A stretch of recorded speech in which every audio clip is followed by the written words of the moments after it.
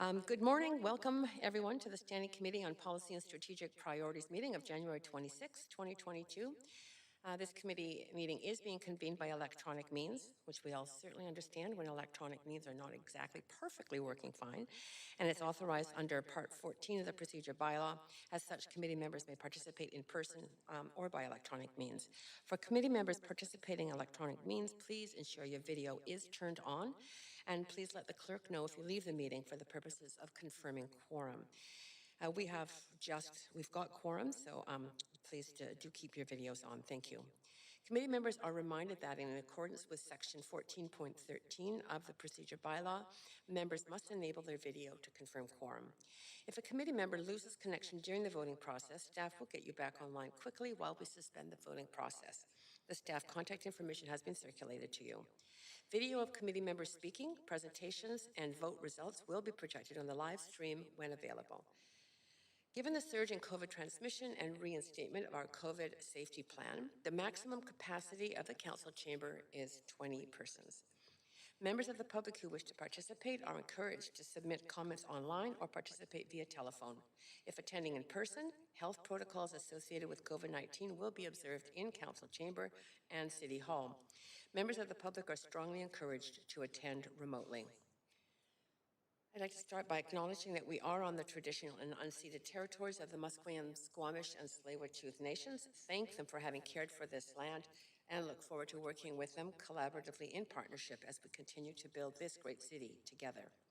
I also want to take a moment to recognize the immense contributions of the City of Vancouver staff who work hard every day to help make our city an incredible place to live, work, and play. And I have to say that during technical glitches, staff are so patient and work so diligently to get those problems fixed, and I'm very appreciative of that. Clerk, may we have the roll call, please? Councillor Carr in the chair. Mayor Stewart. Present. Councillor DeGenova is on a medical leave until this afternoon. Councillor Fry. Present. Councillor Swanson. Here. Councillor Hardwick. Councillor Wiebe. Present. Councillor Boyle is on a leave of absence for personal reasons until 11:30 a.m. Councillor Dominato. Present. Councillor Bligh. Present. Councillor Kirby Young. Present. You have quorum, Chair Carr. Thank you so much, Clerk. Today, we have 14 items of business on the agenda, one crop proclamation, one presentation, one staff report, one admin report, motion, 3 member motions referred from council meeting on December 14th, 2021, which was reconvened from November 16th, 2021, and 7 member motions referred from the council meeting on January 25th, 2022, from yesterday. We will recess at noon for lunch, reconvene at 2:30 p.m. after the in-camera portion. And I will check the timing on that. I don't think our in-camera agenda is huge for today, so I will reconfirm that as we get closer to the noontime council. Finally, I would like to, if an additional day is required, our meeting will reconvene Thursday, January 27th at 6 p.m. Finally, I would like to remind council members that if amendments are brought forward, they must be submitted to the city clerk in final written form before you introduce them. Please ensure the city clerk has received your amendment by using the council meeting amendments. And again, I remind you, council, that do your strikeouts and your highlights for new words. I will now pass on to the mayor to read the proclamation for Lunar New Year. Mayor Stewart.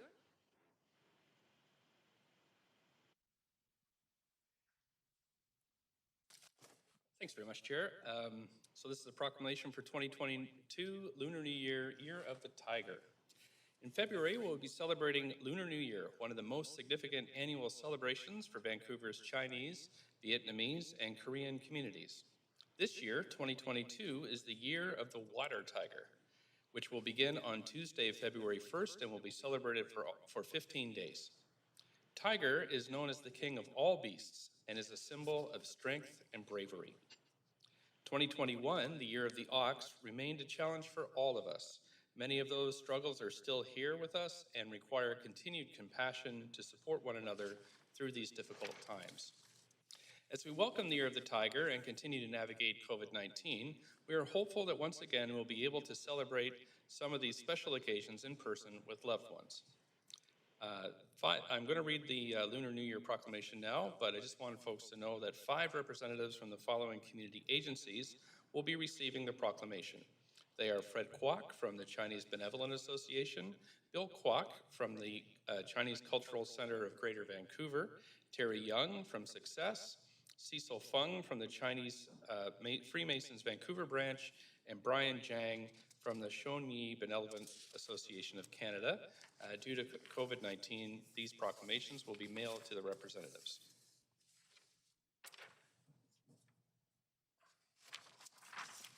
So here's the proclamation I'm reading today. Lunar New Year week. Whereas the City of Vancouver is home to a multitude of cultures and languages from around the world and values diversity as a source of strength, and whereas the City of Vancouver believes that celebrating diversity, be it gender, ability, ethnicity, religion, or sexual orientation, helps to create a vibrant community in which all individuals live in mutual respect and peace. And whereas the City of Vancouver is home to a large and diverse Asian Canadian community that has contributed significantly to the social and economic vitality of the city, and whereas Lunar New Year encompasses many traditions, including that of Chinese, Vietnamese, and Korean cultures, and is one of the most important celebrations of the year for many Vancouver residents, and whereas Lunar New Year celebrations have become an integral tradition in the City of Vancouver, now therefore I, Kennedy Stewart, Mayor of the City of Vancouver, do hereby proclaim the week of February 1st to 7th, 2022 as Lunar New Year week in the City of Vancouver. Thank you. Thank you, Mayor. And let's everyone enjoy that. Meals in Chinatown would be great. Council, I'd like to move us on to matters to be adopted on consent. I'm suggesting that reports for which there's no speakers, no presentations, that we adopt those in a single motion. We have only one item right now on the consent agenda for consideration. That is Administration Motion 3, which is streamlining rental around local shopping areas.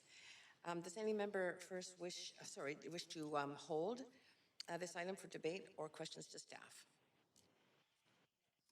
Yeah, sorry, I'm just going to advance you. Councillor Hardwick? Yes, I would like to hold this, please. Okay. No problem. That means we can just move right on because we are going to be dealing with every item on the agenda. So before we begin, on the agenda itself, I want to remind speakers you have 5 minutes to make your comments. State please whether you are in support or in opposition of the recommendations and may only speak once. Council members, you have 3 minutes. We are in committee to ask questions to speakers. As you know, speakers are under no obligation to respond. I will also ask if speakers are residents of Vancouver if it is not noted on the speakers list. Following the last speaker on the speakers list for each item, we will go back through the speakers list of those who were not present when their names were originally called and provide them an opportunity to speak. So I will go over that list on each case. I also want to note the City of Vancouver's long-standing commitment to equity, diversity, and inclusion, including utmost respect for all genders. I remind Council that when addressing speakers and staff, please avoid using gendered honorifics and instead refer to the person by first and last name, role, or title. Our first item on the agenda is the 2022 assessment role. We have Patrice Impey, General Manager of Finance, Risk and Supply Chain, along with Preet Basra, Deputy Assessor, and Joanna Glynn, Senior Appraiser from BC Assessment Authority, on the line to present this item and to answer questions. Patrice, over to you to introduce this item, please. Yeah, thank you very much. And good morning, Council. I just wanted to make just a few introductory comments. You'll hear today from BC Assessment, and they're going to be presenting an overview of the property assessment process as well as details on the 2022 assessment role. As many of you know, they join us every year once the role is complete to give Council an overview. And I just wanted to acknowledge here just the great support that we get from BC Assessment. They're an integral part of the work that we do here at the city, particularly regarding taxation, and we had a really great relationship with them over the years. And this is really, as you know, our taxation process starts in the new year here, and the assessment element is obviously a key input to that taxation process, and you'll hear us coming back over the next few months with different elements of that process. So I will pass it over to Preet Basra to take off the presentation. Thanks so much. Thanks, Patrice. Good morning, everyone. My name is Preet Basra. I'm the Deputy Assessor for Specialized IC&I Properties. First of all, I'd like to thank everyone for inviting the BCC Assessment to present the 2022 assessment roll. Overall, we've seen a very active market, not just in Vancouver, but in the entire province. Joanna, my colleague, will be presenting the formal presentation of the details for the 2022 assessment roll, and we'll have time for questions afterwards. Thank you, Preet. Good morning, Mayor and Council. Thank you for having us back for another year. My name is Joanna, and I'm a senior appraiser in our Vancouver office. My specific role is as case manager on our assessment appeals team.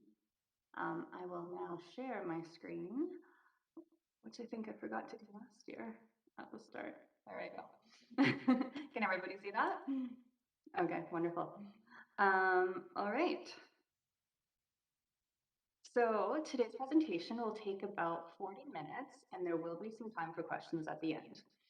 Similar to last year, I'm going to start by giving you an overview of BC assessment, how valuation and classification is determined, and how they relate to assessment and taxes. I'll then get into specific Vancouver assessment roll information, as well as quickly touch upon the appeal process and BC Assessment's relationships with stakeholders. So let's get started.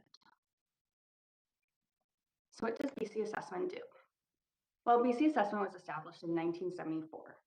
Prior to that, each BC municipality had created their own assessments using individual and often varied criteria.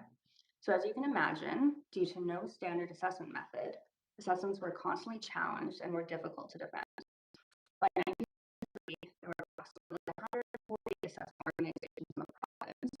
So that year, the BC government struck an all committee, which in 1974 unanimously recommended that legislation be passed to create an authority that completely independent of both provincial and municipal taxing functions.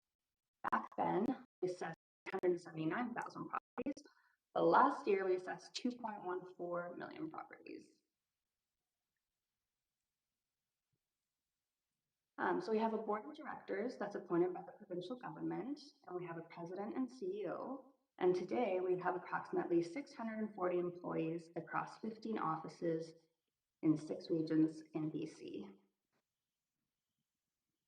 So BC Assessment's job is to provide a stable and predictable tax base for property taxation in BC. We're mandated by the Assessment Act to maintain property assessment the valuation date July 1st of each year. We determine value, tax liability, and classification for each property in BC. And today we value over 2 million properties worth over $2.4 trillion. So our assessments allow municipalities to raise over $8 billion in property taxes annually for important services. So how do we determine what the assessments are? Well, for the majority of the properties in the province, we use a market value system. So here's the tax which a property should bring in a competitive market under all conditions requisite to a fair sale, the buyer and seller each acting prudently, knowledgeably, and assuming the price is not affected by undue stimulus. So why is market value used as opposed to another method, such as an acquisition-based value system? That's one in which property assessments are determined on the last transacted price of the property, such as they do in the States in some places. Well, market value is fair. It's internationally recognized as the fairest way of valuing property in order for municipalities to distribute the property tax burden, since properties with similar values will pay similar taxes. But that means that values will fluctuate annually based on what's happening in the market. I should also mention that there are a few properties that are assessed on legislated rates as opposed to market value. Those are properties for which it would be very difficult to come up with a market value because they hardly ever transact in the marketplace. Those are things like railroads, telecommunication transmitters, electric generation plants, and pipelines. So what are the factors that affect market value? Well, it's really anything that any of us would consider if we were to purchase a property. Location is obviously a huge one. Not only which city is a property in, but how close is it to amenities, transit, employment, recreation. Land use controls is another one. Neighborhood or community plans, zoning. Are there any restrictive covenants that limit the use of the land? Land characteristics is another one, the size of the lot, the shape, topography, the access to utilities and services to the lot, and building characteristics, the size, quality, age, and condition of the building. And for the income properties, it's of course income potential. How much can the property be rented for? How much are the expenses to run the property? Is there a lot of vacancy for similar properties? And how risky of an investment is it measured by the capitalization rate? And the foundation of market value is the highest and best use of the property. So 4 criteria need to be met in order to reach highest and best use. It has to be physically possible to build what you want to on the property. So you need to ask, are there slopes to the issues, rock outcroppings? Is the lot big enough? Then it also has to be legally permitted. Things that affect this would be land use controls like zoning and community plans. And is the project financially feasible?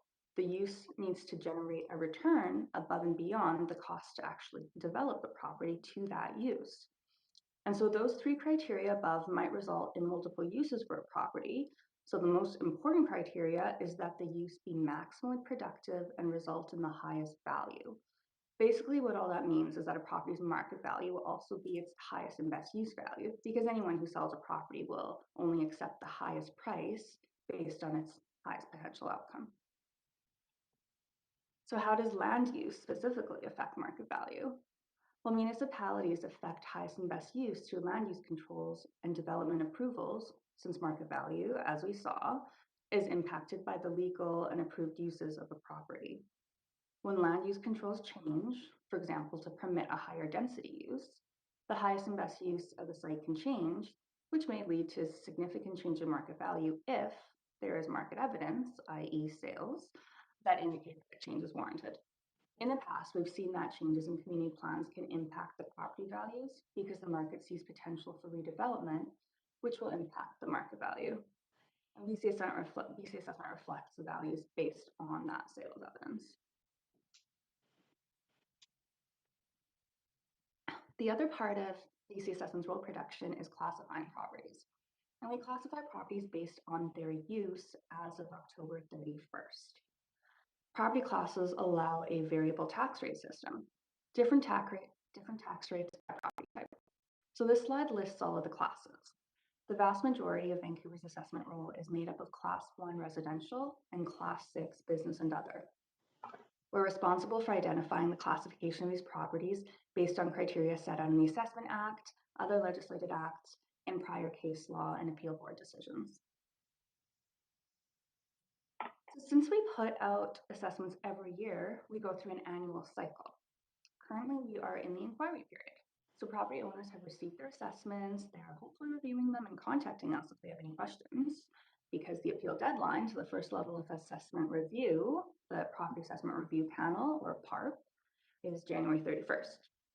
So PARP hearings are held February 1st to March 15th, and for the second year in a row, they are all virtual or over the phone. So once these conclude, the revised assessment rule with PARP changes is produced by the end of March.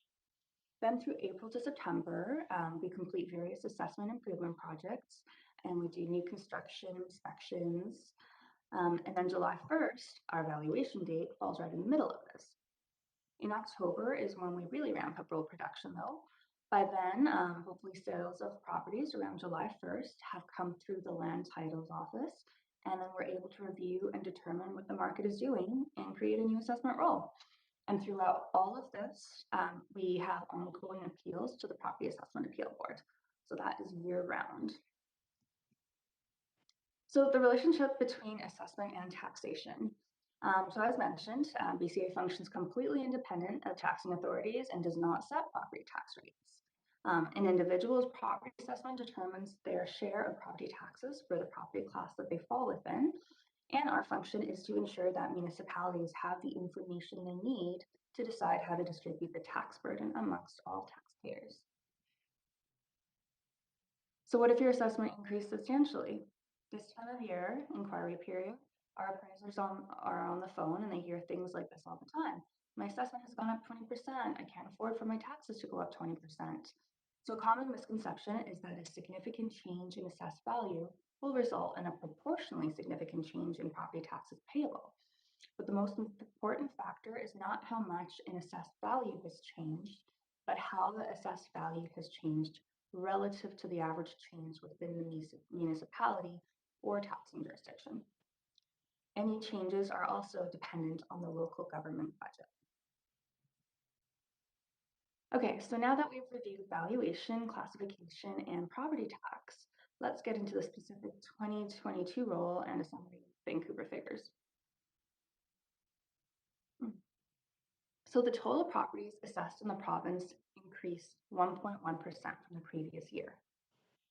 The total assessed value in the province has increased 22% from last year, so for a value of $2.44 trillion.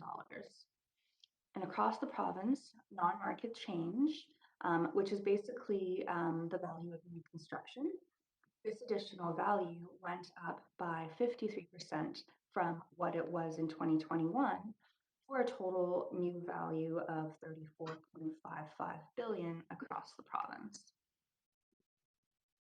How did Vancouver compare to that? Well, the sum of all of the Vancouver properties increased about 1.1% from the previous year.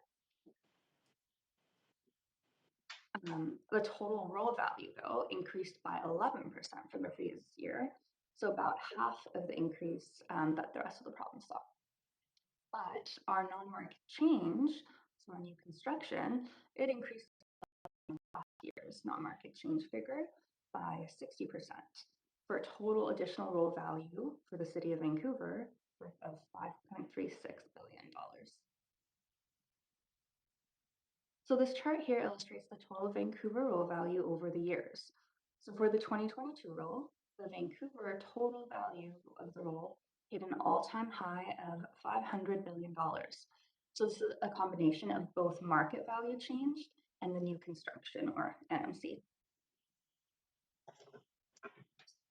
So this slide here shows the distribution of roll value by property class. You'll see that over 72% of Vancouver's assessment roll is made up of Class 1, which includes single-family homes, strata buildings, and other residential properties like apartment buildings. About 22% of it is made up of business and other, which includes things like retail stores, restaurants, and anything that doesn't fall into another class. And about 4% is made up of Class 8, which is recreational or nonprofit uses. And the remaining bit of the assessment roll is made up of the rest of the property classes. So this chart here shows the total roll value compared to the taxable roll value. So some properties have statutory and permissive exemptions from taxation. Examples are schools, churches, hospitals, government-owned buildings, and the value of these exemptions is netted out of the total roll to give us the taxable roll. And so the taxable roll for Vancouver is about 89% of the total roll value, and it comes out to $444 billion. So now we'll get into percentage change by each major property type. So for single-family homes, the typical increase between our valuation delay of July 2020 and July 2021 was about a 10 to 20% increase. For strata residential properties, the typical increase was 0 to 10%. And for commercial, industrial, and investment properties, the typical change was 0 to 10% as well. And keep in mind, it's just typical change. There were still some properties that changed outside of this range. So the following few slides go into more detail on this typical change that I just mentioned. So this chart here, it shows the distribution of value change. So the tallest bars signify how many properties fell into that percentage change. So this shows, this is the sum of the two tallest bars. It shows that 72% of all single-family dwellings in the city increased between 10 and 20%. And this chart shows the distribution of value change for strata residential properties, and it shows that 57% of strata residential properties increased in value between 0 and 10%. And this chart shows the distribution of value change for non-residential properties, and it shows that 58% increased in value between 0 and 10%, with the highest change being between 0 and 5%, that tall bar there. So this graph illustrates the change in the median selling price of single-family homes in Vancouver, as well as the number of sales since the first quarter of 2020. So the bars at the bottom are the number of sales, and then the line is the median sale price. So you'll see that the median selling price bottomed out in the third quarter of 2020, even though there was still a fairly decent amount of sales. And then the median selling price and number of sales reached its peak in 2021 quarter 2, and again in quarter 4, although the data for the last quarter isn't as accurate because we're still waiting for transactions to clear through land titles. That's why the number of sales appears a little bit smaller.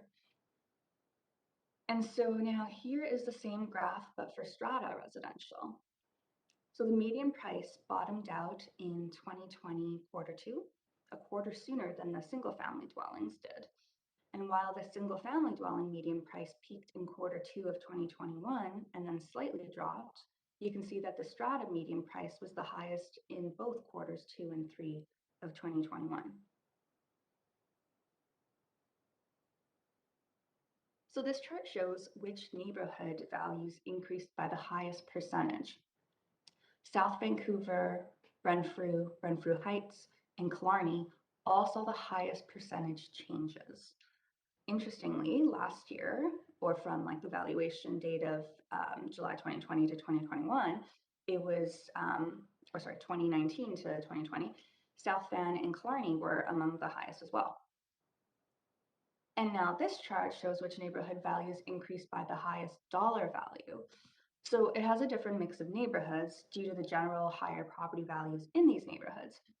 So, and that's of course determined by sales in the neighborhoods. So downtown, Mount Pleasant, Kitsilano, and Point Grey saw the highest dollar value increases.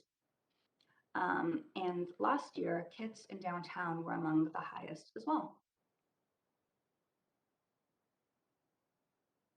So we saw previously the general trends on property types and at the neighborhood level.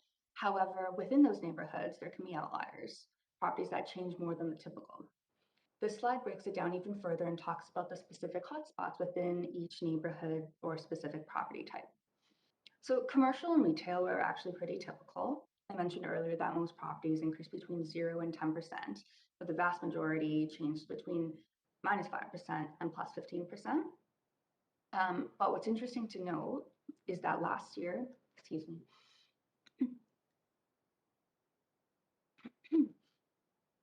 What's interesting to note is that last year, the properties that were greatly impacted by COVID, properties like theaters and large malls, and had decreased in values by around 15% or more, they're showing signs of recovery, which is great.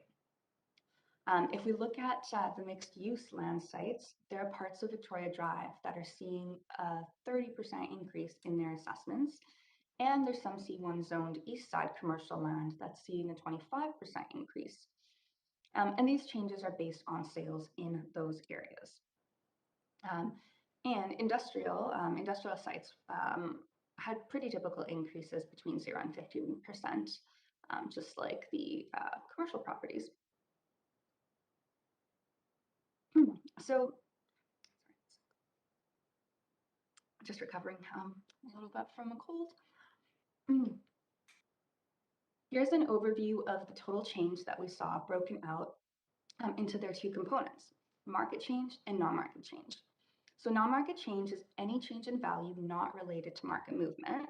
Those are things like subdivisions and consolidations, new construction, and zoning changes.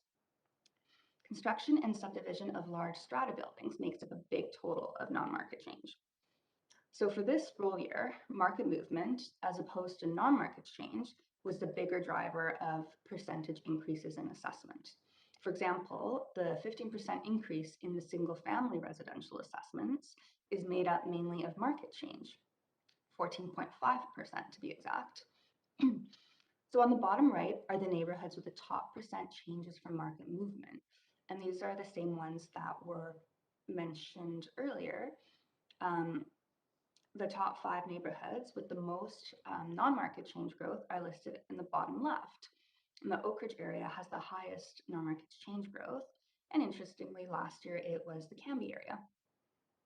So that summarizes the Vancouver roll changes. And so after we go through setting the roll, that brings us to the appeals and the appeal process. So as we go through the process of completing the roll, we always make an effort to engage property owners whose assessments may be impacted by larger scale roll enhancement projects or classification and exemption changes. And part of the reason for that, of course, is to reduce the amount of risk that's on the assessment roll and to reduce the number of appeals. So currently, we're in the inquiry period. So owners are reviewing their assessments and contacting us if they have any questions. And if they still disagree with their assessments, they can file an appeal to the Property Assessment Review Panel. If they disagree with that decision, they then file to the appeal board, the Property Assessment Appeal Board, and that process is ongoing throughout the year. And if they still disagree, they're able to appeal to the Supreme Court, but only on a matter of the law or the interpretation of the law, not on something like value. So both PARP, the Property Assessment Review Panel, and PAB, the Property Assessment Appeal Board, are appointed by the provincial government and are independent of BC assessment and taxing jurisdictions. And of course, the decisions in those panels are based on review of evidence presented and available at the hearings. And the PAB decisions, like I mentioned, can be appealed further, but only on a question of law. So this page lists the appeal statistics for Vancouver. They usually hover around 2% to the assessment review panel. And of that 2%, about 25 to 30% gets appealed to the appeal board. But you'll see that between the completed roll for 2020 and the revised roll, it only changed by 0.14%. And we're able to provide a very stable assessment roll because of that.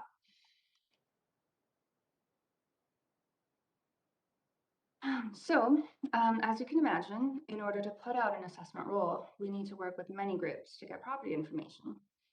So this slide illustrates the relationships that BC Assessment has with their key client groups. In most cases, they're two-way relationships. So an example, of course, is our relationship with taxing authorities such as the City of Vancouver. You provide us with information on permits, zoning, bylaws, building plans, and then we provide you with the non-market change in the assessment roll. And I'm very happy to say that we have a strong working relationship with staff across the multiple departments of the City of Vancouver, which really makes our job easier and allows for great information flow and allows us to get ahead of any issues. So if you haven't visited our website yet, we definitely encourage you to do so. It's www.bcassessment.ca. You're probably familiar with the assessment search tool if you've gone on there. It allows you to compare assessments, but there's also information on value changes and trends and interactive property trend maps that you can access by clicking that red box icon on the right, which will bring you to the following. As seen here. So you can zoom into Vancouver and you can click on any of the neighborhoods and it'll give you a summary of the city as well as the neighborhood. Things like the average changes. So the jurisdiction changes are what we reviewed earlier today. You'll see we talked about the single family residential and how it increased mainly between 10 to 20%, but the exact average increase is 14.5. And then you can also zoom in and look at Kitsilano neighborhood and see what the changes for that was, or any other neighborhood, of course. So that concludes the formal part of the presentation. If you have any questions, Preet and I will be happy to answer them. That's great. Thank you so much for that, that very thorough and good presentation. And you do have questions. Councillors, you have up to 5 minutes to ask questions of presenters. And first on the list is Councillor Kirby Young. Go ahead. Yeah, thank you, and thank you for the presentation. I do have sort of up to 3 questions I might try to get through in the 5 minutes they give us, so I'll try to be efficient.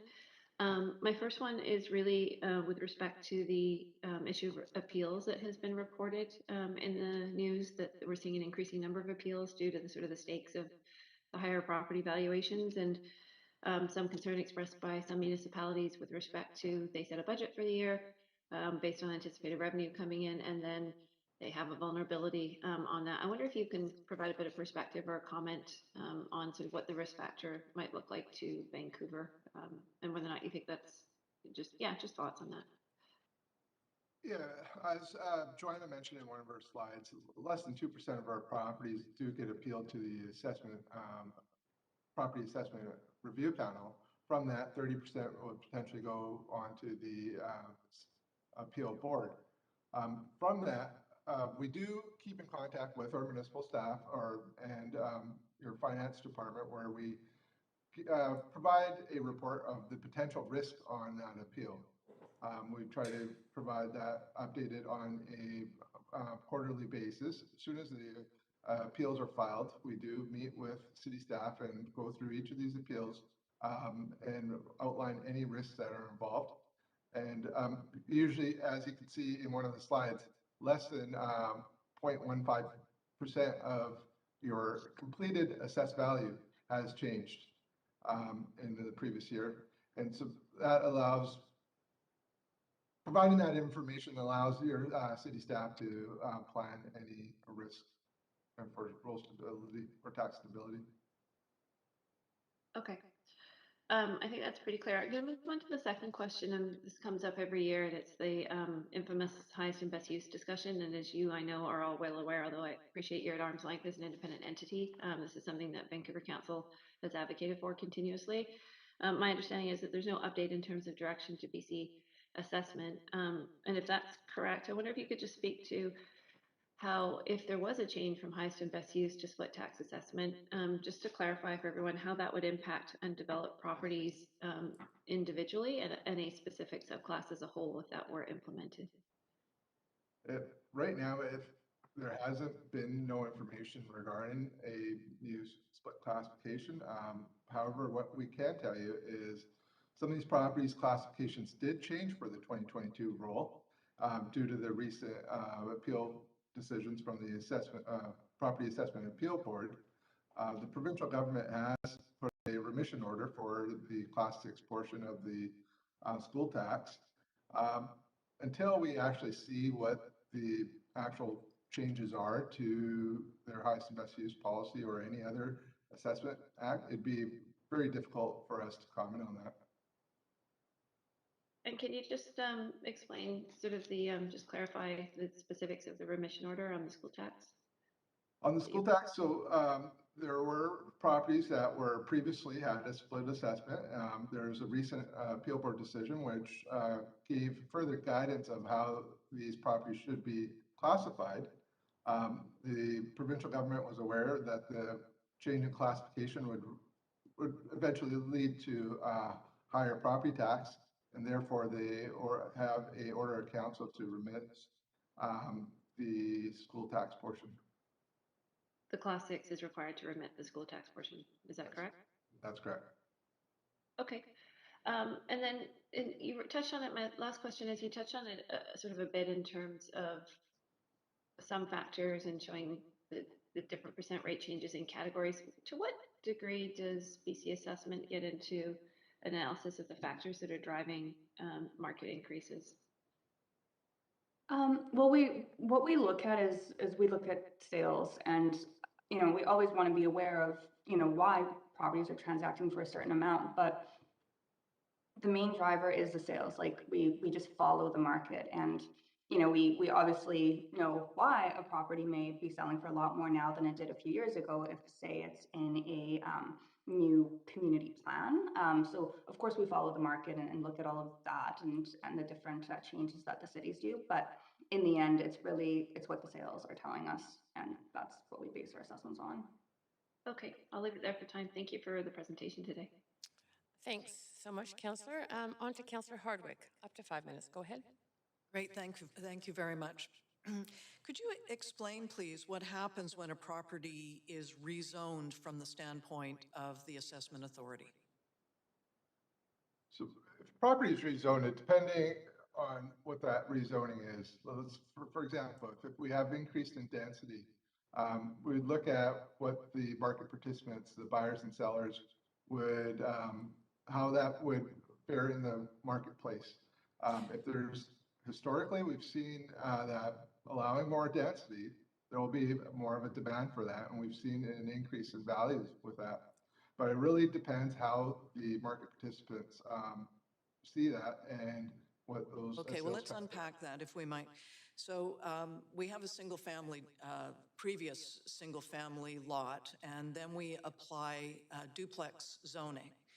And what we're seeing in the market is that each half of the duplex is worth what the original single-family dwelling was worth. Is that consistent with the way that you would be looking at rezoning at that level? Well, we'd be looking at what that duplex lot would sell in the marketplace and how the buyers and sellers would react to that. Yes. Also, keep in mind that when that, let's say, maybe older single-family home was on that lot and was, let's say, assessed for $1 million, and now a new building, a brand new duplex is built, it's not just the fact that it's two separate homes. It's also the fact that it's a new building, so it's worth more. Yeah, but isn't the land what is the most valuable in any of these instances? I'd like to run another scenario. My question is, what happens when there are large developments? So you go from one zoning and then, say put up a 20 or 28-story building. And what happens when there are a large number of smaller rezonings? For example, going from single family to duplex, but across the whole city?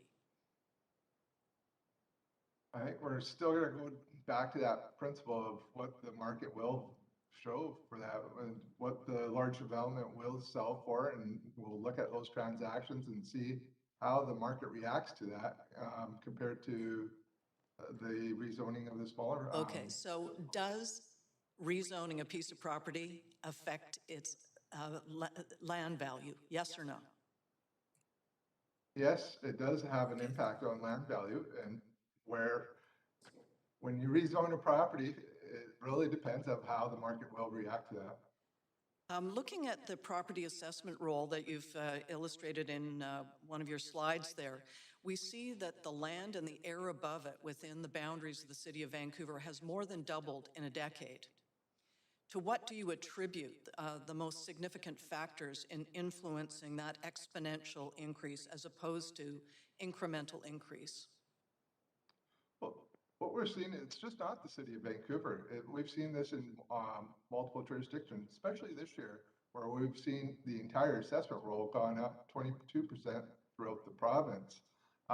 It really is how the buyers and sellers are reacting in the marketplace, and BC Assessment is reflecting that in their assessments, which are based on market value. So let's talk about the buyers and sellers then. To what extent are you seeing the impact of foreign capital and foreign buyers on the local prices? Well, BC Assessment's focus is providing an annual assessment roll, and we look at the market value and those buyers and sellers. We don't really look at any tax policies or who is purchasing these properties. Our mandate is to reflect an annual assessment roll based on market value. So you don't look at the financialization of land, particularly residential properties, through the lens of speculation and investor purchases as opposed to individuals? If they're a participant in the market and these are the transactions that drive that market value, that would be reflected of a market value assessment. Explaining again the exponential increase. So nothing like money laundering or any outside financial influence has any impact then on your assessment processes? as what I mentioned, we're trying to reflect a market value system as of July 1st. And we look at the sales that occur in the marketplace from a prudent purchaser and a vendor. And I just want to say, oh, I'm out of time. Hopefully we can have another round. Thank you. Thank you, Councillor Hardwick. Councillor Fry, up to 5 minutes. Go ahead. Yeah, thanks. And thank you both for this presentation. It's very thorough and thoughtful. I want to ask just off the top, since the province has introduced the idea of rental-only zoning, and we've seen it roll out across municipalities and here in Vancouver, do you have a sense now of how rental-only zoning impacts assessment values? Go for it, Joanna. Sure. Well, again, it always goes back to the sales and the market value. So what we've seen is that it depends, like what the property was before. Like if you were a single family home on, say, an Arterial Road, but now you're able to build a rental-only building up to 4, 6 stories, well, the land value is going up, and we have seen that in some areas. We're basically just following the market. But if there was already a condo building on that same site, then the value probably wouldn't be affected because the highest and best use of that site would probably still be the condo building, because typically a condo building has a higher return than a rental apartment building. So it just depends what you're starting out with, but it can absolutely affect value if you're adding density and value to the site. Okay, okay. And I realize it's a pretty wide net kind of a question. On the subject of Class 8 recreational properties, you know, I personally have been struggling with a lot of the sort of land banking of unused land and putting in some community gardens, and have asked our staff to give some direction on maybe permitting that, but nothing's happened yet. I'm curious, what is the criteria to assess a vacant lot with some planter boxes in it as a recreational Class 8? Yeah, so BC Assessment classifies properties in those 9 classifications, and it really depends on the actual use of properties. You know, depending, it may be non-conforming, but if it is being used as a community garden, and it is open to the public, where one can enjoy that, BC Assessment that property would fall into that Class 8 as a parks and garden. However, you know, we have seen that quite a bit on some of these development sites, and we go and review these on an annual basis to ensure that they meet the criteria of the Class 6 classification. So basically, at this point, the criteria being if it's open to the public and it has some plants on it, it's recreational? If it meets the definition of the Class 8 regulation there. Okay, okay. I guess the last one for me, and I'll qualify this by saying I'm also a director at the Union of BC Municipalities, and the struggle with the sort of split assessment issue, and of course the province introduced the interim tax measure, which isn't really workable for a lot of our members in local government, and recognizing that the ask has been for the split assessment and the commercial subclass. What would any practical limitations be on a new commercial subclass from your perspective as assessors? Yeah, as previously said, it really depends on how it's marked out in the legislation or what the changes are. It's fairly speculative for me to comment of what it would be, as we're not aware of what it could, what the potentials are. Having said that, there was the interim measure that the provincial government did put in place.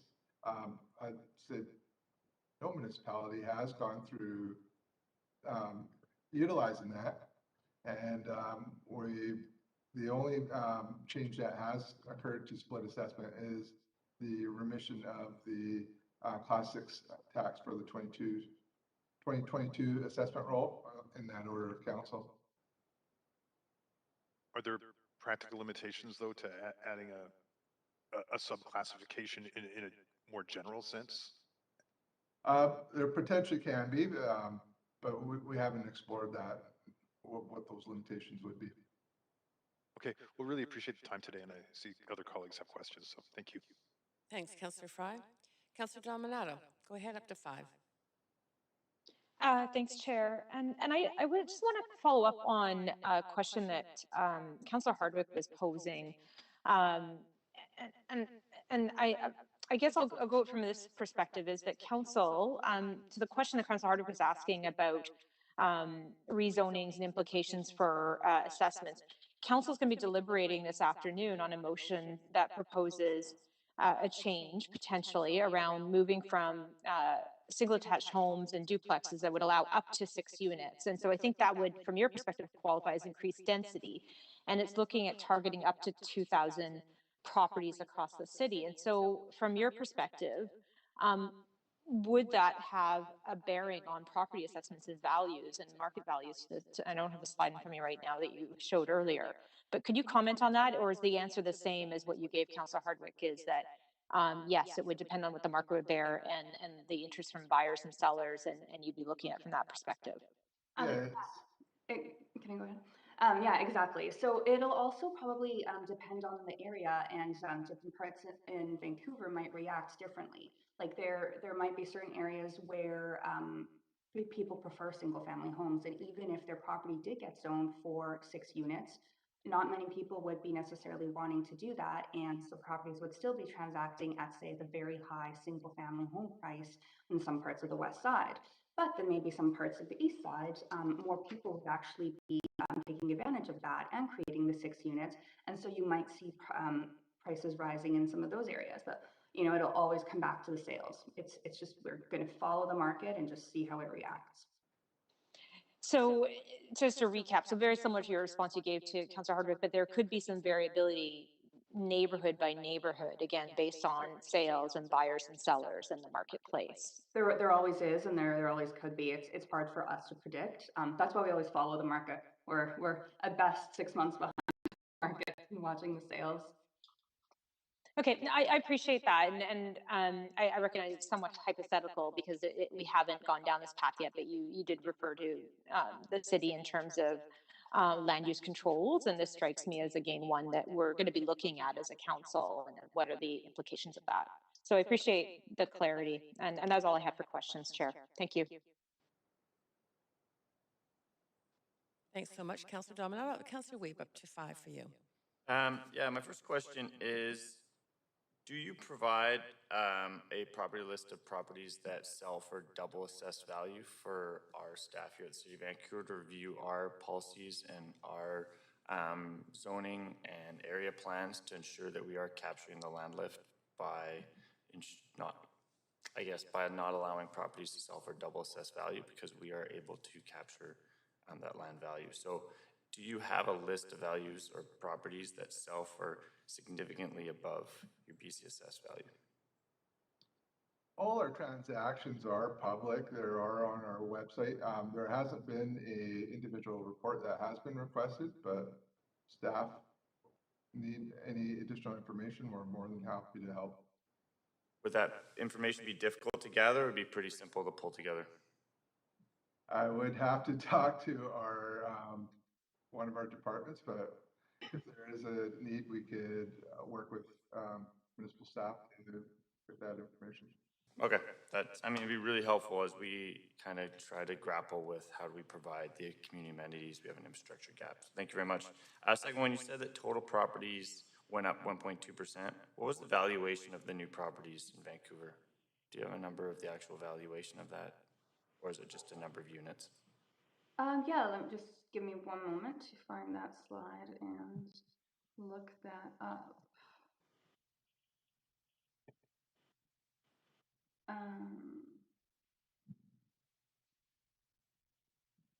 So it was, so the number of properties, individual properties increased by 1.1%. So that could be like if a building that was under construction got stratified into individual units. And then the total roll value increased by 11%. So now the total roll value is worth $500.7 million. Yeah, I was just wondering the valuation of the new properties, because when we're doing a mill rate here, a lot of people want to know how much are the new properties taking off the tax burden of the city of Vancouver. And so I'm just wondering, do we know the valuation of the new properties so that we can understand how much they're taking of the mill rate? Yeah, so what you're asking about maybe might be the non-market change. And that was $5.36 billion.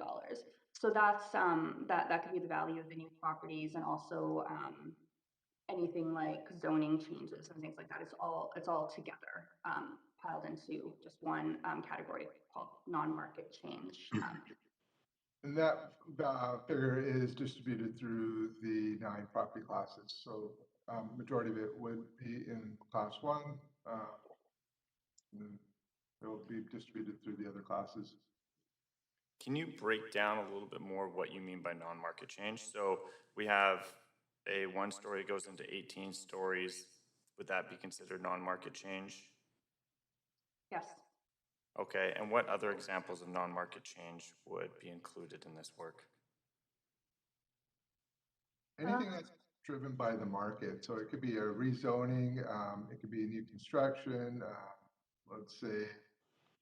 Let's go to the generic where someone added an addition to their property or done significant renovations.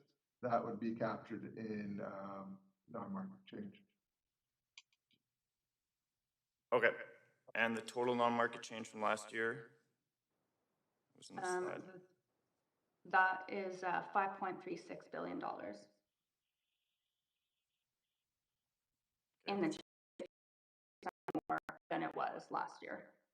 So it took a significant amount of the tax burden would have gone to this new non-market. Is that correct?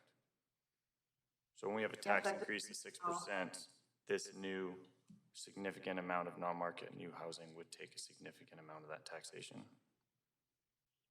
It can, depending on how the city allocates the taxes. Okay, and last one, Eastside commercial land increases. Can you talk a little bit more why you think that that went up as much as it did, recognizing that we're trying to continue to keep those important shopping districts in Vancouver? I mean, once again, we're just going back to the sales. That's what the sales of properties in that area showed us. It could be because it was maybe a more affordable area and other areas around it changed sooner and had their increases in years prior. And now that was an area that people focused on, and there was just a higher demand there. Okay, thank you. Sorry, that's it for your time, Councillor Weeb. I'm going to, just before I advance Councillor Swanson, just to note for Council, I did hear Councillor Hardwick saying that she wished there would be a second round. She was out of time. She could not move that. If it's the will of Council, somebody would have to move that who is not out of time. Thanks. Councillor Swanson, up to you. Move for a second round. Okay, I'm just going to do a verbal vote on that. All those in favor say aye. Aye. Any opposed say nay? Okay, thank you very much, Councillor Swanson. Go ahead. Okay, I've got 3 questions. If you have, say, a 1 to 2 story commercial building on an arterial and it's surrounded by other similar buildings, but you rezone it to, say, be commercial on the bottom and maybe 5 more stories of residential, so you've got a 6-story building, what would be the likely impact on the adjacent properties in terms of property value? Well, were the adjacent properties rezoned as well? No, what if they, no, not at this point, right? But the rezoning of one sort of gives the signal that they could be rezoned. And if the market finds that to be a demand or that signal to have a certain value on that, it will really depend how the market reacts. Okay.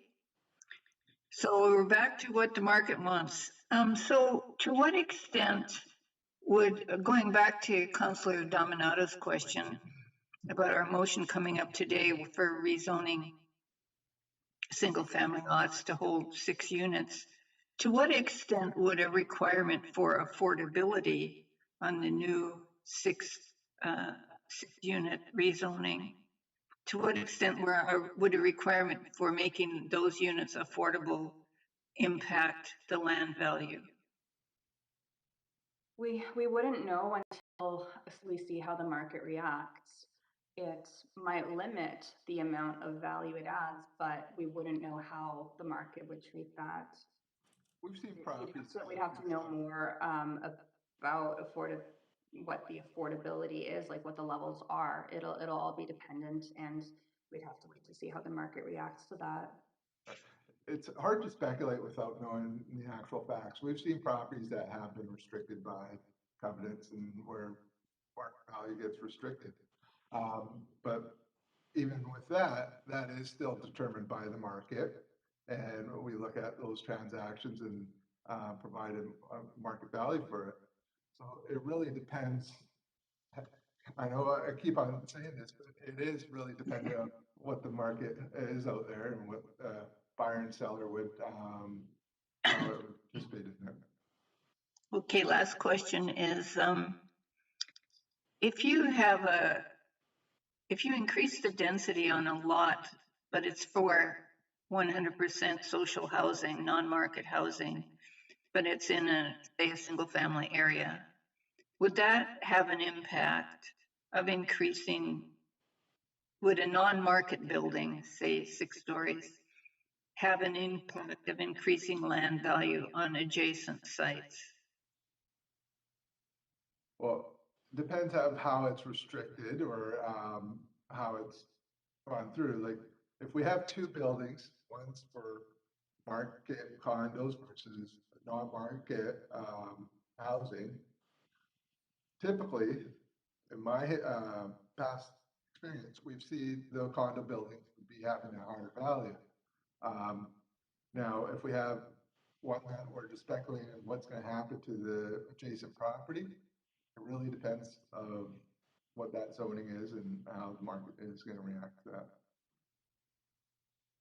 So if are you saying you basically can't answer the question until you look at how the market reacts? It's true because BC Assessment's job is to provide that annual assessment role, and it is based on market transactions that occur. Okay, thank you. Thanks, Councillor Swanson. And so I've advanced myself to ask a few questions. And thank you very much for the presentation.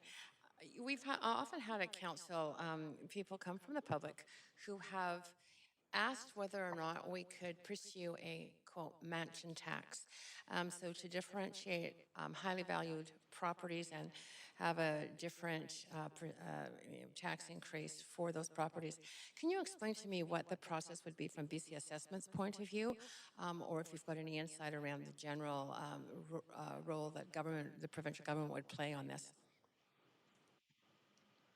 Sorry, I'll go for it, Joanna. Sorry, I was just going to ask, so would that be kind of similar to what the provincial government has done with additional school tax? Yes. Like if there is properties over, between $3 to $4 million, there's a certain rate, and over $4 million, it's a higher rate? Yes, correct. Okay, and so, sorry, what's the question? Like, how would that be administered? Yes, what is it possible for us to do that as a city? And what are the mechanisms that we would have to pursue to enable that to happen?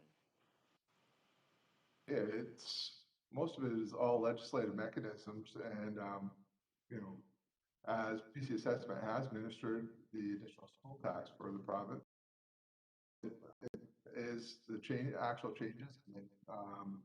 We'd have to consult our stakeholders and try to process that through.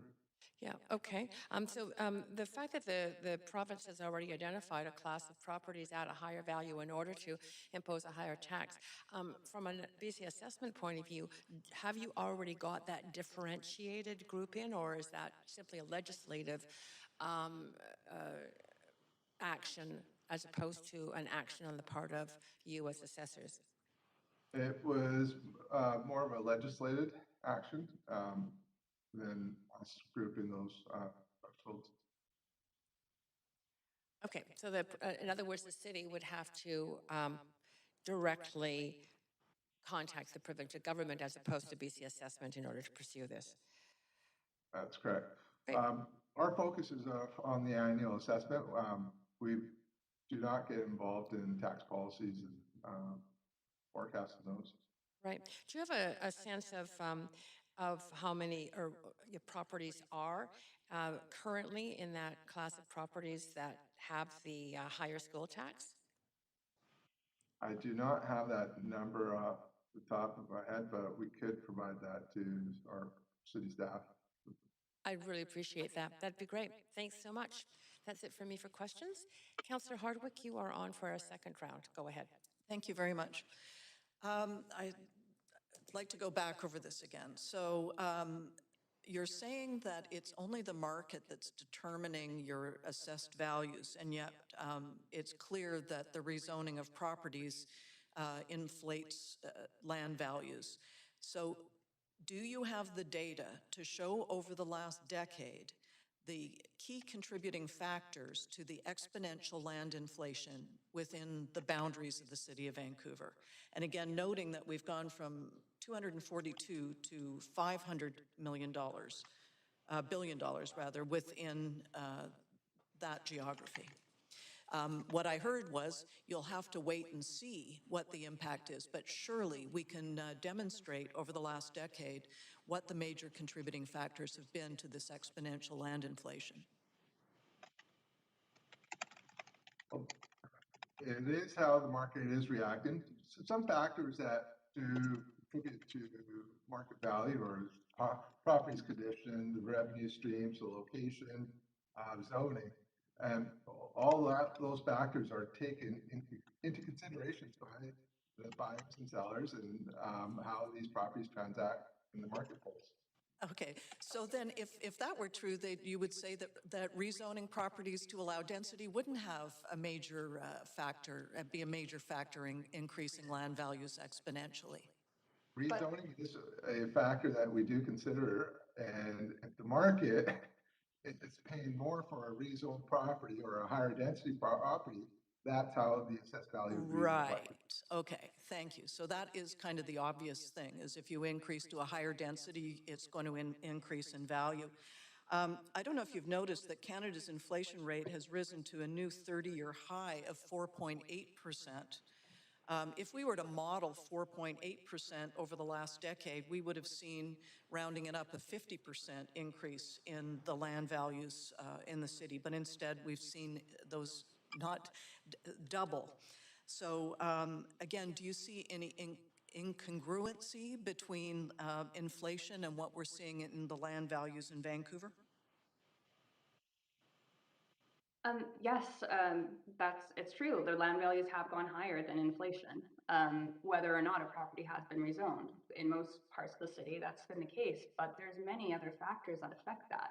A big factor could be immigration. It's supply and demand. There's only a certain amount of space, and if there's a high demand for it, the value is going to go up. Well, actually, immigration, and we'll be expecting on February 9th the Census Canada data, but it has shown a 1% per annum compounding annually growth rate. For example, between 2011 and 2016, we saw a 4.6% increase. So let's round it up to 5% and call it a 1% per annum increase.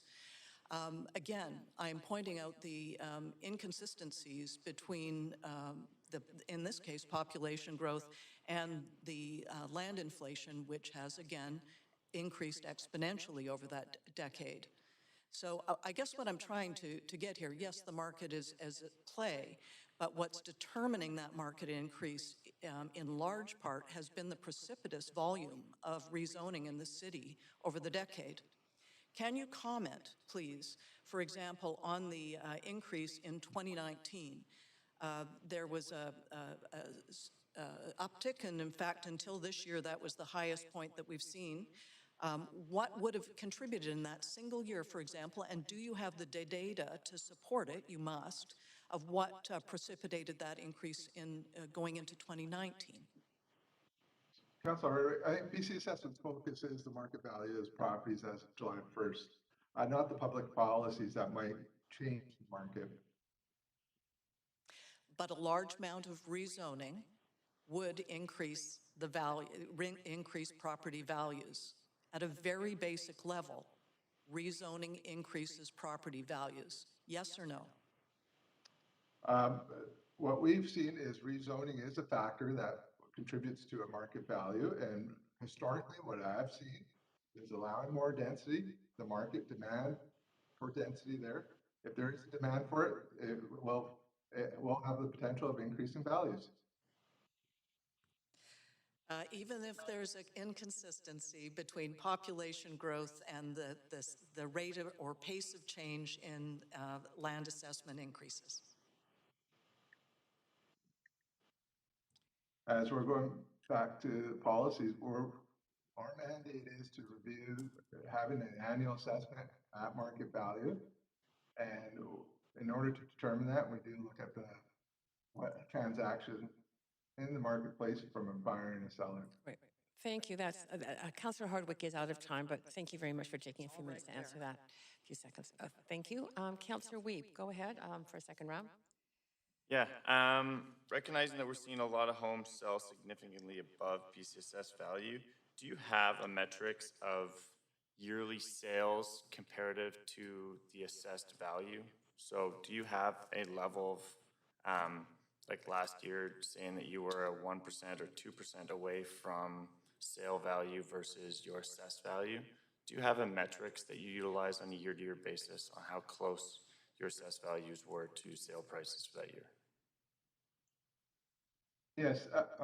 So what we do is we have a service measures that we do that is public on our website.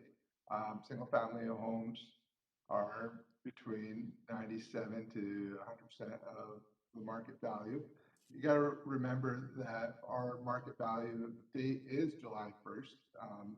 Sometimes there's an active market that occurs in the quarter, and the homeowner will see their assessed value when they open up their mail in January, and a lot has changed in those months. We're actually seeing that quite a bit this year, where the values have continued to move up compared to July 1st. Our targets are based on a market value of July 1st. Okay, and from your assessment, I mean, we're seeing the market continue to increase.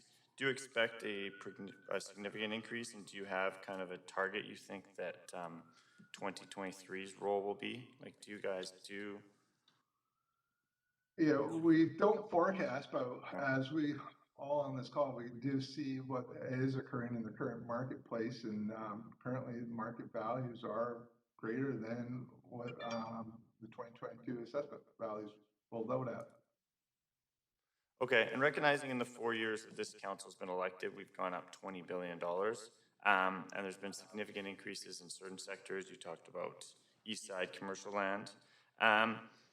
What are the sectors, or what are the areas that have actually not increased very much? Recognizing that if we are seeing increases in certain of such significant amounts, but we've only had a $20 billion increase over the 4 years we've been elected. What are the areas you think are not going up as much, and do you have any reasoning why? Well, the last 2 years, I think Joanna mentioned this on one of her slides, is our hotel properties or some of our major retail properties have not increased as much as other sectors. Part of this was what the impacts of the pandemic had on these properties, and those were reflected in the assessed values. So those would be the large Pacific centers and others that traditionally had significant market valuation? That's correct. Okay, thank you, that's helpful. Appreciate this report. Yep, thanks, Councillor Weeb. Councillor Kirby Young, go ahead. Thank you, Chair. And I have one follow-up question, and it's really a follow-up to some of the questions that Councillor Hardwick was asking. And I appreciated your perspective around what the market will bear, and I think the crux of her questions was really around zoning and if that has land lift. And you also mentioned demand. I want to ask the question a different way. If a particular municipality was not rezoning, or for example, you were keeping your supply stagnant, so you were not rezoning, and you didn't have new supply, therefore necessarily not meeting demand, would you see an increase in land values because there are simply less options available for people, whether they are people coming of age for homes, whether they are immigrants coming in, or people's lifestyle changes, or for whatever reason? If you kept your supply stagnant, would you see a change in land values? We're seeing that across the province right now. There's properties that have not had a rezoning change, but our investment roll increased 22%. And there is demand for just regular single-family dwelling homes, where we've seen a large increase in other jurisdictions, and including the city of Vancouver. Yeah, if the supply wasn't increasing, you might even see a higher change, because the supply is not increasing, but the demand might still be there. Right. So therefore, in a hypothetical, single-family homes, for example, if there were very little change in those neighborhoods, they could become more expensive, less affordable for people, less options, therefore more people competing for something that they could afford. It's very possible. Very possible. So that's sort of the flip side of the coin. Okay, thank you. Appreciate that. Great. I think that, thanks, Councillor. And I think that that is it for questions. Council, this is, there are no recommendations here. Actually, there's no questions. So we are in that item. And I really want to thank staff and our presenters from BC Assessment Authority. Extremely interesting discussion, and very much appreciate the time you've taken with us. Thank you for having us. Our pleasure. Thank you. Second item on our agenda, Council, is the electrification of space heating and domestic hot water. We have Saul Schwabs, Chief Building Official, and Philip White, Manager of Plumbing Inspections, on the line to answer questions. You have the report in front of you, Council.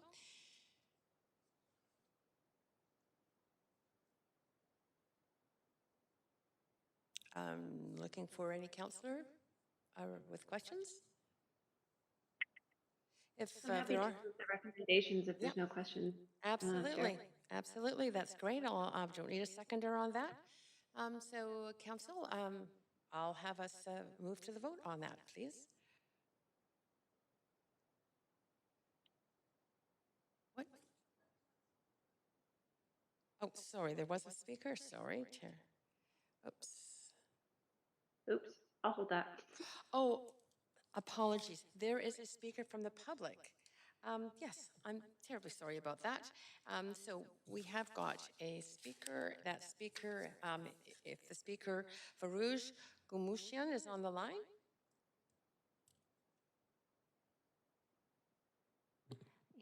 The speaker is not on the line. And I think the recommendations now, then, Chair. Now you may, Councillor Kirby Young. That's great. We don't necessarily need a seconder. We're in committee. So back to you have to move us forward to a vote, please.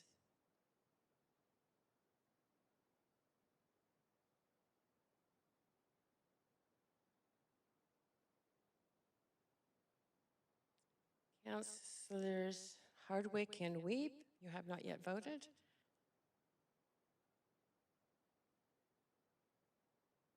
And the mayor? They're absent. Okay, so they'll be marked as absent. Yes, but that does pass unanimously with the 6 of us present, which is great. Okay, thank you very much, Council. So we are now on to, that concludes item 2. Our third item is the administrative motion, streamlining rental around local shopping areas. We have Teresa O'Donnell, General Manager of Planning, Urban Design and Sustainability, along with staff from Planning, Urban Design and Sustainability, on the line to answer any of your questions, Council.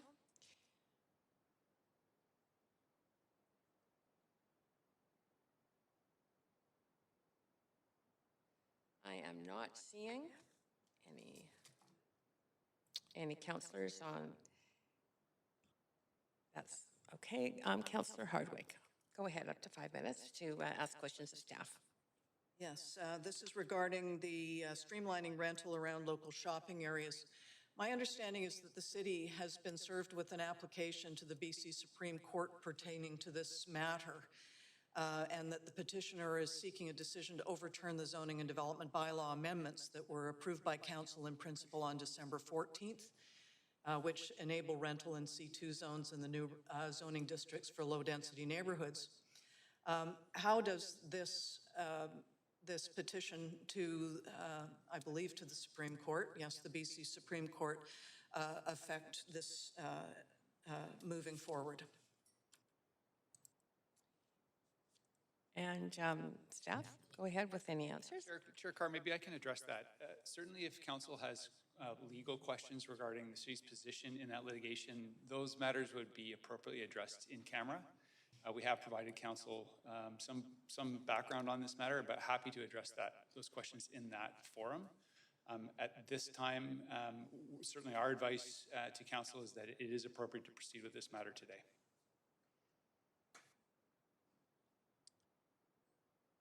Okay. Thank you, thank you, Paul, City Manager. I'm not seeing any other questions at this point. So in that case, I would be asking if anyone would be willing to move this motion. This is streamlining rental around local shopping areas. So moved. Dominato. I yes, recognize your voice. So thank you, Councillor Dominato. And I'm not seeing anybody interested in speaking. Oh, there is. Go ahead, Councillor Hardwick, to speak to the motion. Yeah, I will not be supporting this motion. I didn't support it when it came to public hearing, neither will I support it now. I hear the city manager on the advice that we are being given, but I find it distressing that we would proceed with an active legal case in the Supreme Court. So I will be opposing this. Thank you for those comments, Councillor Hardwick. I see no one else on the list to speak to this item. So this is we can be taken to a vote on this, which is item 3, streamlining rental around local shopping areas.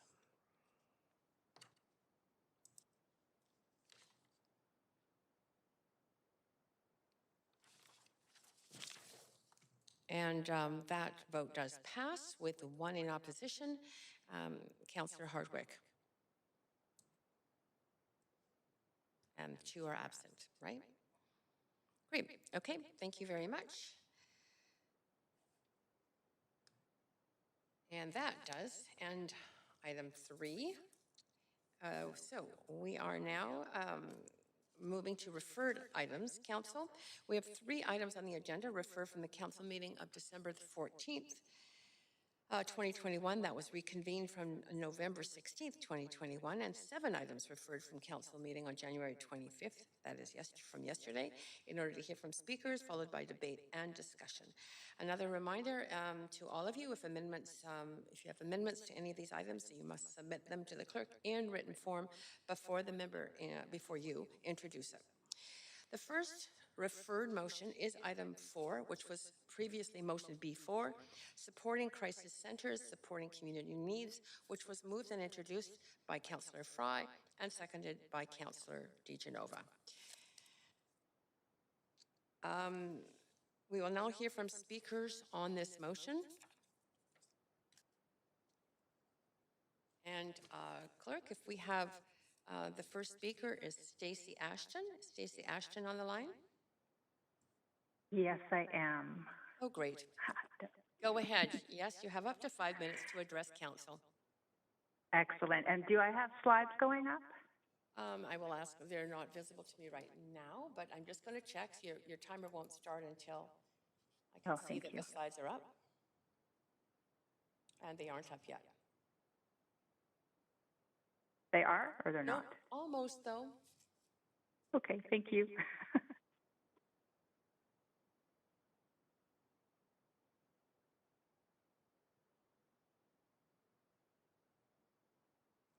Okay, they are up now, and you may proceed. Excellent. Thank you very much. My name is Stacey Ashton. I'm the Executive Director of the Crisis Center of BC, and I'm very appreciative of Councillor Fry putting this motion before you today. I am speaking from the territories of the Coast Salish people. As you can see, we are already very grateful to the City of Vancouver for the funding that we are provided through the Direct Social Grant Program, and I'll go on to the next slide. Just a little quick brief about what we are. The Crisis Center has been in place for about 52 years now. We offer crisis phone and chat lines that provide 24/7 access to barrier-free, non-judgmental, confidential support and follow-up, specifically around crisis and suicide prevention. So about 20% of the calls we get are suicide-related, and we do a lot of crisis de-escalation and suicide risk assessment to keep folks safe. I'm going to speak to the proposed motion. So I have some really lovely news, in part because of this motion going forward and work with other city councils and with the ministers. We're able to tell you that as of January 2nd, we were able to convince the province to replace the RFP process with a targeted call for offers, which has gone out to existing BC crisis line providers, and we're all in the process of writing like mad to get that done. The Crisis Center of BC is joining forces with CHIMO in Richmond, so we can offer for Vancouver Coastal Health. The funding commitment from the province has increased. We do have the technology improvements are underway. We're in discussions on how to move those forward.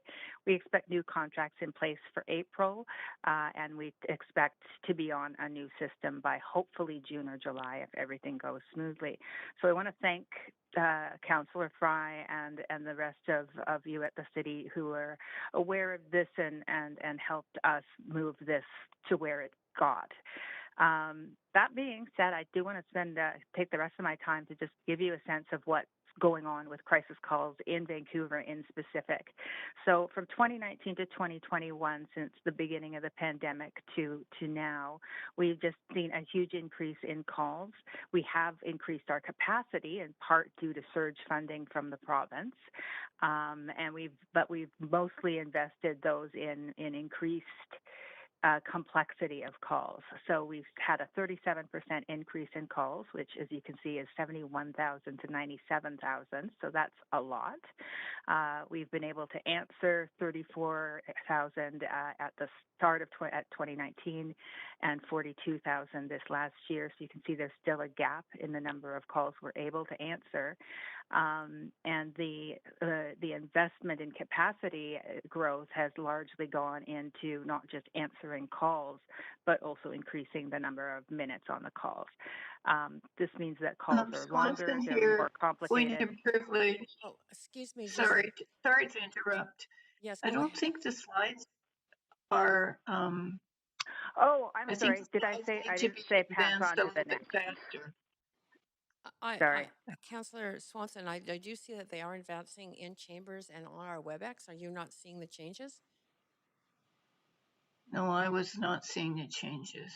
Sorry. Perhaps you could have IT or contact IT. We are on the right slide, crisis calls 2019 to 2021. Okay. Okay. Thank you. Apologies for that. That's good. Thank you. Okay. No worries.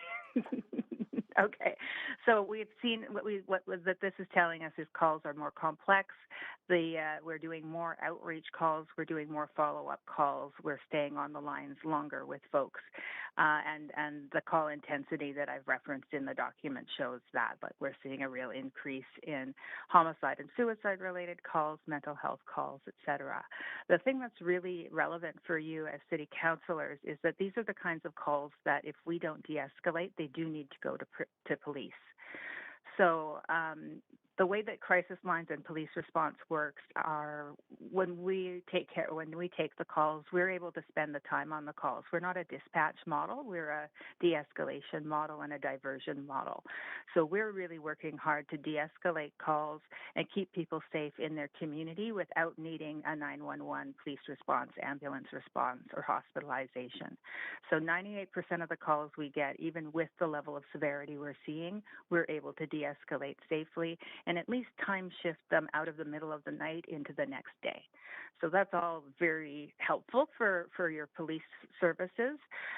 According to your police department's own report back in 2020, they identified that a good third of the mental health call-outs that they were getting, they felt they did not actually need to have attended, and the cost of that to the city was over $1 million. The crisis center diverted 5,739 calls like that just within Vancouver.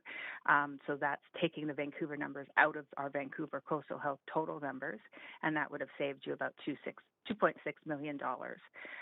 Across the province, the BC Crisis Line Network probably saved about $48 million in police attendance. So we're doing a good job for you. So we're doing that job without necessarily a lot of coordination with cities, and so this is where we see some possibilities for next step. We think we can really leverage the power of de-escalation as opposed to dispatch, and that will allow you to reduce reliance on police response to mental health crisis. I think that we need more robust referral protocols between crisis centers, 911, and police, and take more of the mental health calls that are going through 911 currently. We have been working around the Police Act reform. We've created some recommendations there, which I've attached to this. And I think this is a BC-wide thing. So if there is still an opportunity to move the issue forward to the UBCM so we can coordinate this a little better, that would be, I think, helpful. Great. I think that's my 5. Okay, so listen, you are well over time, but I think all of council is interested in your report. And have you forwarded that report, your slides to council? Yes. Okay, that's great. You have questions, if you want to just stay on the line, you have questions from councillors. Mm-hmm. Great. First, Councillor Fry, go ahead, up to 3 minutes. Councillor Fry. Yeah, thanks. And thanks, Stacey, for coming back and joining us. It seems like a long time ago we were talking about this and we were first tabling this motion. And I definitely appreciate that this has been lifted by a few of our colleagues in other municipalities and submitted. So I'm really glad to hear that this is moving ahead. So really we don't need this UBCM motion as contemplated in here, the enactment B that talks about. Do we still need to submit that? I don't think so, because you've already been very effective. Okay, so I think that's great, and maybe we can work on a separate second advocacy piece to submit an LMLGA separate from this. So I'll probably move ahead and just strike that completely from this motion. But I think that the letter to the Minister of the Health in support of crisis centers in British Columbia is still helpful, and we can move along with that. I do just want to highlight the really critical work you do, and I heard this week that they released studies of one in 3 Canadian is experiencing a mental health issue as a result of the pandemic. Is that accurate to what you guys are hearing? Yes. I mean, there seems to be 2 reasons for that. The one reason is that the overall stress of living through a pandemic is driving up anxiety in general. And that's having a ripple effect into mental health issues. The other issue is that they're seeing that at around the 50-day mark after having COVID, you have an increased risk of anxiety, depression, and trauma diagnosis. So there may be an actual leftover effect from the disease itself. Wow. Well, I thank you for the work that you and your team are doing across British Columbia, and of course here in Vancouver. Very much appreciated. Thanks for joining us today. Great. Thanks, Councillor Fry. Councillor Kirby Young, over to you for up to 3 minutes. Yeah, thank you, and thanks for the presentation and for the work. I actually was a volunteer at your center, so I've done the shifts and the overnight shifts, and so I've got a pretty good idea of what happens there. Got a couple Excellent. questions. Yeah, um, got I probably fit the profile, psych student, right? Experience, the whole thing. But I've got a couple questions in that slide that you showed with stats from 2019 to 2021. Is that over, just to clarify, is that over a 2-year period? And the reason I'm asking is trying to get a sense of what that might look like an annual increase and how much that jumped or didn't jump in 2020, kind of being the first year of the pandemic. Yeah. So 2019 is like it's the calendar year, so that would be the pre-pandemic year, and then the pandemic would have started to hit us in March of 2020. So that's when we saw a real steep increase in our numbers. So what you're looking at is 2019, which would be pre-pandemic numbers, versus 2021, which is the second year of the pandemic. Yeah, and we definitely saw the big spike happen for 2020 and then continue into 2021. Okay, so 2020 is where you sort of saw the big impact, but then it sustained. It didn't diminish, and it didn't necessarily peak, right? So that 2020 was the big lift. Is that what I'm hearing? Yeah, what we found is that in 2020 we saw our call numbers go up. So that was that 35,000 to 42,000. And then what happened from 2020 to 21 was we spent way more minutes on the line. So we saw like that second year was this huge increase in complexity and severity of calls. Okay. And the stat that you had, like there's one that's quite compelling in terms of the number of users that were seeking support to help them not abuse. I think it was the last category, up 40%. Is that a real change? I mean, I know it's gone up in terms of total, but has it changed as part of the mix in terms of being one of the more common types of calls? It's increased. It wouldn't be one of our most common types of calls, so it would have been a relatively smaller number of calls in 2019, and then it increased to a higher number. And I don't have the raw numbers at the top of my fingertips. But we do. When I was on the lines, I was certainly taking calls from men and women who were distressed at the violence that they were displaying and wanted to stop. And my last couple of seconds, do you have a breakdown between the percent of volunteers versus staff? Very Yes, we are. On volunteers. Yeah, we are 20% staff on the lines and 80% volunteers, about 200 volunteers. Great, that's great. Thank you, Councillor Kirby Young. Councillor Weep, over to you. Yeah, it sounds like this is a great return on investment, and I'm happy to support this work. One of the questions you talked about better working with cities, and is that, do you get referrals through our 311 line if people are calling about incidences? I know that we're seeing more and more of the public who are witnessing something and are wanting to call but aren't wanting to call 911. Are you seeing people that might not be the member in distress, but people that are witnessing or want to support someone call you, recognizing they're witnessing a crisis or feel like they want to support someone in crisis? Yeah, we do outreach calls based on third-party information pretty routinely. Okay, and do you work with the city on the 311? Because people want a quick number to call, and I recognize there's multiple numbers to meet the BC Crisis Line Network, and I'm just wondering, what is the easiest number that we can get out to the public to really push? Because, like Councillor Fry said, this is becoming more and more of an issue, and there's more and more people with high levels of anxiety that I think would really benefit from knowing that there is a number like yourselves to call and be able to talk to them on the other line. So recognizing that coming out of COVID, we really have a need for this work. What is the best way to reach you, and how do we get this word out and support the work that's being done? 610-3789.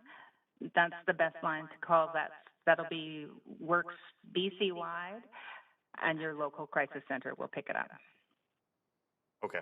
Are you looking at a 3-digit number that would be simplified to get that word across, or is that something that has not been. There's work happening on the national level with that, so I don't think we would want to duplicate that on the BC level. So I think we're watching that evolve nationally at the moment. Okay, thanks for all the work you do. Yeah, you're welcome.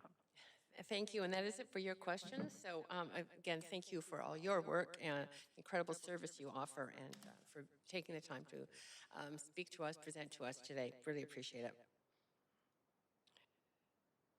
Thank you for the time. Great. And we are on to our second speaker. Council, is Derek Maw on the line?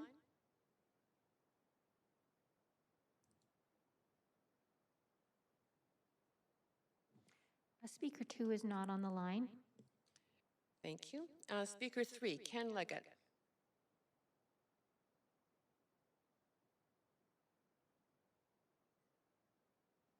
No, Speaker 3 is not on the line.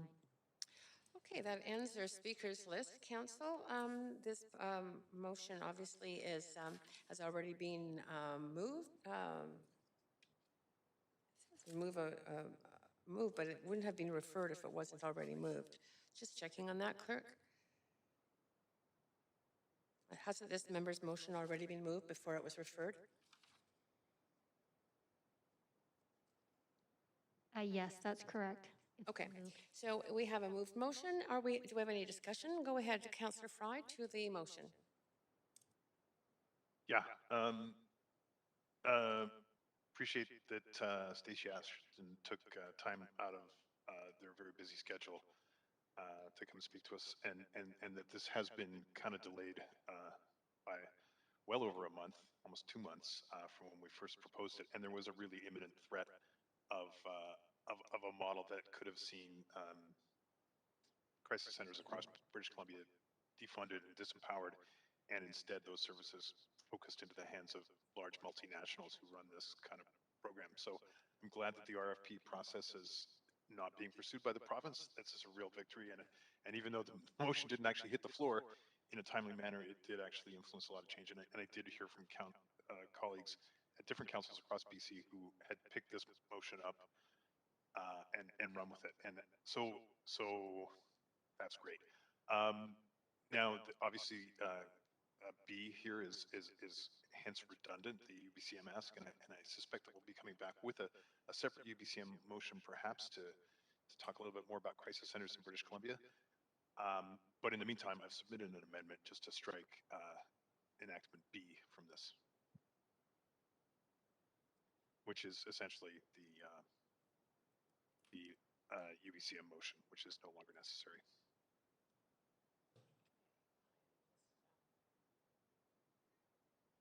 That motion, is that going to go up on the screen, clerk? It's just a simple strike of B. So it is, but it's important for the public to see there. Okay, so you have now on your screens just a striking of B. Thank you. And anyone to speak to that? I'm not seeing anyone else on the list. So, clerk, if you could take us to a vote on this amendment.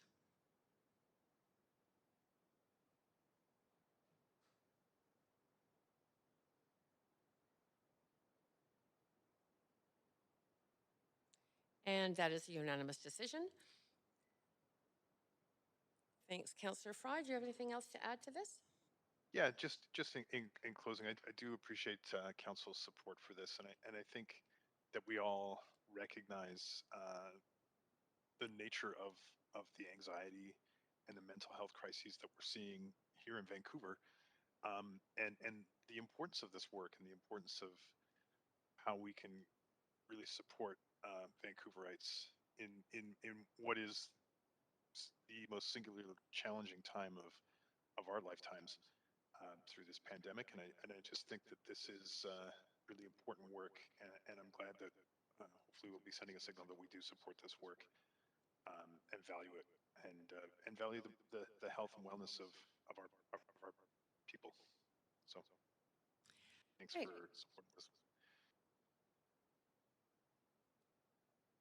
Great, thank you. And that takes us to vote on, I don't see anyone else on the list, so a vote on the final motion as amended.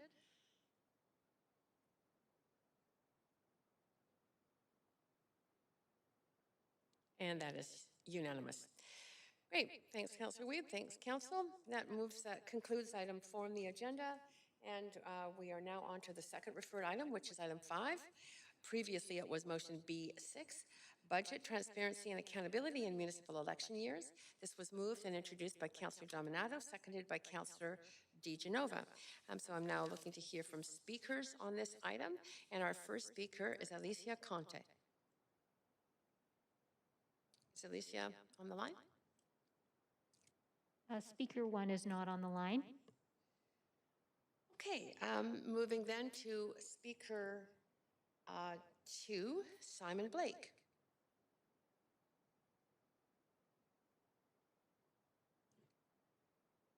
No, not on the line. Okay, that means, Council, that we are now into discussion on this item. Looking for anybody. Councillor Hardwick, go ahead. Oops, Councillor Hardwick, were you on the line to speak? Because you've just disappeared. There we go. I think perhaps the clerk and I both forwarded you at the same time. Go ahead. You have up to 5 minutes. This is an open debate, so it's not to speakers. Go ahead. Right. Well, I actually wanted to speak in support of this motion. Thinking back to when this council was elected and first met in the fall of 2018, there was, the majority of council were new. There were only 2 incumbents. And we were thrown into the deep end of the pool, figuratively speaking, in looking at the budget, not only for 2019, but the financial plan a capital plan that would affect us for the entirety of our term. So my observation at the time was that there was insufficient time for a rookie council to get their heads around what was going on. There was a steep learning curve, and my overall impression of the experience was one that it could have been better handled had there been more appropriate time taken for council to get up to speed before making decisions. For that reason and others, I'd like to support this motion. Thank you. Thanks, Councillor Hardwick. Councillor Boyle to the motion. Thanks. I appreciate the conversation around this and that we had the last time the issue came up. What I've heard clearly is that this option exists already for a council who chose to take that extra time, and that there are many reasons why it makes the most sense and is best practice to approve that budget ahead of the calendar year starting. I don't think this is the end of the world, but I won't be supporting it. It seems to me that we already and wherever possible, we should be approving the budget in December. Thanks. Great. Thank you, Councillor Boyle. Councillor Kirby-Young. Yeah, thank you, Chair. I appreciate Councillor Dominato bringing this forward, and I find that when we get motions like this from Councillor Dominato, they usually come from a place of trying to ensure integrity and around processes and setting up optimal processes regardless of the council of the day.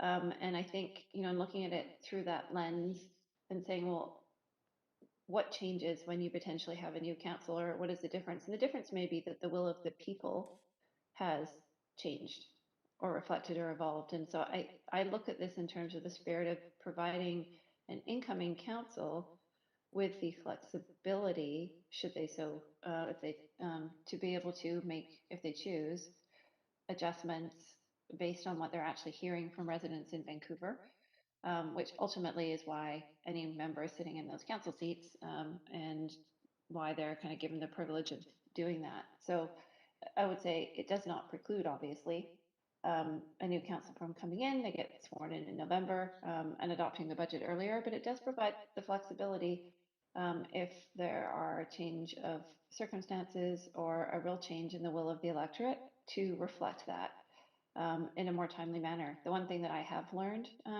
this is my second term now, one on park board and one on council, is how long it takes to affect change, because of the nature of sort of the size of the city and its operations. And if you don't make changes till a year in, and then it takes another year to affect those changes, you're halfway through a term, and it's difficult to meaningfully see that. And so I think that we do have residents in electorate now that are looking for that level of responsiveness on the part of their electeds. And so I'm looking at it through that lens in assessing the motion. And so for that reason, I'm happy to support it. Thank you. Thanks, Councillor Kirby Young. Councillor Swanson. Yeah, I wonder if through you I could ask a question, a point of information to staff. Yes, go ahead. I too was under the impression that we already had this power to leave off approving the budget until April. Is that true? City Manager? Thanks, Chair Carr. Through you, yes. Under the Vancouver Charter, Council is not required to approve a budget before the end of the fiscal year. That, as has been indicated, that's generally the practice and the target that we aim for in normal years, but that option definitely exists for Council, and particularly in an election year or post-election. So if we had a new incoming council and none of them knew anything about budgets, they would be able to postpone it until April 1st if they wanted to. That's correct. Okay, thank you. Thanks, Councillor Swanson. Councillor Fry. Yeah, thanks, Chair. Again, actually, through you, I'm wondering if I could ask a question of the city manager. Yep, go ahead.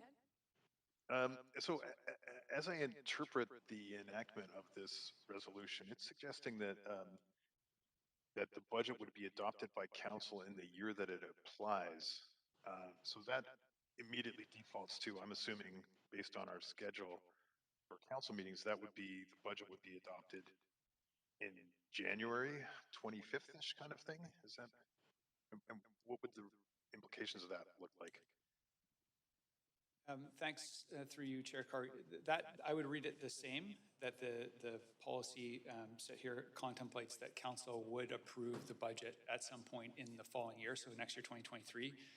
I would say, though, that the next council is not bound by this policy. So if that council decided to approve the final budget in December, they would have that prerogative as well.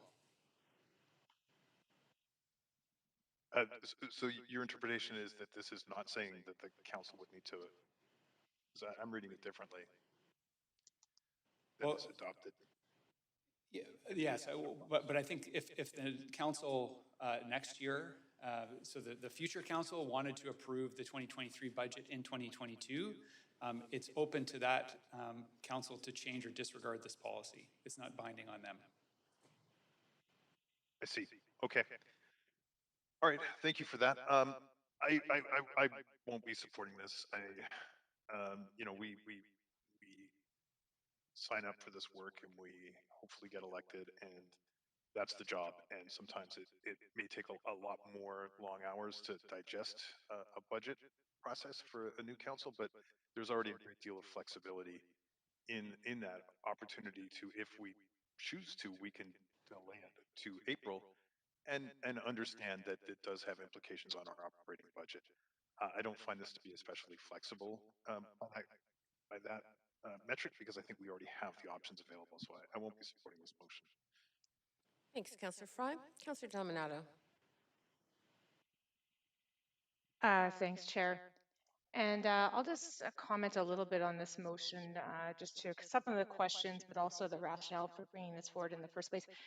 So this motion actually amends the city policy, and that's what it does. It doesn't change what's in the charter about the provision for council to adopt a budget by April 30th.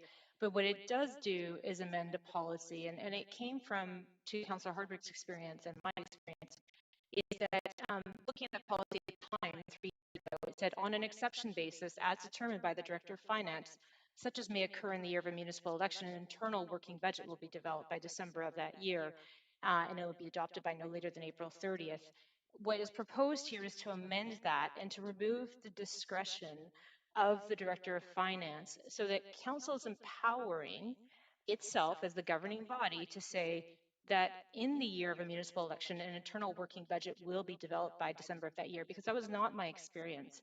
And yes, it does add a provision that that budget will be adopted by council in the year that it applies.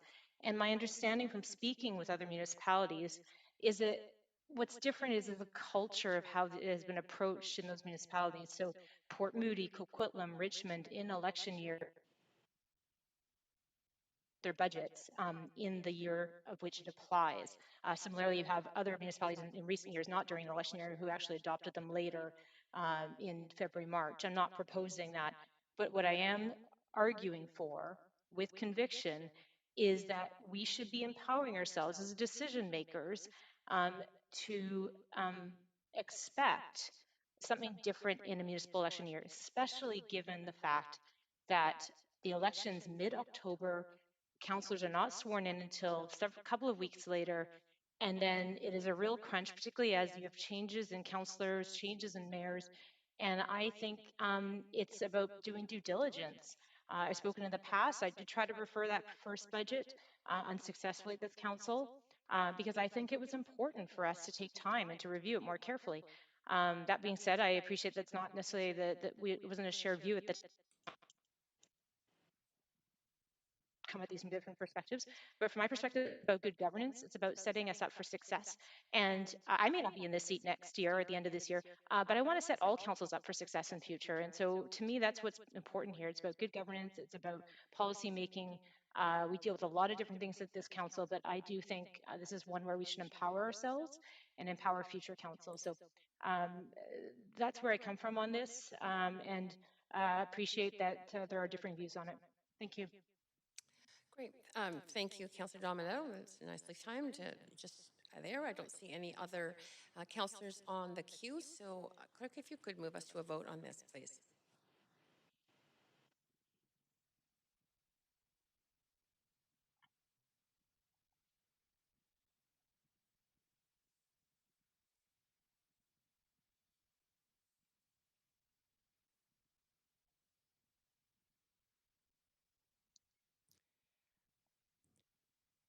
And this does pass.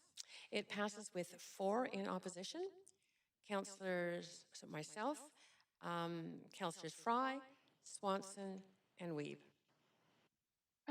Chair Carr, I'm sorry, I seem to have pressed the wrong button. Can I ask for sorry, I'm blanking on the word, a reconsideration of that vote? Right, we'll have to vote for reconsideration. Clerk, what kind of percentage do we need to reconsider?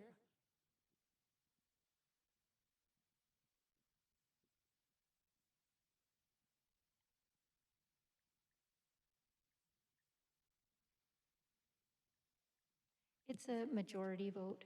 Majority.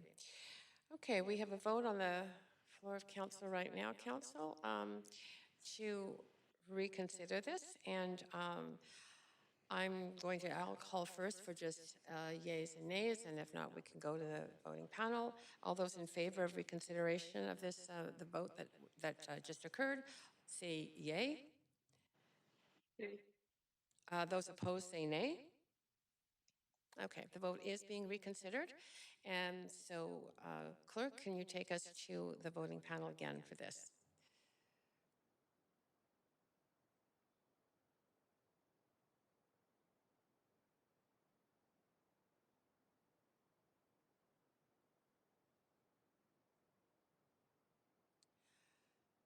Okay, that vote does fail with myself and Councillors Fry, Swanson, Weeb, and Boyle in opposition.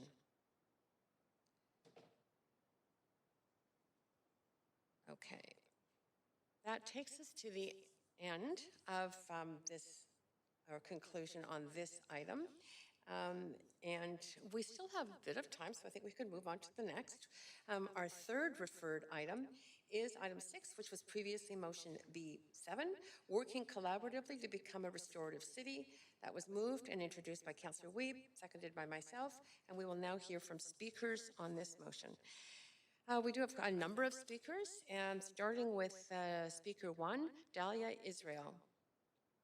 Is Dahlia Israel on the line? No, Speaker 1 is not on the line. Okay, Speaker 2, Dr. Evelyn Zellerer. No, Speaker 2 is not on the line. Yes, Speaker 3, Norm Leach. Hello? Yes, hello, we can hear you clearly. You have up to 5 Thank you. minutes. Yeah, go ahead. You have up to 5 minutes to speak to council. So I speak in support of this motion. As Vancouver has already declared itself a city of reconciliation, I don't see how they can do it without actually adopting restorative justice principles as well. Part of reconciliation is reconsidering the relationship between Indigenous people and Canada and the city of Vancouver. And that means the definition of justice. And unfortunately, the definitions of justice that Indigenous people have and the one that has been imposed by Canadian legal systems are largely incompatible unless a restorative approach is taken to reconsider what is justice and to also recall that all of these laws that have now been imposed on Indigenous peoples in Canada were written in a language that is not ours, by people who were not ours, based on a culture and tradition that is not ours. In fact, all the laws and the system in Canada are based on a system of crime and punishment, which is based on a system of sin and penitence, which is based on the Old Testament. And that's the Old Testament, not even the New Testament. And that system of justice has never served or provided justice for Indigenous people in this country. So on the basis of that, we support a restorative approach, which is based more on healing and restoring the balance and healing the harm of trauma. And that, unfortunately, has been the experience of Indigenous people in this country with the Canadian legal system. And so anything that the City Council of Vancouver can do to lead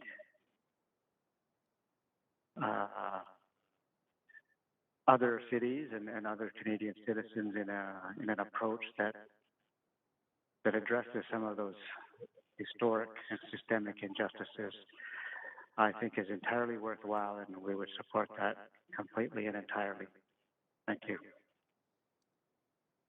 Thank you. If you don't mind staying on the line, we do have questions from a councillor. So Councillor Kirby Young, up to 3 minutes for questions. Yeah, thanks, Chair, and good morning, Norm. Thanks for speaking Morning. to council. Good morning. I know you and I had a chance to sit in on some of these sessions. I think you attended a few more than I was able to do. I have one question, and in the current version of the motion that Councillor Weeb submitted, it originally called for funding, calling out one specific organization of grant funding to the Restorative Collective, who I know was facilitating a lot of those ongoing dialogues, and then $50,000 to support the delivery of training for city staff and council. And I'm seeing an amendment from Councillor Weeb that is now striking that not the sort of specification of money will go to the Restorative Collective, and just suggesting that there's a budget envelope of $200,000 that might go to a community program or training for city staff, or otherwise be attributed. What are your thoughts around that? Well, because the collective is not a legal entity, so I think that amongst the collective, there are a number of organizations represented, and it's a very strong collective. Amongst us, we could probably establish a process and structure to I guess, forward a budget to the city that would be subject to city approval. But the actual entity is not. Because there's no entity sort of formally established at this time, right? That's what I hear you saying. Right. Okay. And do you know, has there been dialogue with the province about the opportunity for the province to invest and support this, given the fact that a lot of the, sort of we deal with a lot of the issues in the city, but council doesn't set sort of the traditional laws, so to speak, that we're aiming to provide an alternative Not as to? yet. The province has supported restorative justice programs throughout the province. As the motion states, that there are more than 80 restorative justice programs throughout the province, and it's Vancouver is the last and the largest unrepresented group in that. So we would probably approach the province very quickly to roll Vancouver into the same process that all the other restorative programs are following. Okay, I'm going to leave it there because we only get limited time, but thanks for taking time today. Appreciate it. Great, thank you. My pleasure. Yeah, thanks, Councillor, and thank you, Norm. That's it for your questions. Really appreciate the work you do and for taking the time to speak to Council and answer questions. Thank you. Next on the list is Speaker 4, Kagawa Kurunari.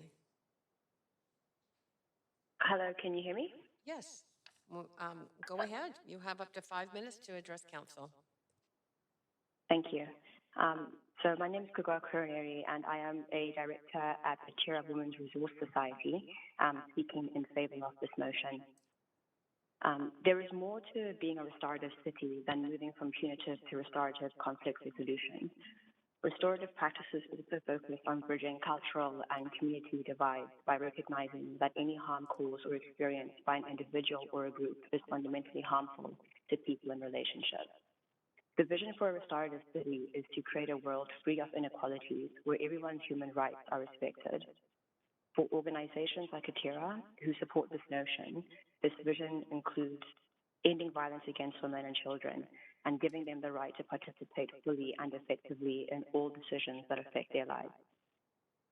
The goal is ultimately ending and healing the city's relational strife, which has impacted its people and communities. This vision demands that we acknowledge personal freedom, honor individuality, and ensure mutual accountability for success and failure. The goal is to engage in ongoing dialogues and implement programs that meaningfully address the needs of all those impacted by harm, whether directly or indirectly. It is about establishing what is necessary for society to be well, safe, and flourishing.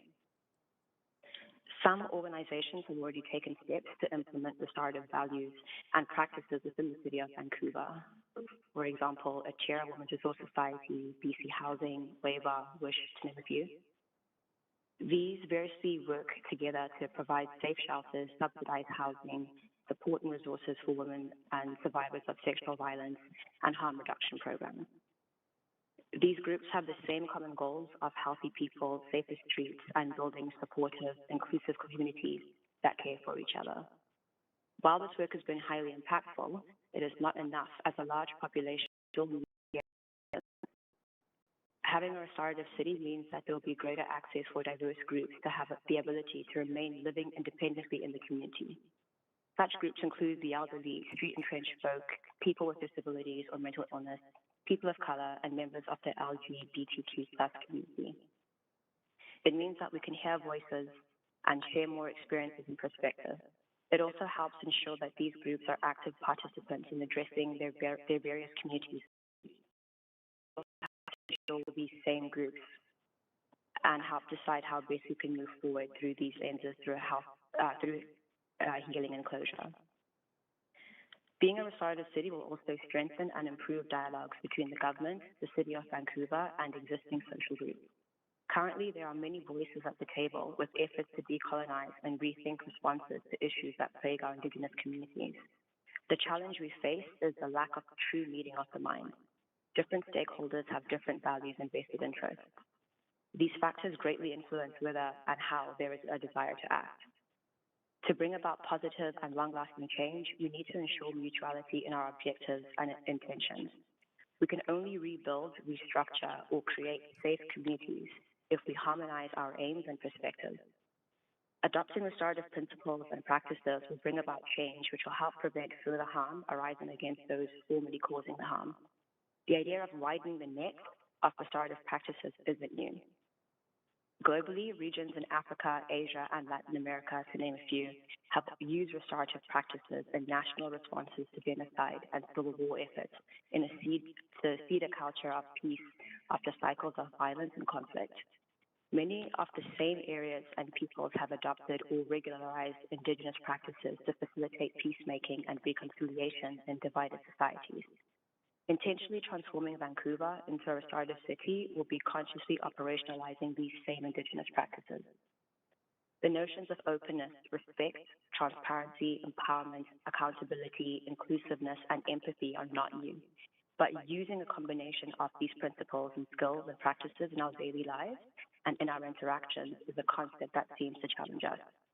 We now seek to implement this combination in our communities and draw inspiration to make this cultural city a restorative city. Thank you. Thank you very much. You do have questions, so I'm just going, if you don't mind staying on the line. Councillor Weeb, you have up to 3 minutes. Oh, wait a second. I'm going to need a motion to extend the meeting past 12, just to finish questions. We have quite a few speakers on the line, Council, now that have joined, in, including speakers 1 and 2. So we will end after this. But go ahead with your motion to extend, Councillor Weeb. Motion to extend to listen to this speaker. To finish this speaker. Is that what you said? Yeah. Okay. All those in favor say aye. Any opposed say nay. Okay, go ahead, Councillor Weeb, with your questions.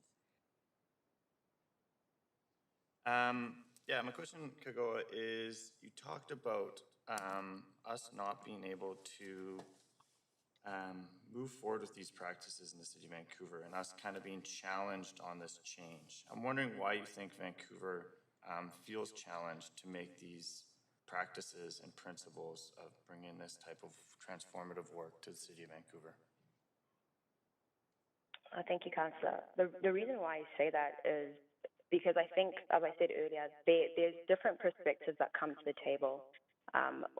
When we're trying to address some of the issues that have arisen and some of the plights that have been told to us that are actively affecting the Indigenous communities today, sometimes the language that we're using leads to maybe a lack of clarity as to what the objectives are. So in some of the meetings that we've been having discussing, how we can move towards making Vancouver a restorative city, one of the things that has been highlighted to us is that sometimes the lens that we're looking at for restoration doesn't align with the Indigenous communities or people who we're trying to make amends with. And so I think that we need to kind of take a step back before even implementing steps for restoration or remedy, and actually make sure that what we're saying is being understood across the board, and that we're understanding what change looks like, what healing looks like from an Indigenous lens, and taking into consideration that our own notions or our own understanding of what that is and how it looks like could be different.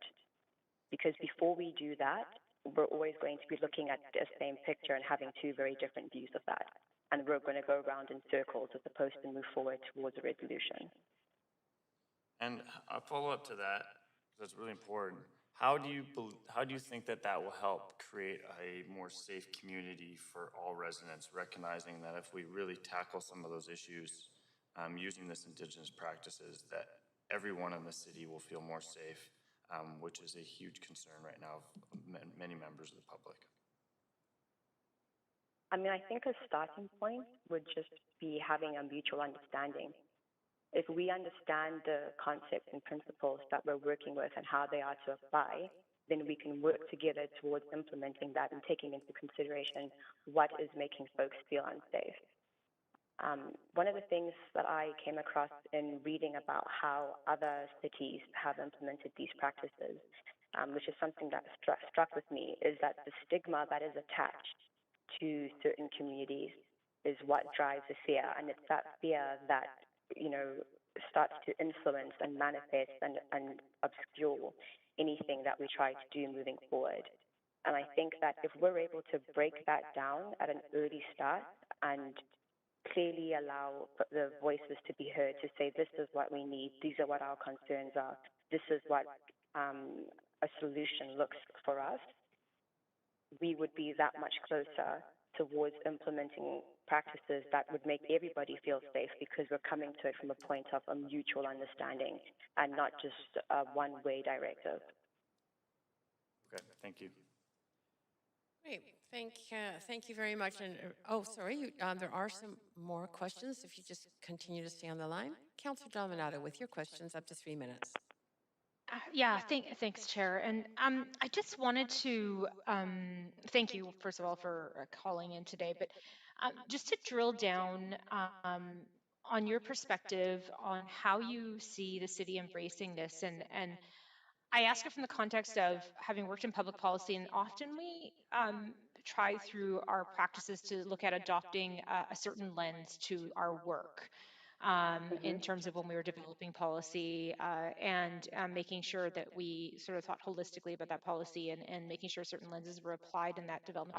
How do you see this working in the context of the city's work day to day and the role of our staff? Well, obviously, we have responsibilities that are quite broad as a local government, but could you get into some tangibles, like some concrete examples for me? I can try my best. I can't speak too much to that. I do know that some of our other speakers were going to address what training would look like for city representatives. But I would say that just starting off by, just appreciating the diversity of cultures that you have, like on your staff rosters, right? Like they would know what different practices they have used within their own communities, and allowing them to share that within the context of work and to explore how those practices could be implemented in today interactions would be a start. They would, like, one of the things that we have discussed or how we could start to roll this out was a training, I think it's mentioned in the motion as well, for training for all city officials, but fortunately I can't speak too much and provide tangible examples as to what that would look like at this time. No, and that's okay. I appreciate that, and I can certainly follow up with. We have other speakers, and I'm familiar with some of the work. I've been involved with some. So, thank you for calling in today. It's appreciated.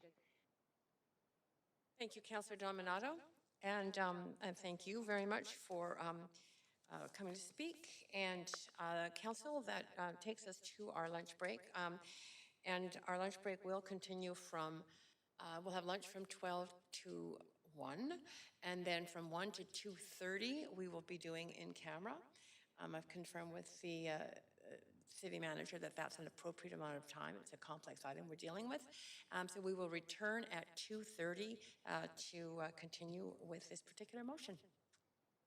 Have a good lunch, everyone.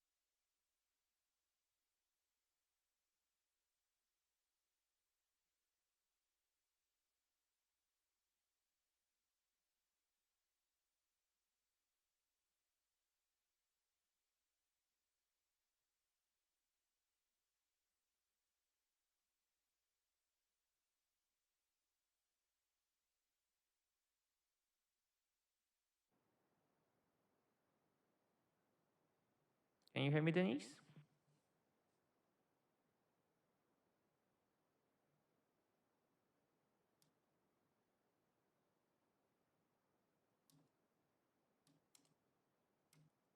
Hi, David. Yes, I can hear you. Can you hear me? Thanks. Great. Thank you.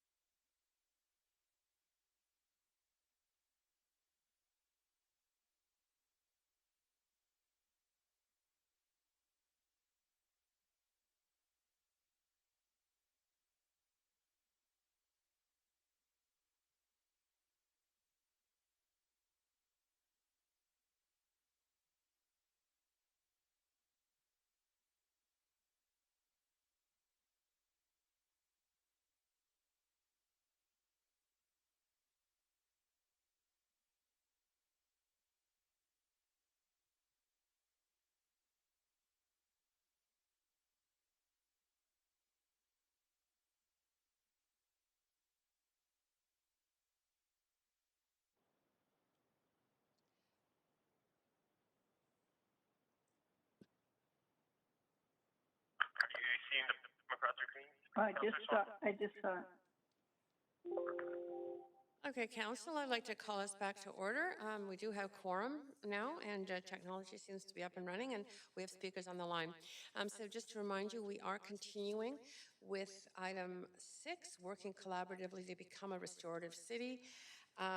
We were up to speaker number 5, so it's Claire McCoon on the line. Hi. My name is Claire McGugan, and I'm the Executive Director at the Hastings Sunrise Community Policing Center. Great. Our organization has been a member of the Restorative Collective Vancouver since it began last April. We're very honored to be part of this diverse group, and we are committed to its vision of establishing restorative initiatives in Vancouver. As such, we fully support the motion of Vancouver becoming a restorative city. Restorative justice flourishes in many cities around the world, and some cultures have benefited from restorative practices for thousands of years. The time has come to look at crime and harm differently in Vancouver and build a more people-centered approach for victims, offenders, and those affected by the crime. Victims need assurance that harm will be addressed, and offenders need an opportunity to put things right, and both need to feel safe during the process. We need to move beyond punitive thinking, but still hold people accountable. It's been shown in different jurisdictions that restorative approaches can work in harmony with various groups, including the police. Yet it does not always have to include the police and the courts. Citizens, service organizations, community groups, and different levels of governments can all play a significant role in using restorative approaches. We ask for the political will to support us in developing a restorative approach that will work best for Vancouver. Approving this motion will be a step in that direction. I'd like to thank Dr. Evelyn Zellerer for pulling our group together and for being so passionate about restorative justice and giving so much to this cause. I sure have learned a lot from her. Thank you for letting me speak today. And thank you so much for speaking too. You do have questions. If you could just stay on the line to answer them. Councillor Dominato, you have up to 3 minutes. Thanks, Chair. Can you hear me? Yes, clearly. Go ahead. Yes. Okay, thank you. Yeah, thanks, Claire, for calling in. And I'm going to pose a similar question to staff later when I have an opportunity. And it's to get a bit more of a grounding on how, as a CPC, I know the work you do, I'm supportive of the CPCs, how you envision if the city proclaims itself a restorative justice city, what does that look like on the ground for you? Is this about having staff apply a lens when they're preparing policy work? Is it convening of agencies? I'm trying to get my head wrapped around how that translates and how staff will actually translate that direction. Does this mean a build out of a massive strategy that's going to span multiple years? What in your mind does it look like? It's a good question, and it's a question that the group's been asking itself. And the idea of this pilot is to explore those questions and get a better sense of what it looks like and to connect with other cities that have done a similar initiative. What my hope would be is that the work that the community policing centers are doing is relevant to the city of Vancouver and vice versa. And without really knowing an approach that works for all of us, it's hard to just start doing things in a vacuum. And so the idea is to do something in the collective, and that's this idea moving forward. Thanks, Claire. I appreciate that. Thank you. Thanks, Chair. Oh, great, thank you. And thank you again for the work you do and for coming to speak to Council. Speaker 6 on the line, Angela Evans. Hello, everybody. Yes, we can hear you. Go ahead. You have up to 5 minutes.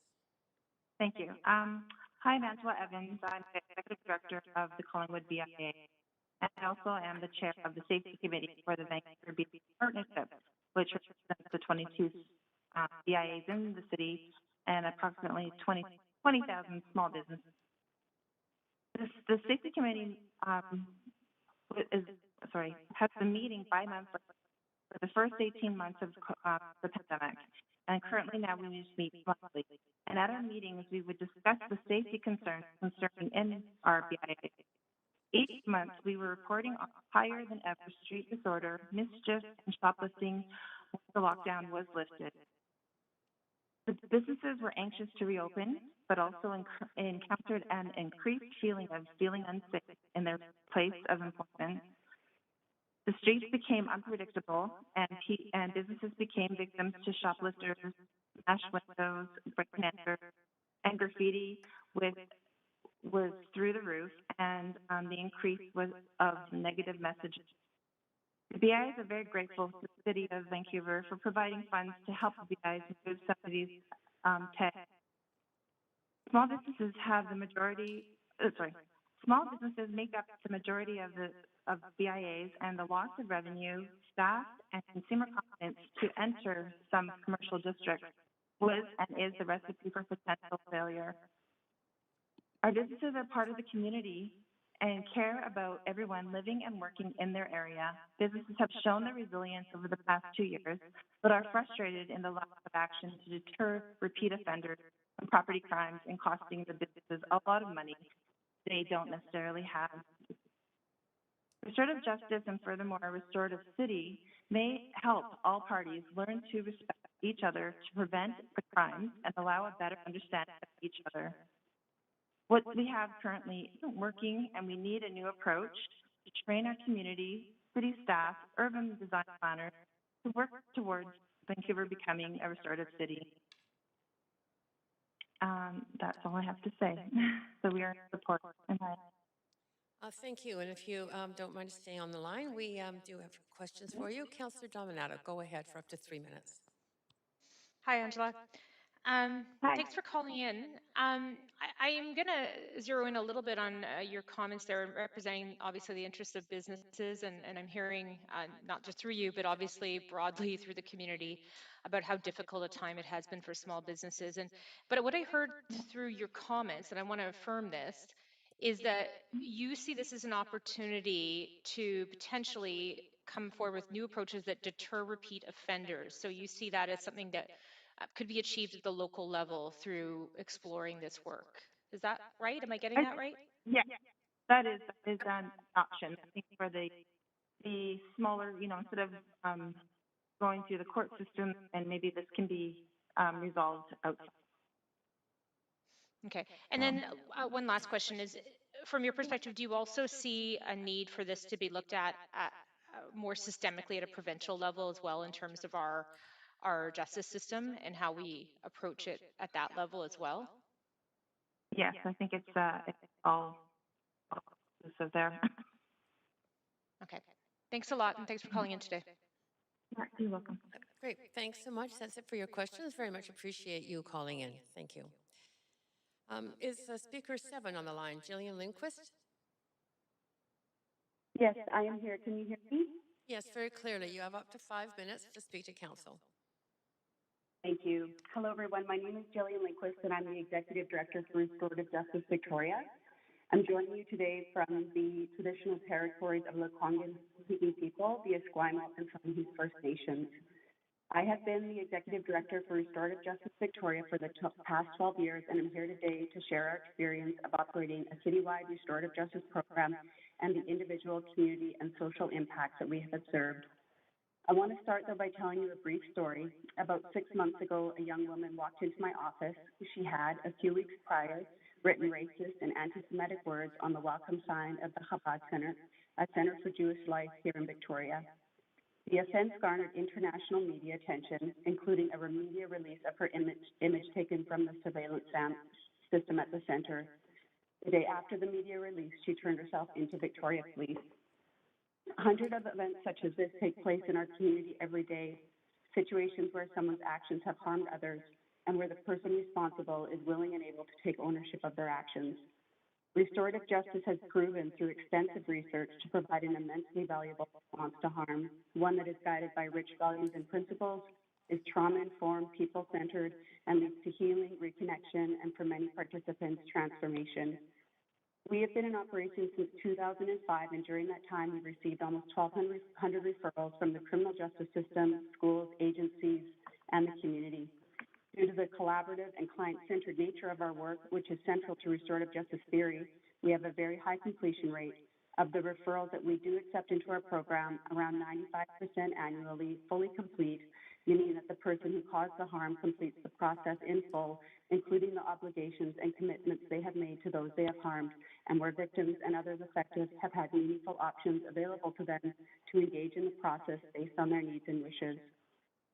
We use a three-point evaluation system to understand client experiences, and our evaluation demonstrates that those who go through restorative justice here leave feeling deeply satisfied. Specifically, over the past 4 years, we have heard from our victim clients that 96% were satisfied with the process and 93% believe that restorative justice addressed the harms that they had experienced. For offenders, people who caused harm, 99% were satisfied with the process and 98% believed it addressed the root causes of their offending.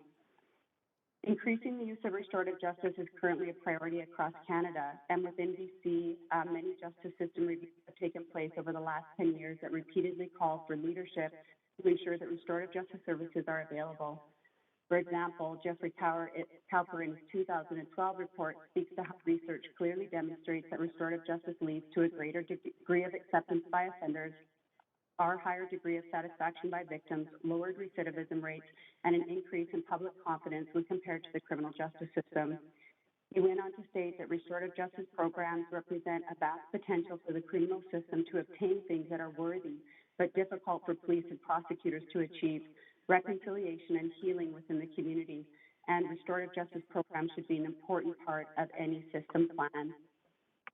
This reflects what was recently shared by our Mayor, Lisa Helps, at our last AGM, who said that restorative justice is not only important for victims and harm doers, but as a model for how we talk to each other, how we engage with each other through difficult circumstances, and that those involved in restorative justice are not only dealing with a specific or harm or wrongdoing, but also, importantly, developing the tools of dialogue in difficult circumstances. Earlier, I shared the beginning of a story about a youth who committed a hate crime in our community, and I want to talk briefly about how that ended.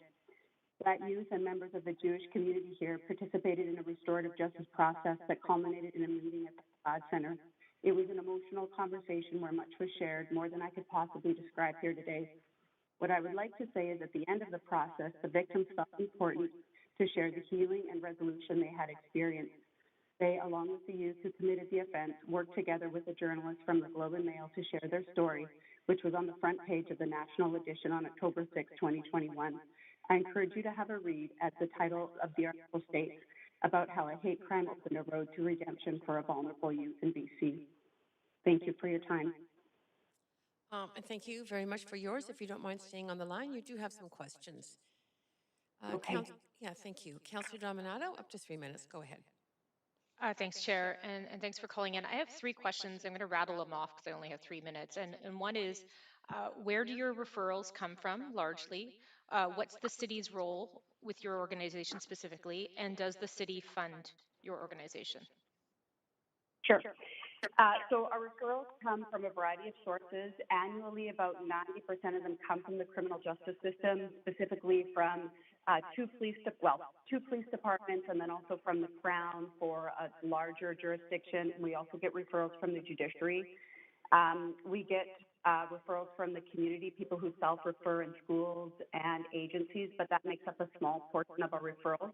That is, however, currently increasing as more people become aware of restorative justice, and some people are looking for justice options outside of the criminal justice system.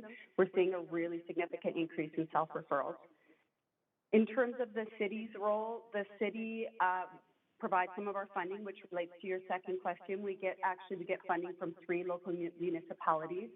And in terms of their role, we do report to them on the funding, and they do reach out to us at various points for different ways that we can assist with harms and other things that have occurred in the community. And then they are also the mayors in our community. There are a lot of them. We have a lot of communities here. Are chairs of the police board, and so they do participate with our interaction with the police department as well.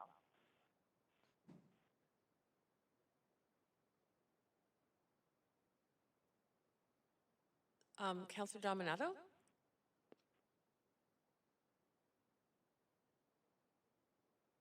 Councillor Dominato is, okay. Jillian, I'm sorry, Councillor Dominato was asking you questions, but she seems to be having a little problem staying connected through our system. So I'm going to move on with Councillor Weeb, and if Councillor Dominato comes back on the line. Clerk, it was about minute, 45 seconds or something like that, was taken up there. Okay, so Councillor Weeb, up to 3 minutes. Go ahead. Yeah, thanks, Jillian, for coming to speak today.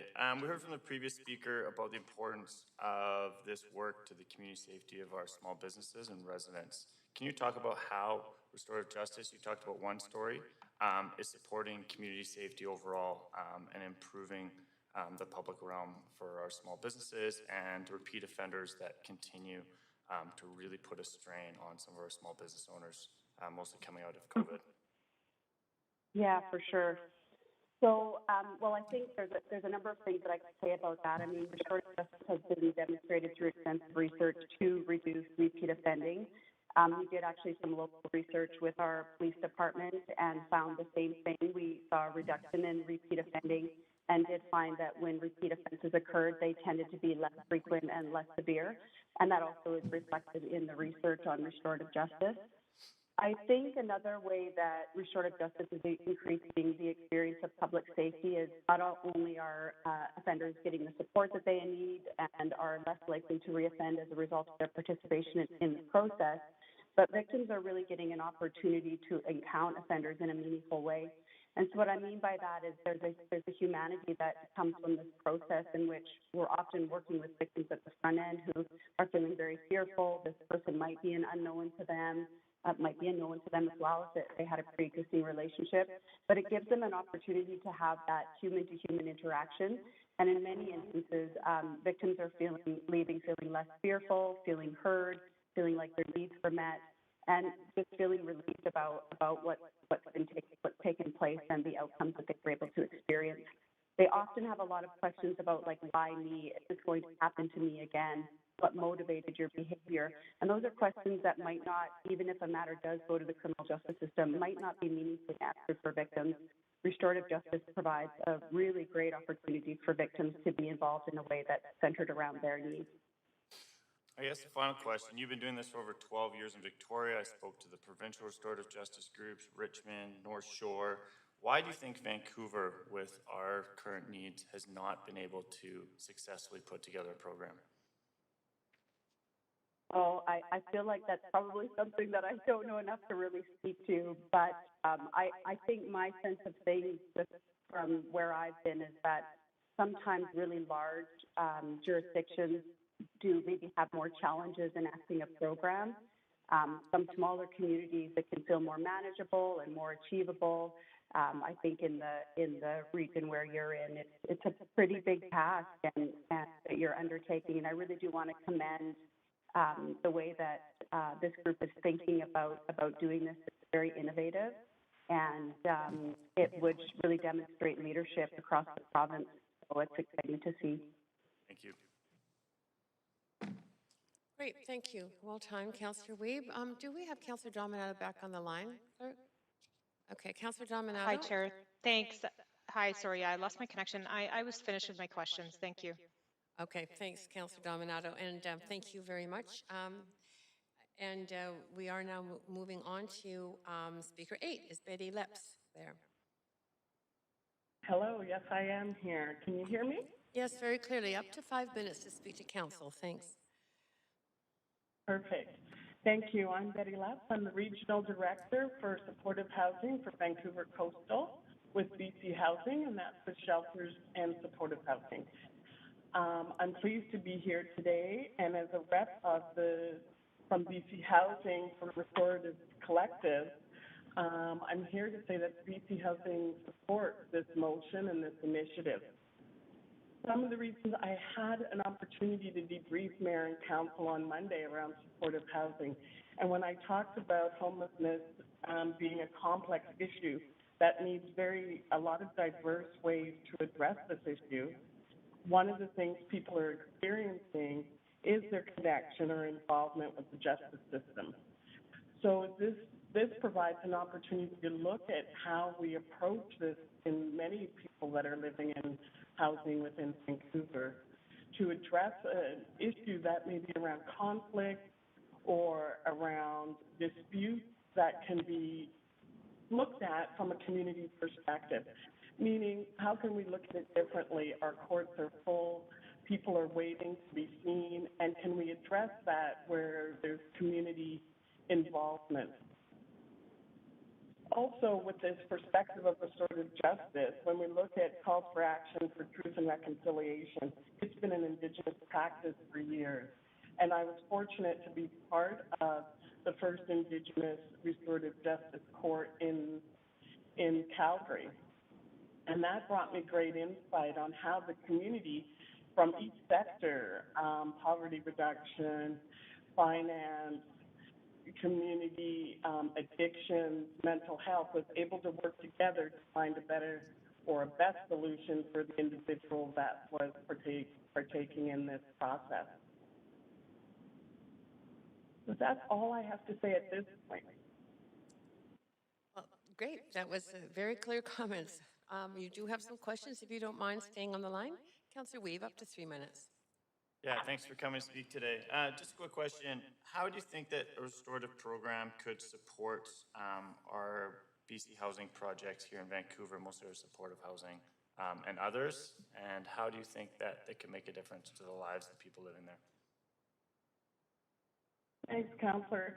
I think many of the diverse conflicts and crimes that are occurring throughout our housing, and I think it was mentioned by my colleague previously, that some of these crimes can be looked at from a perspective of, instead of utilizing the court, how can we involve or dissolve the stress or the conflict that's going on within the housing, and be able to come to an ownership between all parties involved, victims as well as perpetrators, in resolving this and becoming to own it and working towards a place and a housing system that's supportive and safe within Vancouver.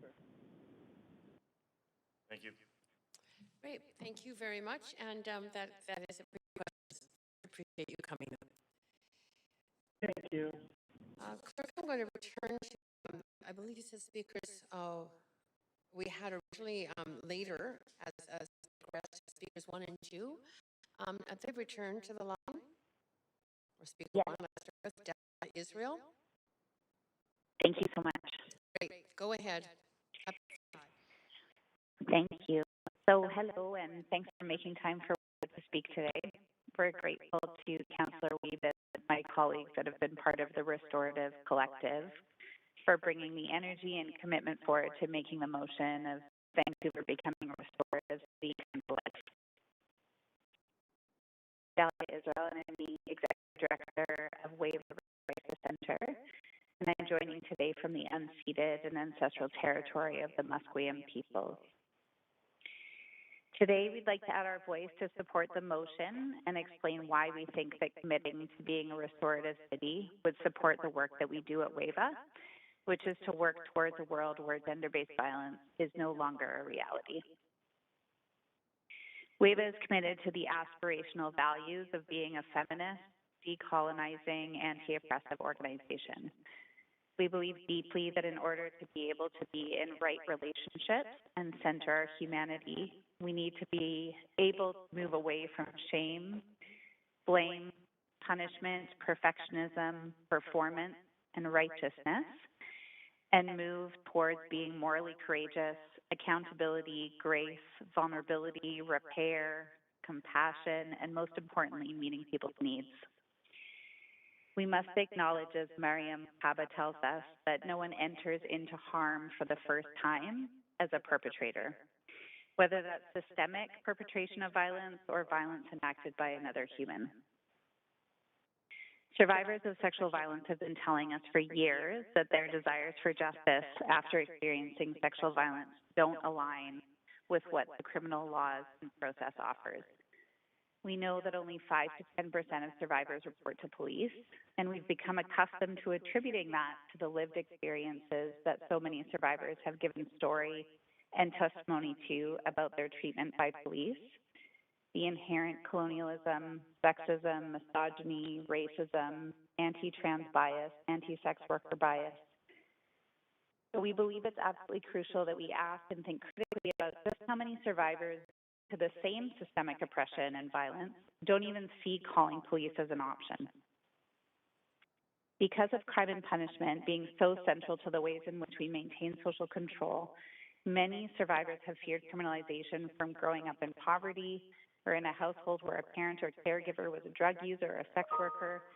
They would never feel that calling the police after they experienced sexual violence was an option. Additionally, as Norm spoke to earlier, crime and punishment systems come out of a colonial system that does not reflect the values of many survivors. Many survivors may not want the person that has caused them harm to go to jail or to be arrested.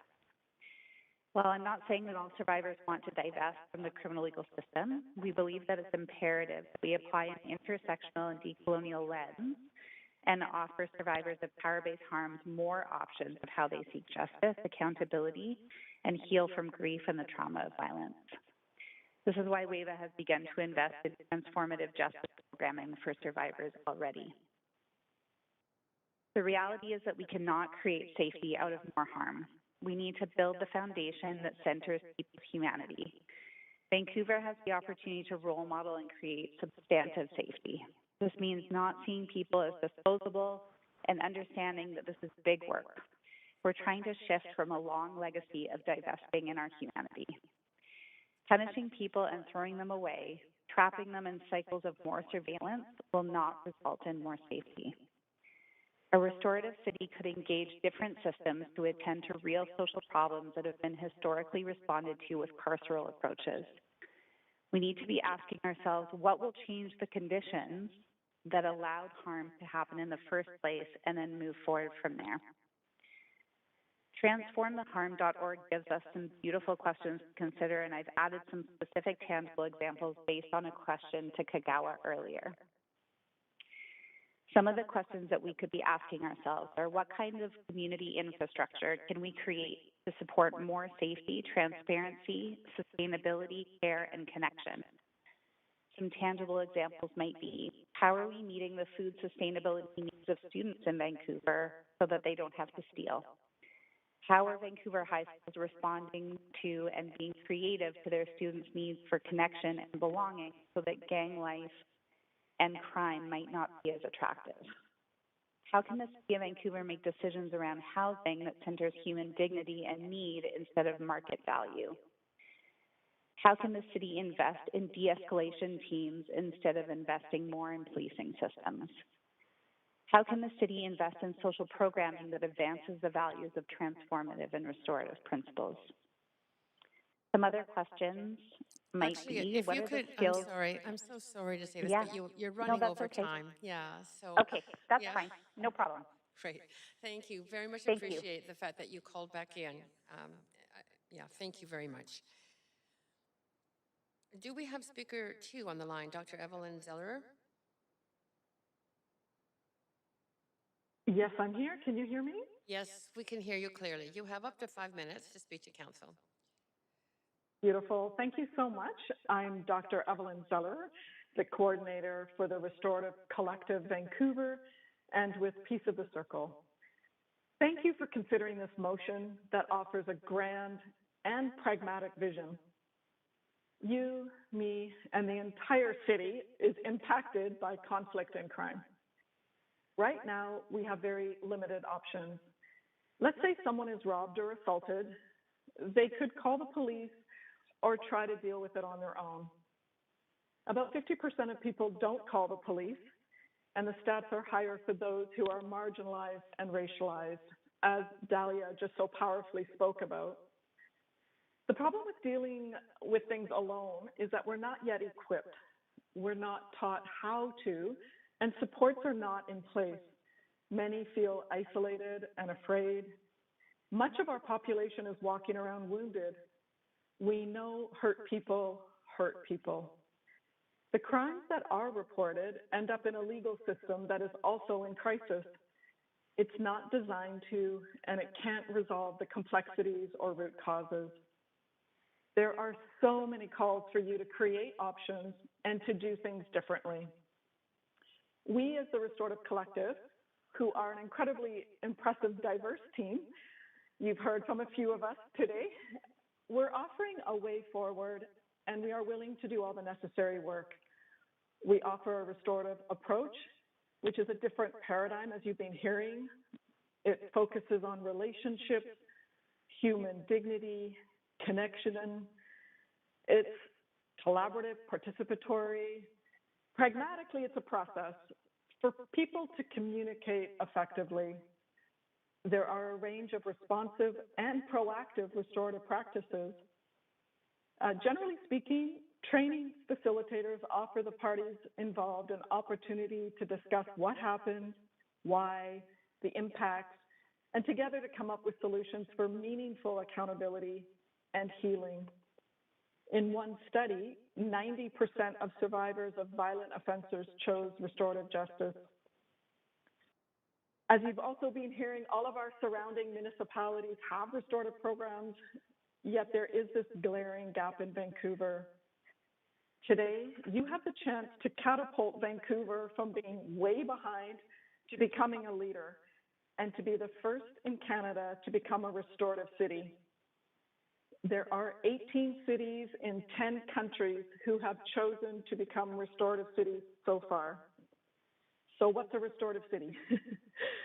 It's where we proactively implement restorative values, principles, and practices in a multitude of ways and places. I invite you to imagine a city where children and adults, communities and workplaces learn how to have restorative conversations, where we develop respectful relations, where people are connected and safe. Imagine a city where disputes and problems of all kinds everywhere become learning opportunities.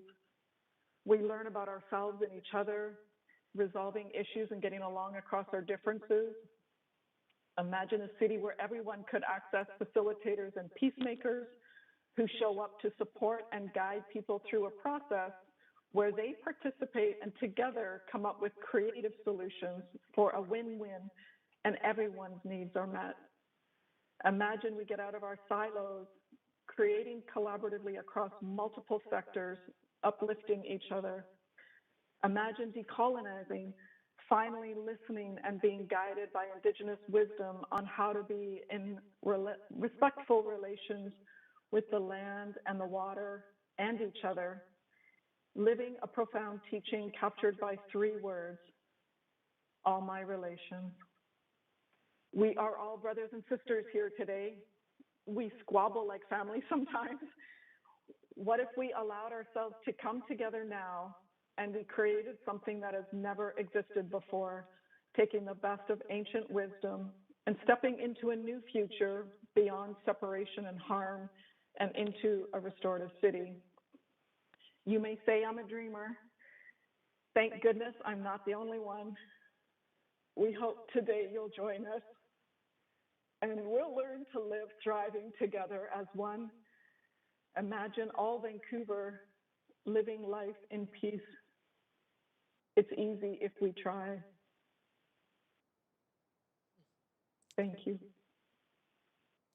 I do love that song. You don't have any questions, but thank you very much for coming to speak to council. Very much appreciate it. We are so grateful. Thank you to all of you. So, council, that is the end of our speakers list. And that moves us into debate on the issue. Any discussion? Councillor Wiebe, go ahead. Yeah, put forward an amendment. And the amendment is recognizing that we're changed in our current budget process. And the amendment talks about directing staff to allocate up to $200,000 of one-time funding in the 2022. Just 1 second. Your speaker has gone off.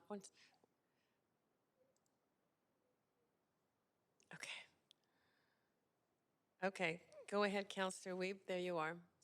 Yeah, recognizing that we are a component of our budget process from when this motion first came to council. I'm looking to strike further that and replace it with the council direct staff to allocate up to $200,000 of one-time funding of the $600,000 budgeted for the 2022 Community Safety Initiative emerging out of council directed priorities to support the creation of a community-led restorative justice program in Vancouver and to deliver restorative justice training for city staff.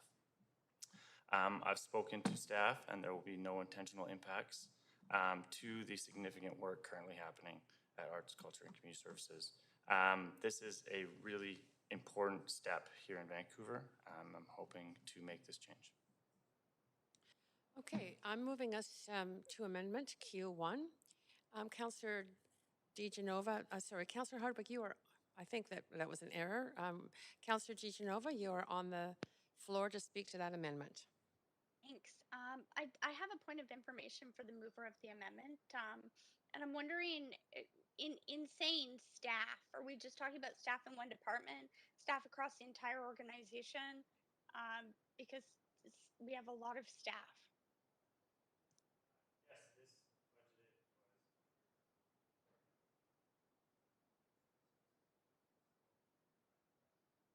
Do you want me to repeat the question? Chair, he is speaking, Councillor DeGenova. Councillor Wiebe, I'm can't just hear him. can we Yeah, when I'm talking about that this won't have impacts on other work, it's coming from recognizing that this was put in the budget for Arts, Culture, and Community Services, and that it has already been a budget and source, so it won't be taken away from other work in that department. Okay. I'm also wondering what would this funding have gone to in this department that I already understand is stretched for budget, and that's a point of information through you, Chair, to staff. Yes, City Manager. Thanks, Chair Carr, through you. So yeah, this is funding that Council allocated in the 2022 budget as one-time funding. The team in ACCS right now is working internally and with stakeholders around allocation of that. This specific direction around allocation is not outside the realm of kind of what was contemplated there. This money is not going towards staffing. It will be allocated towards either grants or other supports to advance that work. Just a follow-up there. Thank you very much.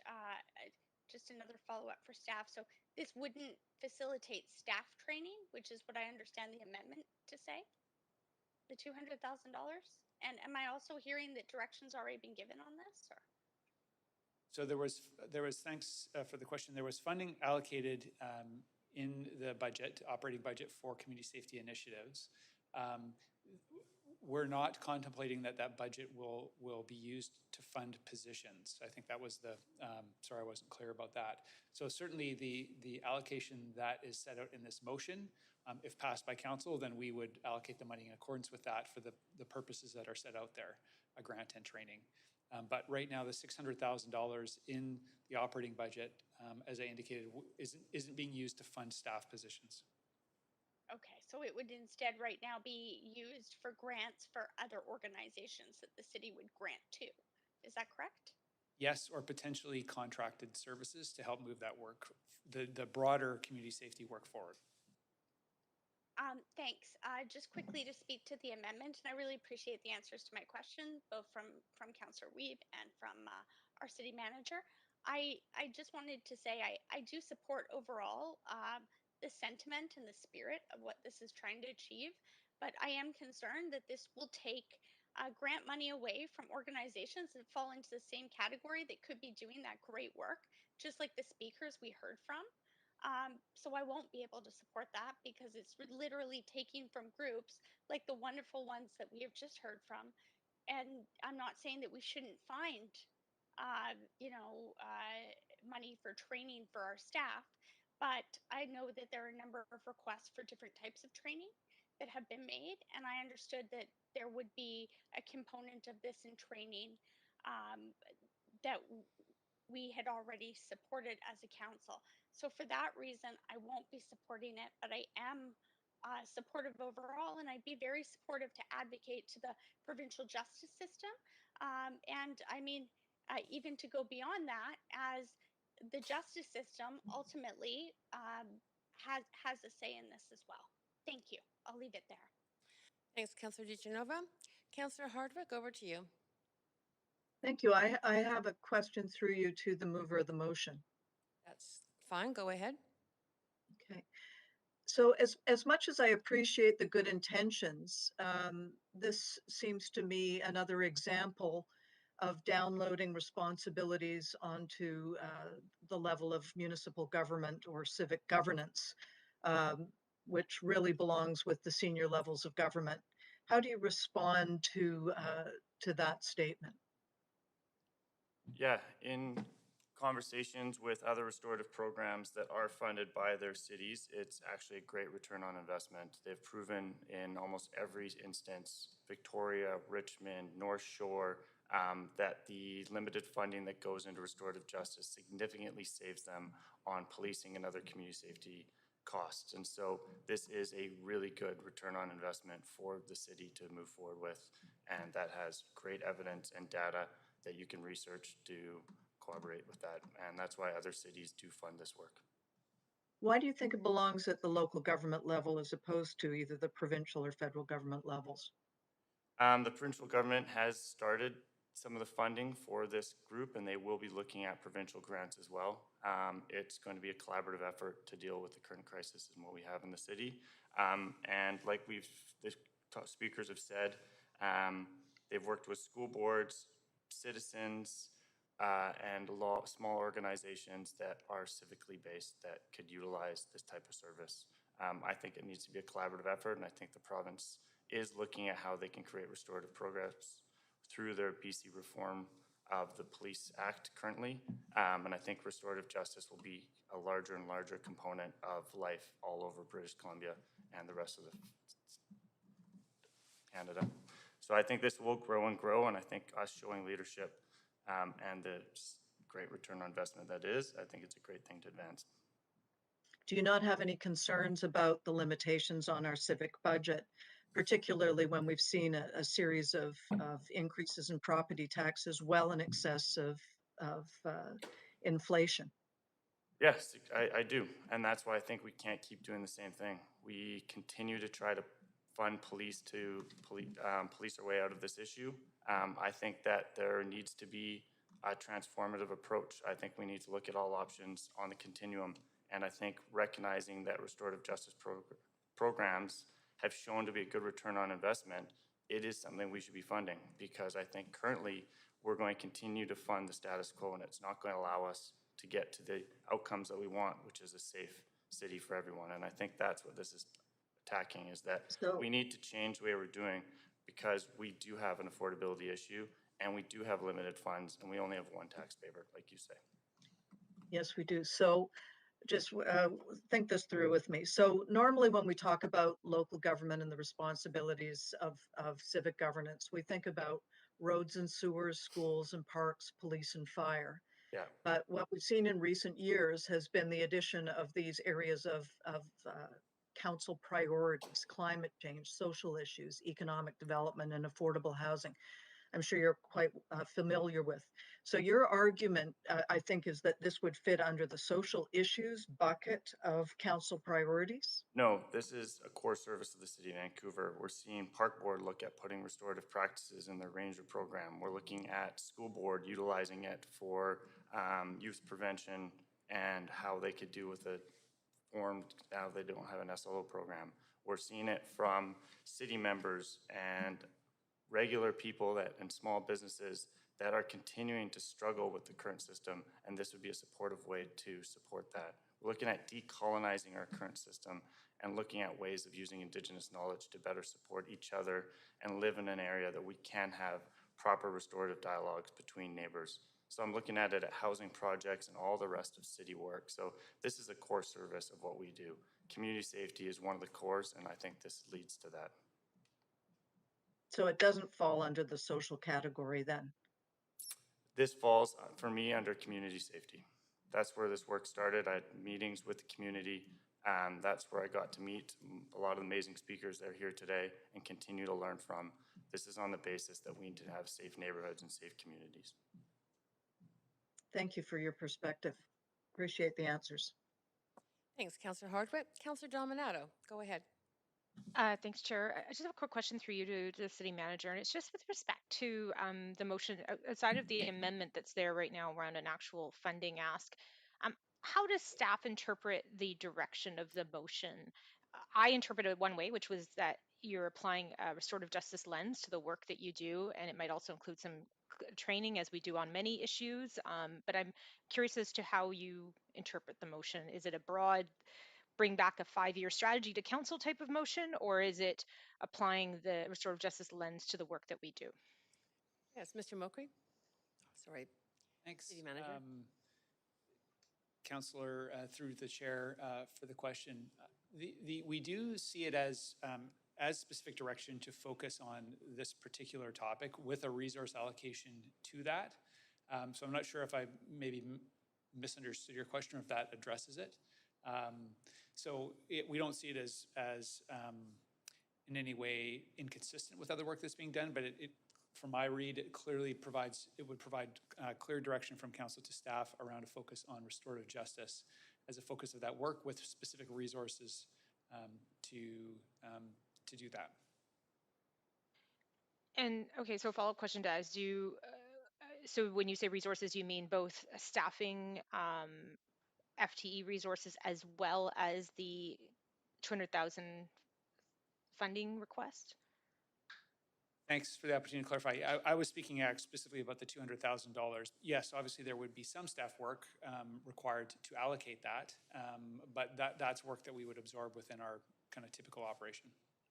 So sort of when you do an intersectional lens, a gender lens to the work that you're doing. So similar in that vein as you're using your existing FTEs with that in terms of that work.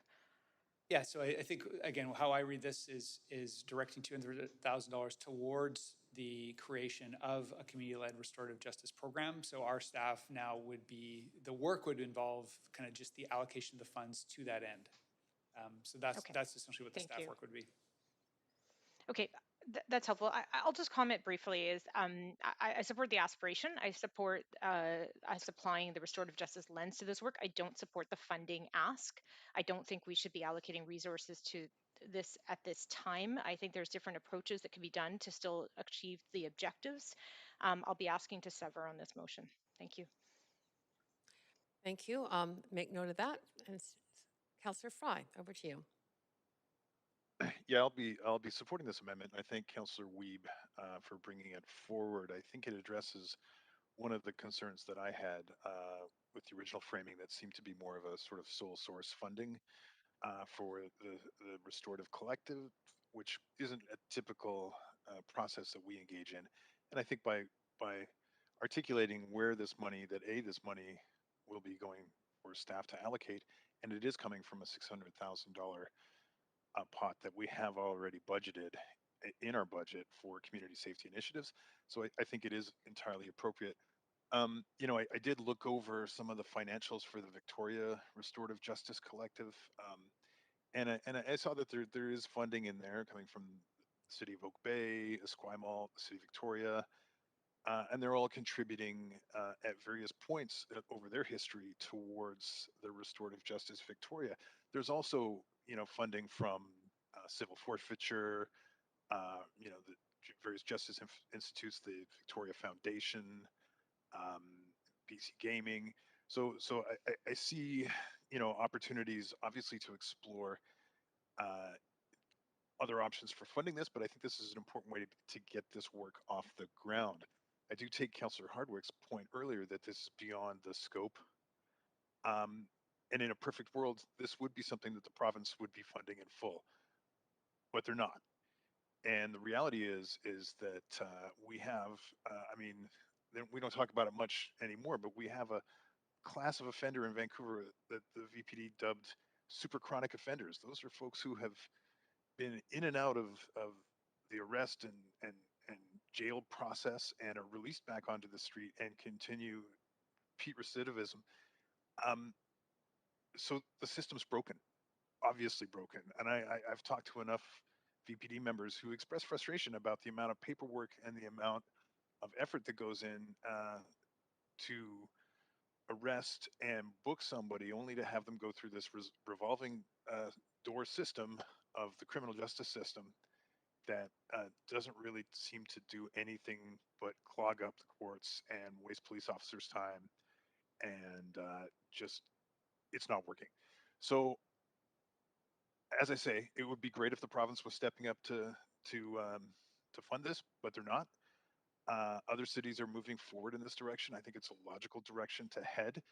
And if it saves us some of the costs associated with these super chronic offenders that are breaking shop windows and costing businesses and costing police hours and leading to all this frustration, then I think if it's, and it has been proven successful in other jurisdictions, I think it's a viable solution that we should be exploring and considering with that mandate that we have as a city to take care of businesses and residents here in the city of Vancouver. And I think this is a way forward. So I'll be supporting it. And I really do appreciate the reframing around where the money's going so that it's not a sole source.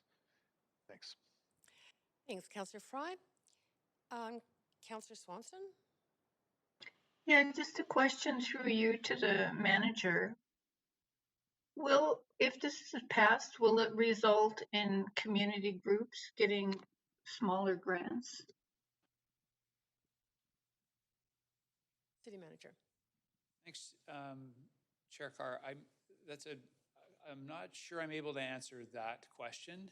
It could possibly, insofar as this certainly directs the allocation of $200 of the $600,000 towards a particular initiative. But at this stage, I don't believe that we were that far along that we were actually reducing other grants that we had contemplated. So I think it's early enough in the year that staff can certainly work with this direction. Okay, thank you. That's it. Great.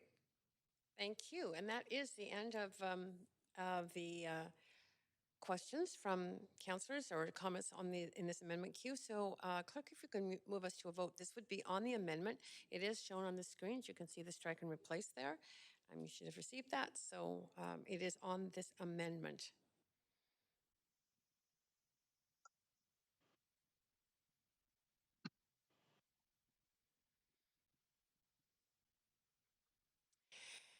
And that does pass with 3 in opposition. That would be Councillors DiGenova, Hardwick, and Dominato.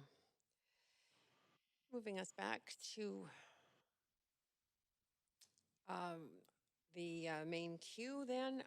So we are in the main queue. Councillor Weeb, do you have anything else to add to that? No, I don't. Okay, Councillor DiGenova, to the motion as amended. Could we have the full, thanks. Could we have the full motion as amended up on the screen? Please, I understood a request to sever, and I'd just like to see this as it's amended now. That's, staff are working on that right now, Councillor DiGenova.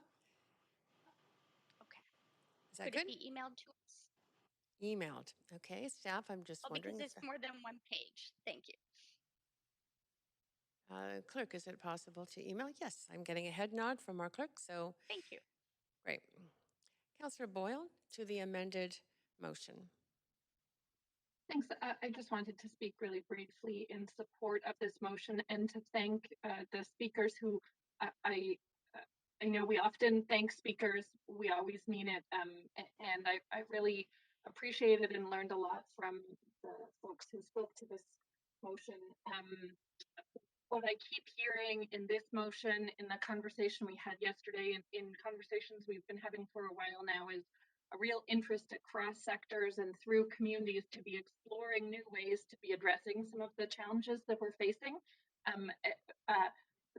with examples that are working in other places and that we can be learning from and working to move forward to. And I appreciated in so many of what our speakers said, the really tangible focus, really a real clear focus on collaborative problem solving, not just pointing out what isn't working. And I am really glad to see us moving in that direction, to be leaning into examples that are working elsewhere and working across sectors to address challenges that we're facing across communities, and particularly that more vulnerable members of our city are facing, and how we support them in new ways. So I could go on and on. I'm not going to. I'm happy to support this. I'm happy to see us move each of those possibilities forward and continue to learn from them and figure out new ways of working.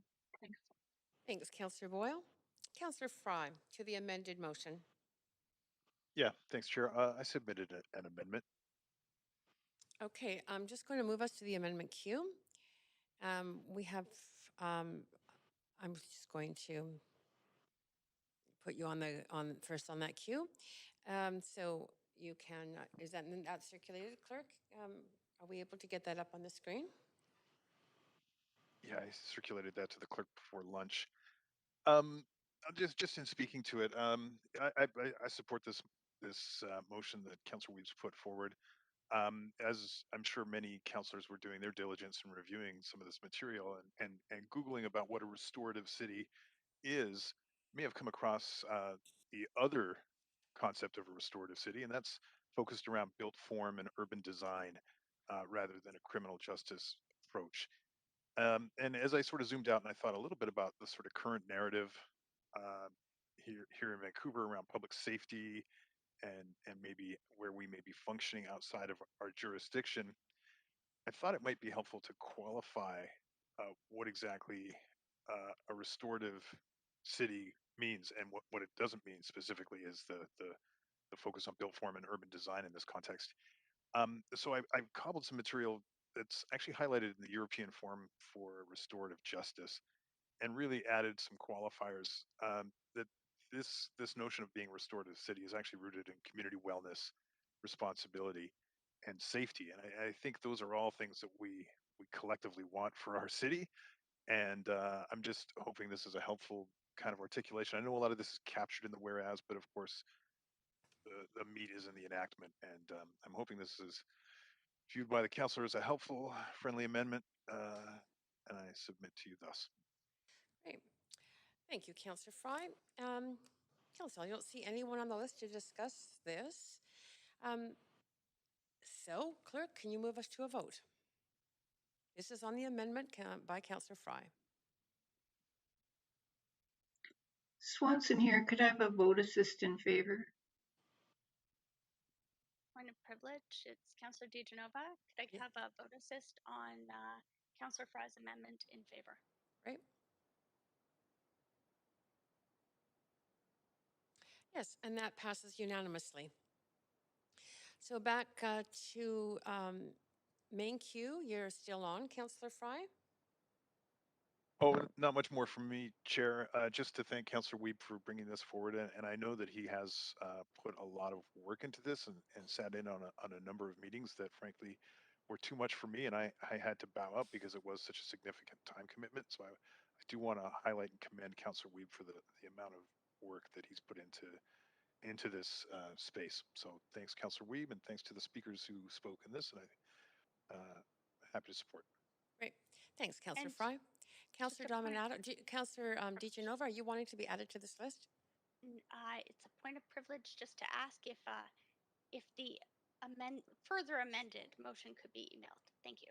Yes. In the interest of time. I'm seeing a head nod. I'm hearing that head nod. Okay.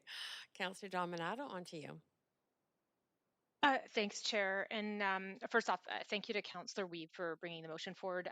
I participated in a handful of sessions with Councillor Weeb and Dr. Zeller around this work, and I'm quite supportive of the work and the principles and the application. I think there's an enormous amount of merit, but there's also in my mind and based on my understanding, there's a lot of actual research that's gone into this area and a real opportunity to do things differently. And I'll just share in one of the conversations I had with the CPCs recently on this topic is what I challenged was I said, well, as a city, we can have a role in these. We do fundamentally need to challenge the other levels of government, particularly provincially, when it comes to justice and justice reform around adopting a different model and approach because they're largely funding an antiquated system. And I think that when we have these conversations, we need to be looking at this systemically.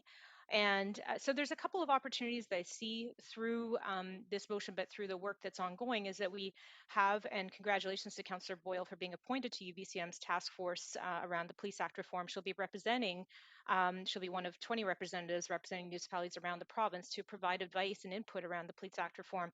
I think there's an opportunity there to weave in conversations around justice, justice reform, criminal justice, and to bring forward some of this conversation around restorative justice. The other piece I think is important to note as part of this is that, and why I won't be supporting a funding ask at this time, is we just went through a budget process. We are stretched. There are things that we cannot fund that are squarely in our jurisdiction, and we are struggling.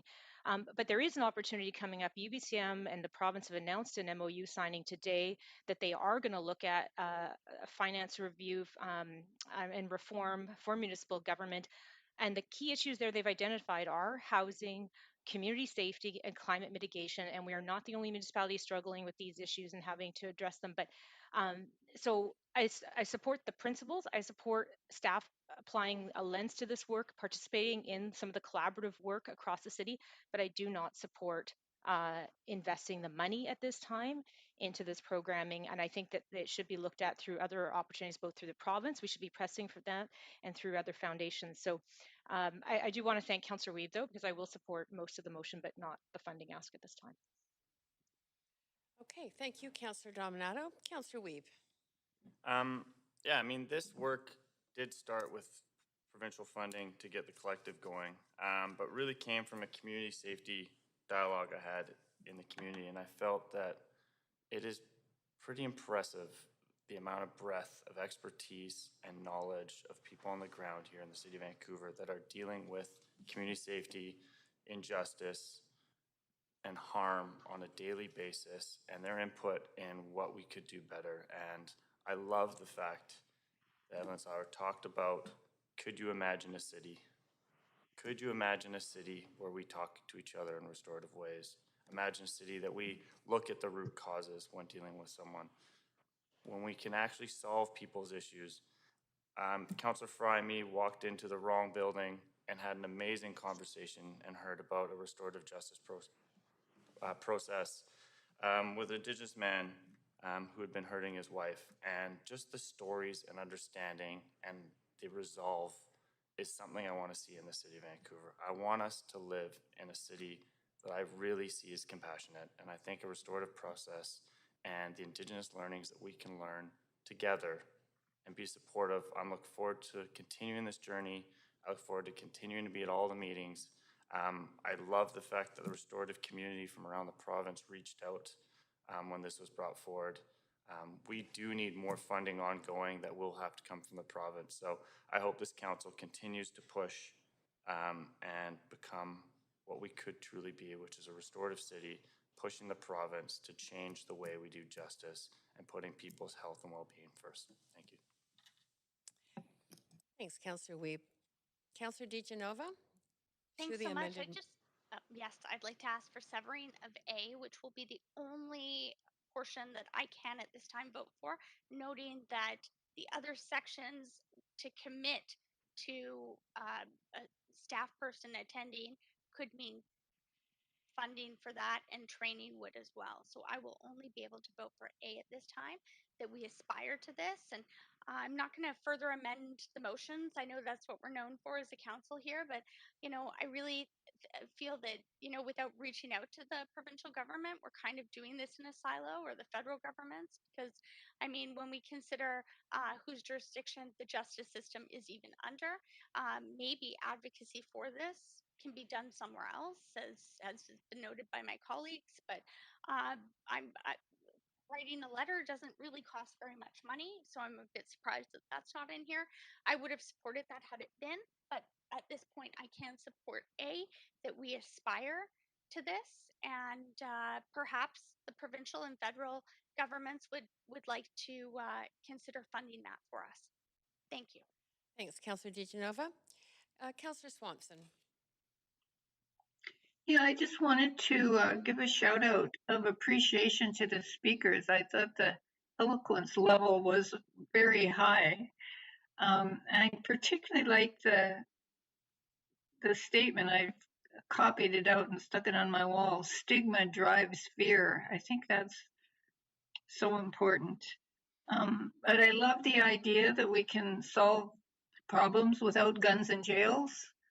And yeah, I hope we can do this. And I think it's a little step in the direction that we need to go. And thanks to all the folks that have been working on it. That's it. Thanks, Councillor Swanson. Councillor Bligh. To the amended motion. Thanks very much.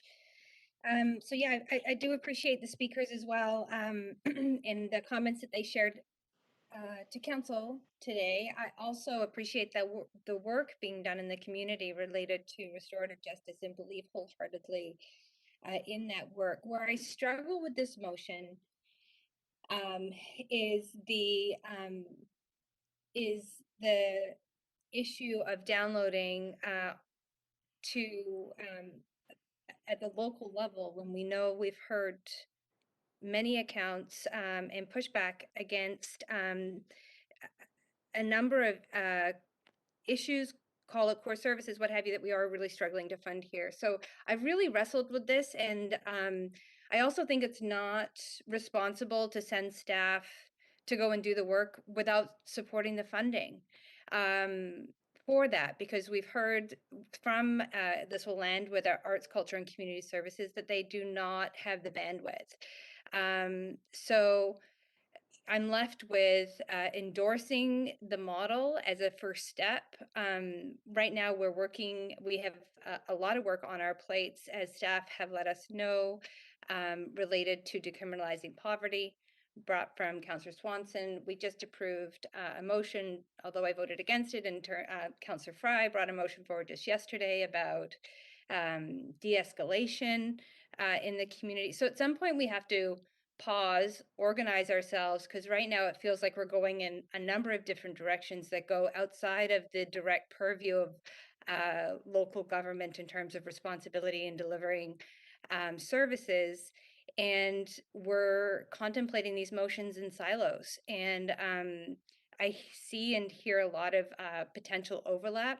I just had hoped that some of that work would have been reflected in the motion and perhaps organized amongst ourselves before bringing it forward.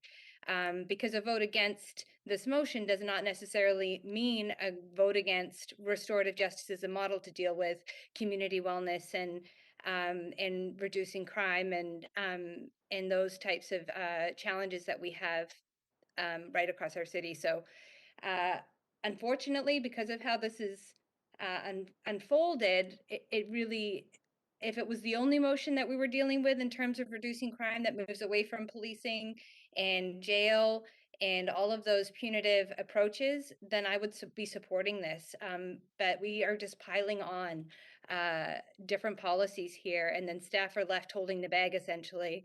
And we've got staff that can't stay at work right now. They're off on stress leave. Like, we do have a real issue, and I think we have to be responsible about the impacts that our decision at council are having on overall mental health of our own staff team and their ability to deliver on what we're sending them off to do. So again, I can't say enough. It's not because I'm not supportive of this model. I'm just afraid that it's been brought forward in a silo without consideration of other work, and needed much more direction to staff in terms of how to manage it based on what we've already approved as a council. So I'll leave it there. Yes, I like to advance myself, but I would need to have Councillor Kirby Young take over the chair so I can speak. Councillor Kirby Young? Oh, so if she's not here, then I believe it's Councillor Fry, who's Deputy Mayor. Councillor Fry? Sure thing, Chair. Councillor Carr, I will take over the chair. Please proceed.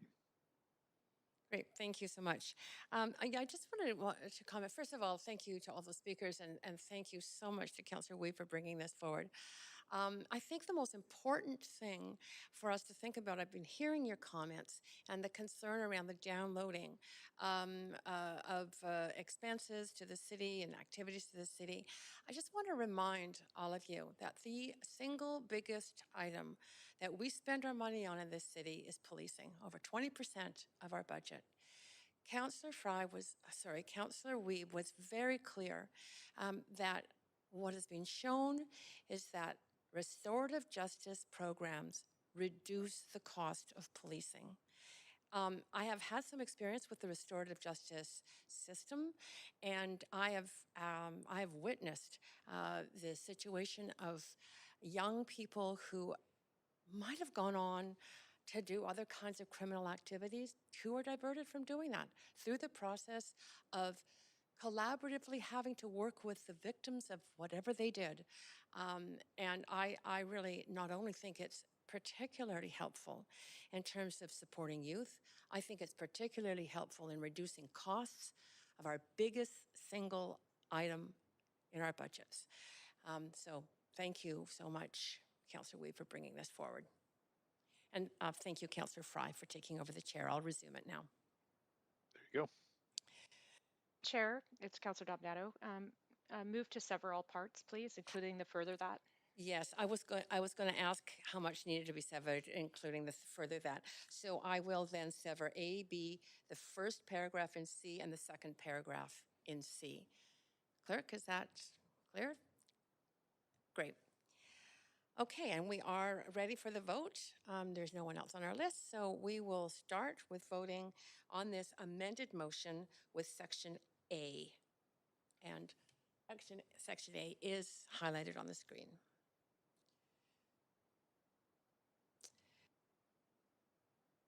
Okay, that is unanimous. We are now going to move to Section B.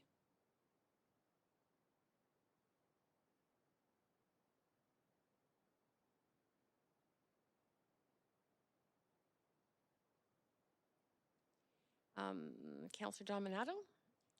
Are you okay? Section B has passed with 3 in opposition. Councillor DeGenova, Hardwick, and Bligh. We are now moving to Section C, first paragraph.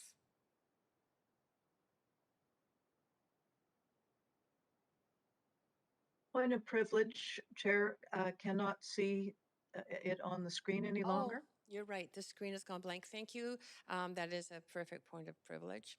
We'll wait a moment until it's now visible.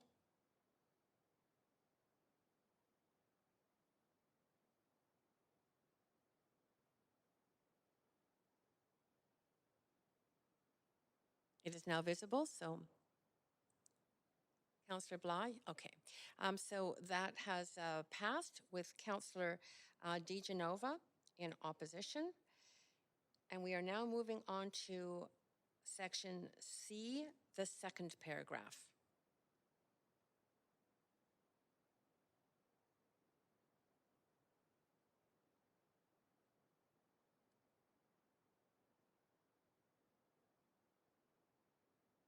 Councillor Hardwick and Councillor Bligh, you have not yet voted.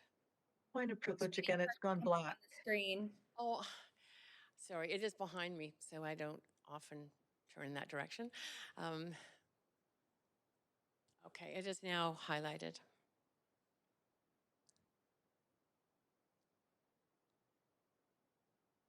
Okay, and that in opposite, that has passed with Councillors DeGenova, Hardwick, Dominato, and Bligh in opposition. Great, so we finished that item, Council. And we are now going to move on to the fourth referred item, which was previously motion B2, supporting additional transportation options to reduce reliance on vehicle ownership, which was introduced and moved by Councillor Dominato and seconded by Councillor Kirby Young. We will now hear from speakers on this item.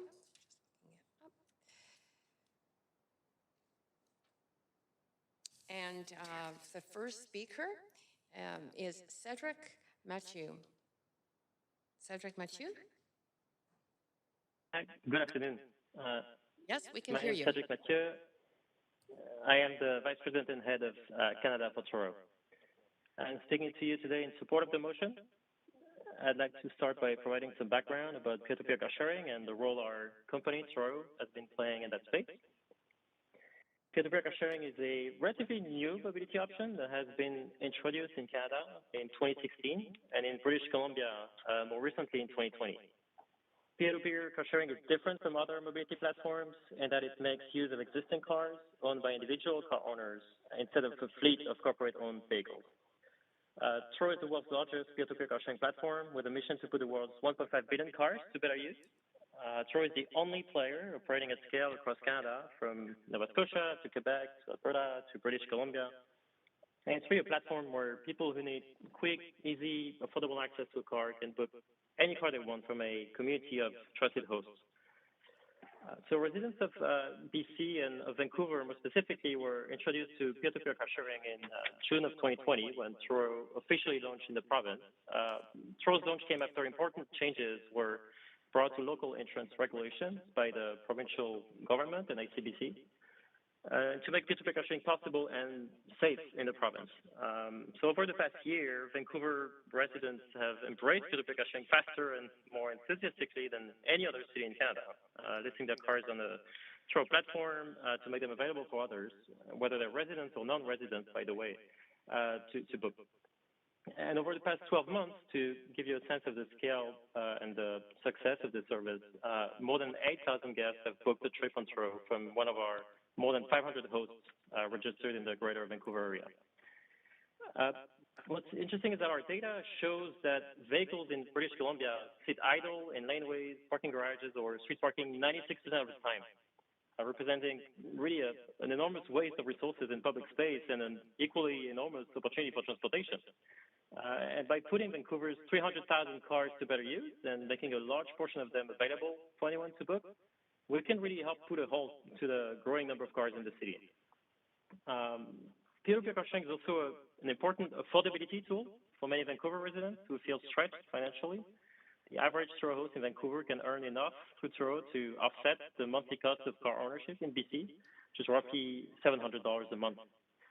And because car ownership remains a necessity for many working families in the city, despite the variety of mobility and public transit options available, it is crucial that the city encourages residents to share their cars with one another and really pave the way for a reduced number of cars in city streets. So beyond our mission to reduce the number of overall cars on the road, Truro is focused on promoting and making more accessible the use of electric cars.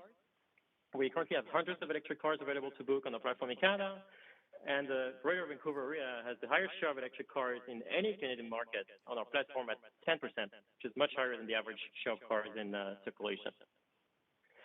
Truro has quite an important role to play in boosting adoption of electric cars in the city of Vancouver by addressing the barriers to adoption that persist today, including high prices and lack of knowledge about electric cars. And many of our hosts rely on peer-to-peer car sharing to be able to afford an electric car in the first place, which usually comes at a higher price than a gas-powered car. And we hear every day from guests who have decided to make the switch to an electric car after trying one out on Truro. Our commitment to the environment and emissions reductions runs deep. We are proud to be the first carbon-neutral car-sharing marketplace, with 100% of our estimated carbon emissions from trips taken through our platform being offset and paid for by Truro, including investment right here in BC in the Darkwoods Forest Carbon Project. So it's clear that residents of Vancouver and visitors to the city are looking for additional transportation options beyond reliance on traditional car ownership. And the growing success of peer-to-peer car sharing and the benefits it brings to Vancouver residents in terms of affordability, access to transportation, reduction in number of cars, and the electrification of cars in the city represents a huge opportunity that the city should tap into. There is much that can be done to encourage peer-to-peer car sharing in Vancouver, which is why I'm pleased to reiterate my support of this motion today.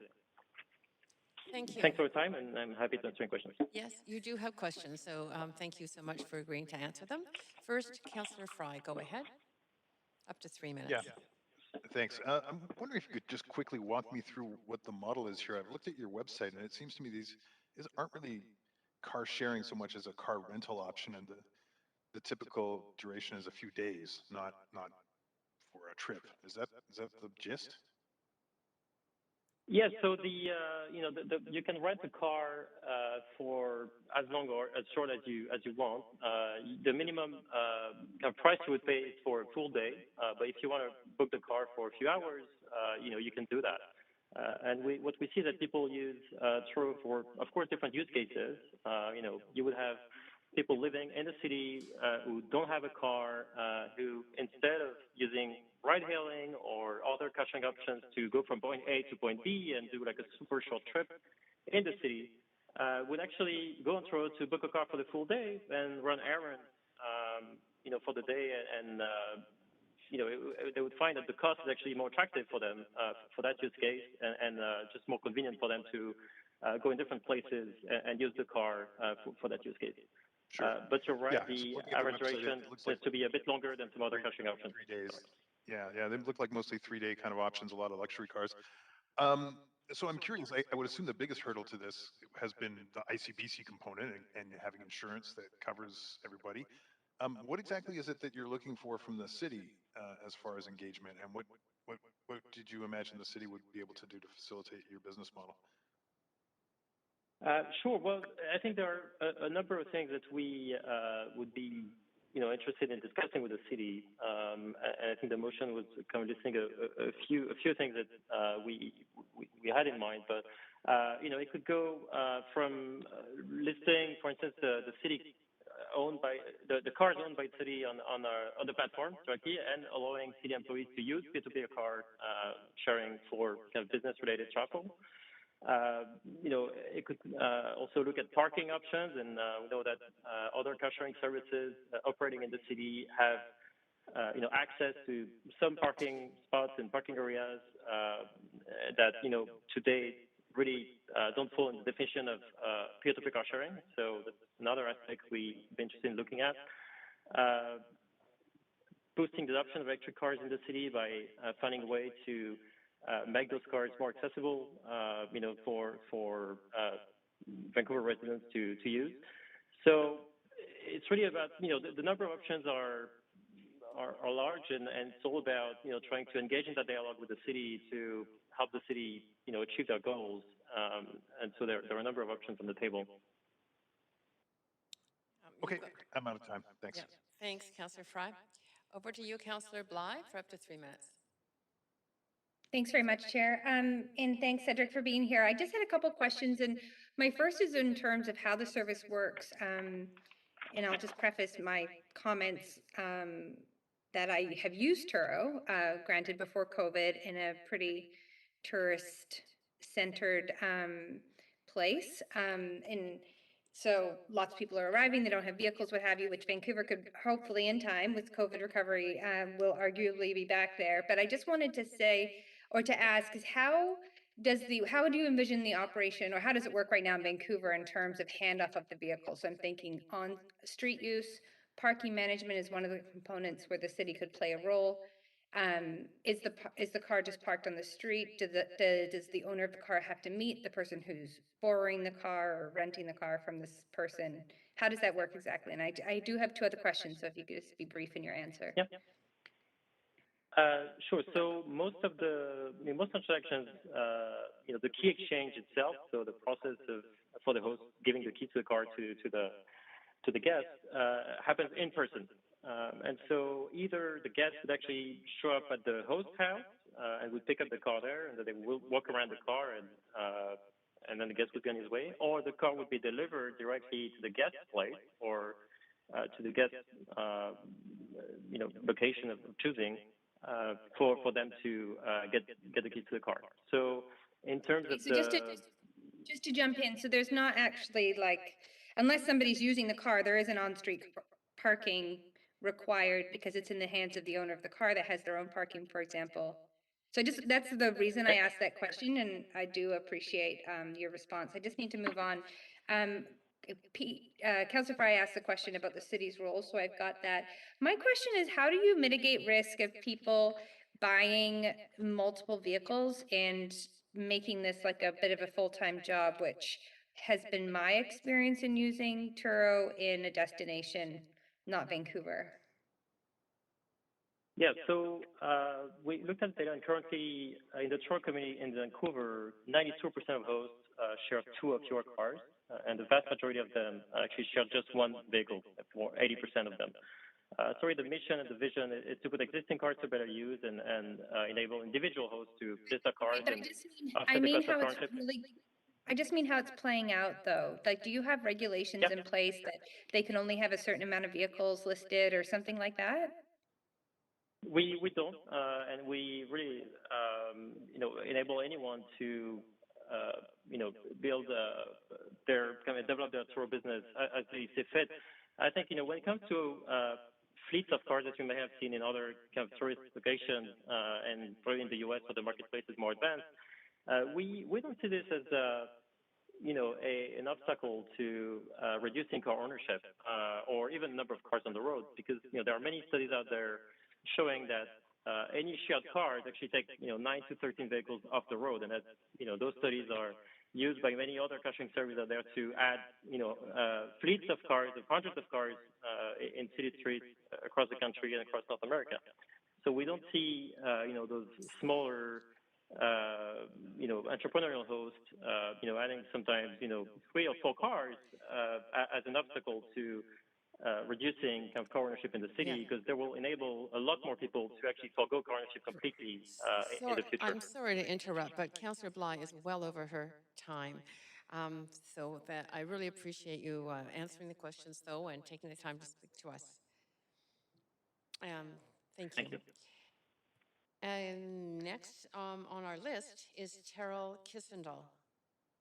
Is Terrell on the phone?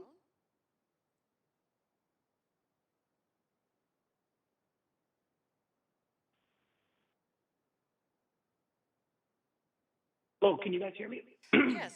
This is Terrell. Yes, we can hear you. Go ahead. Up to 5 minutes to speak to council. Thank you. Yes, thank you, council, for letting me speak today. My name is Terrell Kissendall. I'm actually a Vancouver resident here. I'm calling to respectfully ask that you support this motion, B2, because I'm actually an experienced Turo host that actually provides a car to our guests on the app itself. And I see a lot of benefits of how it can benefit the city, benefit the guests, and also benefit the host that actually owns the vehicles itself. The one most important thing that I do when I rent out my car, and the reason why I'm doing this is because I want to be able to supplement my income by paying off my car expenses, of course. And then there's other things as well that I actually wanted to, do with this app as well, is potentially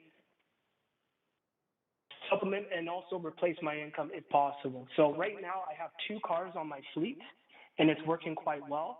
A lot of the guests that I actually have on the app are primarily trying to get to Whistler when they come from, let's say, a different country or even a domestic travel where they come from, let's say, Montreal or somewhere else around Canada. Basically, they come here and they just need a car. They need a car right away. So what they do is they actually book the car through the app, and instantly that car is booked, whether it's a last-minute booking or anything like that. And when they come to the city, because I primarily work, or my focus is in the city itself, I would say the downtown core, and basically they meet with me, I hand off the keys, and they basically take that car, and I would say, like I said, 80% of my bookings is to get to Whistler. Now, there's not a lot of options to get to Whistler if you don't have a vehicle. I understand that there's transportation, of course, with taking a bus, and but like there's other even like other car sharing platforms that you can't even get from downtown Vancouver to Whistler. So this is just a great option for those that want to get to Whistler or get to other parts of BC from the downtown area. And this does limit our ownership as well, and I think this can help reduce the traffic that we do have in the city if people can see that they don't necessarily need a vehicle or own a vehicle primarily in the downtown core of Vancouver or maybe some parts of the outskirts of Vancouver as well. But so with this motion, I feel like I'm just going to stay on track here with just the motion itself. I do believe that this is a way for car owners to basically feel relieved that they don't necessarily have to own a car to get around. That's it. Okay, and if you wouldn't mind staying on the line, you do have some questions from councillors. First, Councillor Weeb, for up to 3 minutes.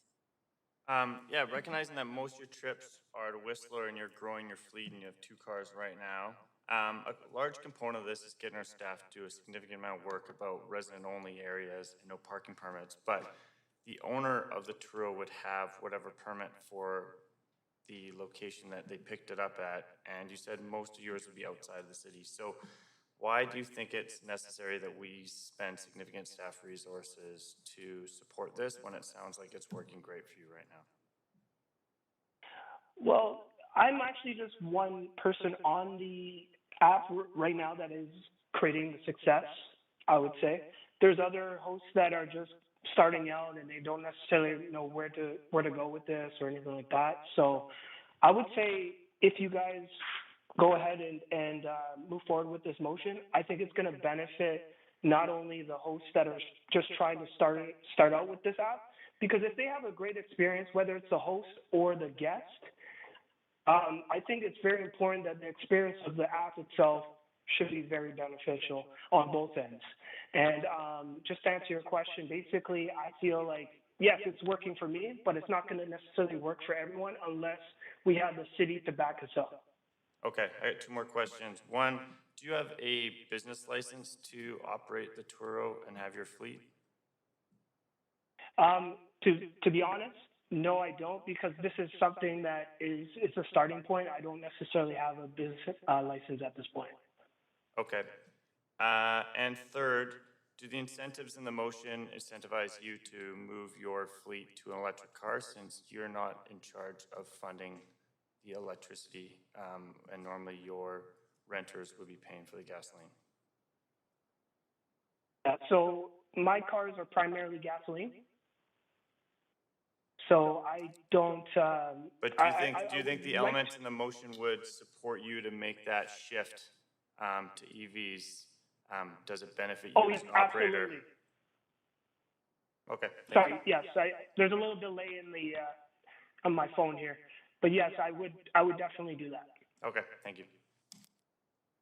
Okay, and Councillor Bligh, on to you next. Go ahead, up to 3 minutes. Thanks very much. And Terrell, I just have a couple of follow-up questions. How many, and maybe anecdotally, it's sort of fine if you just want to give us a sense, but I'm curious how many of your rentals or customers, however you call it, are locals versus tourists, recognizing we haven't had a lot of people outside of our city visiting due to COVID, but just want to get your sense on that. That's a great question. So I would say most of my bookings are domestic, not necessarily local. So not a lot of Vancouver residents, not a lot of BC license that I'm seeing, if that makes sense. I'm seeing more from Ontario, from Quebec, and then international. So I don't think a lot of people in Vancouver are actually aware of Turo at this point yet. But when it comes to like Ontario and Quebec, it's very popular there. Okay, that's helpful. And then based on your own business that you're starting, let's say, how many vehicles did you say you have right now? I only have 2. And aspirationally, where would you like to see your business go? Well, first, I would get my business license, which is the proper way of doing it. And then I would like to get to at least 10 cars. You'd like 10 cars? So yes. who do you see as your major competitor in the market? That's a great question. There are other rental companies that are similar to our model, but still different. Okay, one quick follow-up. So where would you keep, without saying any names? Oh, yeah. No, it's okay. You can just say rental companies. I was just curious. I didn't want to make the assumption. Where would you keep 10 vehicles? That's a great question. I would rent out some parking spaces, if possible, or I would figure out where I can actually get a warehouse with some parking or something, and then basically station those cars there. I see. Got it. So how would you feel if city staff came back and with this regulatory framework and said that you were limited to owning 4 vehicles or 5 vehicles? Okay, I would have to work with whatever the city decides to do. But I would say that this is a great opportunity for the city itself. A lot of other municipalities and other cities and sorry, not municipalities, but other cities in Canada are doing this, and it's very popular. I would say Turo is the most popular app when it comes to car sharing at this point. It's actually I think they're going public actually pretty soon here. Okay, and so I actually, think that sorry, Terrell, that's the end of my time, and I'm not sure if the chair is probably going to let me know that in a second, so I just wanted to flag. Thank you. Yeah. Thank you, Councillor Bligh, for being so conscientious. Councillor Boyle, you up to 3 minutes. Thanks. I'm still trying to understand what are the city regulations that you think need to change or are currently, I'm asking, you're already operating, so are there barriers? As far as I see, I follow the policy that I see on the app, so I'm just following the guidelines on the app, and because the app itself is following whatever the city has in place. So basically, to answer your question, I'm just operating through the app and hoping that that Turo is following the guidelines of the city themselves. So. Okay.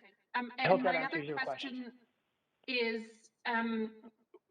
there what's the gap in the market that this service is providing, or is it simply an alternative to existing car rental companies? You know what? I'm limited on what I can answer, to be honest, because of course I'm just the host on the app themselves.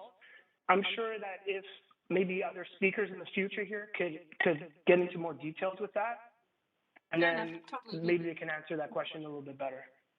Yeah, no problem. Thanks for your time. I'll leave it there, Chair. Okay, thank you so much, Councillor Boyle. Councillor DiGenova, up to 3 minutes. Thanks so much. Just in your answer to one of my colleagues, you had mentioned that you would endeavor to find a warehouse or parking stalls in sort of like a lot. I'm just wondering how would you expect then that people would get to these vehicles? Well, the one thing that I'll tell you is that majority of my bookings are meetups. So they meet up with me to wherever my location is, of course. And so however they do that, whether they get a ride or take transit or whatever, that's basically how they would get to my vehicles. Okay. Do you know how many people usually take transit versus getting a ride or taking an Uber or a taxi or? Sorry, I should say That is a great question. Like I said, I don't have those metrics in front of me because I'm just a host on the app. I'm sure if somebody does decide to come, if somebody does, like a speaker, for example, that is working more or is more involved with the app, I'm sure they'll be able to answer that question moving forward. Okay, thanks so much. Great, thanks so much, Councillor DiGenova, and thank you very much. Terrell, that's it for your questions. Appreciate you coming to speak to us. Is Speaker 3? Thank you, guys. Thank you. Is Speaker 3 Daniel Barozzini on the line? Yes, can you hear me? Yes, we can hear you clearly. Up to 5 minutes to speak to Council. Councillor, I'd like to start by saying thank you for this opportunity. My name is Daniel. I have been a host on a peer-to-peer car sharing platform since 2020 in Vancouver area. I registered for a chance to speak to support additional transportation options to reduce reliance on vehicle ownership. While navigating the pandemic in the last couple of years has been difficult for many residents, it also started several trends, such as the Great Resignation. We've seen a significant shift to how people balance their work with their daily life. Many prefer to work from home. That means many people will not commute on a daily basis and have less reason for owning a car. Car ownership can be expensive. According to CAA, Canadian Automobile Association, a fairly common car such as 2017 Honda Civic on average costs $8,000 annually to operate. That's almost 20% of the total median income in Canada. That is a portion of income that now many Canadians are thinking to save. With the high cost of car ownership and less reason for owning a car, peer-to-peer car sharing is the best alternative. It will allow people to have a car only when they need it at a portion of the cost of owning a car. On the other side of this argument are, of course, the car owners, such as myself. Sharing my Model 3 on Google platform has almost covered my monthly payments and generally improved my living standards. As you can see, both hosts and guests on these platforms save thousands of dollars every year by using peer-to-peer car sharing platforms. As the knowledge about these platforms becomes widespread, fewer cars will be purchased, and that means fewer cars on our roads. That means less traffic and less CO2 emissions. As an EV owner, this is another very important reason for me personally to come here today and speak out in support of Motion B2. While all car manufacturers are rolling out long-term and short-term plans for EV production, many of their customers are still skeptical about owning an EV and perceived inconveniences that it may have. We know in 2020 only 3.5% of Canadians registered an EV. Although a test drive can show how the driving experience of an EV can be, it still does not address the main concern of a potential EV buyer, which is how living with an EV is. That question only can be answered by renting an EV for a few days. With the competitive prices available on peer-to-peer car sharing platforms, renting an EV has never been easier. Many of my guests in the last couple of years rented my Model 3 for that reason alone, and I'm still keeping in touch with one of them who actually bought a Kia Niro EV after experiencing how easy it is to live with one on a car sharing platform. In the end, having more EV charging stations, designated parking for car sharing community, especially at airports and transit hubs, and maybe even free parking for car sharing community in paid parking zones are all steps that we can take to improve living standards in our city and boost the transition from combustion engine vehicles to green alternatives. Thank you for your time. And thank you for your time. You don't have any questions, but very much appreciate you taking the time to speak to council. That moves us, moves us council to the final speaker, Jerry Liu. Is Jerry Liu on the phone?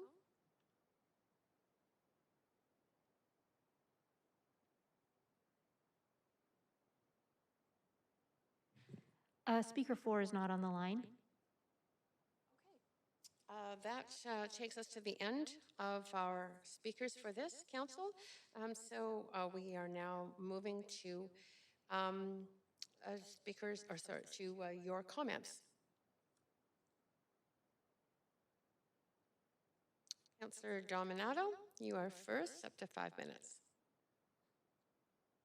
Thanks, Chair. I just put myself on the queue to move an amendment I had meant to circulate earlier, and I did just a few minutes ago, and it was to amend the time frame for a report back because I introduced this 5 months ago, and at that time didn't realize it wouldn't be able to be debated at that time. Okay, so, I'm just going to move us to an amendment queue, Councillor Dominato, and I'll put you on just 1 second. Go ahead. Thanks. So it's just simply to amend the report back date to Q4 2022. And again, that's to reflect that when I introduced this, it was back in, I think, September or October, and we're now in almost the end of January. And so just to recognize that staff have a whole number of priorities that they're juggling. But I do think that some of it will dovetail with some work that staff are undertaking. I can't talk about because I think some of it's in camera, but I think that there's an opportunity to align with that work, and it also gives them more time to look at this. Thanks. Great. Speakers, okay, to the amendment. Go ahead, Councillor Boyle. Just to say, this is certainly a more appropriate timeline. I'm not supportive of the motion, but I can support moving the timeline in case it passes anyway. Okay. Great. I'm not seeing anyone else on the queue, so clerk, if you could move us to a vote on this amendment by Councillor Dominato. of privilege. It's Councillor Adriane. Could I get a vote assist in favor, please? Yes, there'll be, I think that Councillor DeGenova is wanting a vote assist in favor, clerk. Okay, that passes unanimously. Great, Councillor. I'm not seeing you. Yeah, you're all good. Sorry that you're off the list already, Councillor Dominato. So I am back to the main queue with no one on the queue at this point. So I think we can just, Councillor Fry, go ahead. Yeah, sorry, Chair. I thought I was on the queue from earlier. I'll speak to why I'm not at all supportive of this motion. I've looked over the Turo website and I tried it out, plugged in random date next week for an hour duration, and the cheapest I could find was about $60 for 1 hour. While this motion references legitimate car shares like Evo and Moto, they charge far more reasonable hourly rates, not 1 hour. So first and foremost, I think this motion's danced around what Turo really is, which is a replacement for car rentals like Hertz or Budget or whatever car rental companies. So with that said, staff have come back and said that this is not an insignificant amount of work that's been asked of them, and I'm not really sure it's even appropriate for us to be throwing this work at staff. When I look at this business model, this is a car rental model using people's personal cars, lots of luxury cars on here. It looks like a great fun thing for folks who want to do that instead of going to Hertz and getting some clunker. But the reality is if we're asking for our staff to work on schemes to provide free parking or what have you for it, it's like Airbnb coming to us and asking for us to waive the empty homes tax on a vacation rental. It's totally not appropriate. This is the cost of doing business. And I think we can support this kind of, obviously ICBC said it's okay from an insurance point of view. I don't see any issue with us preventing this, but to actually engage and support this kind of business model is and eat up a significant amount of staff resources when we keep hearing from the very department that this would be tasked to, which is, licensing and permits, who are trying desperately to clear up some of the backlog. I think this is a waste of staff's time, and I don't support this motion. I'm mildly offended by having to address this motion at all, actually. Not in support. Great, thanks, Councillor Fry. Councillor Kirby Young. Yeah, I hear a lot of different things here, and I think I'm hearing some inconsistencies in some of the concerns that have been raised. So, for example, should we be regulating a private business? Will we regulate Airbnb? That's a private business. We shouldn't be subsidizing the cost of doing business, and yet we charge less on parking meters and other, for example, to Evo and Car2Go, who are private business, right?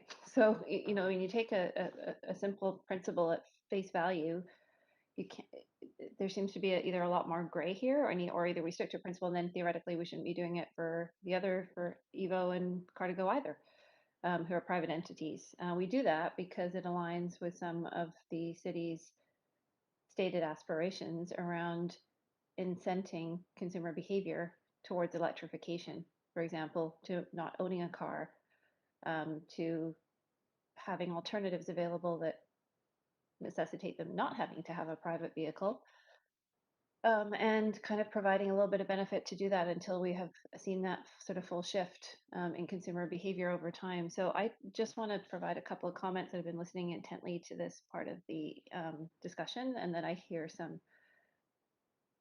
contradictions, maybe, if that's a good way of putting it, and challenges in some of the statements. So maybe I'm just offering some observations at this point in terms of council's consideration, that we have to determine when we're in the business of regulating private and when we're not, and when we're in the business of giving benefits for use of public assets like streetscape and when we are not, and what that looks like, because it does become a bit of a challenging slope, right? To identify why it's okay for one group and not necessarily for another.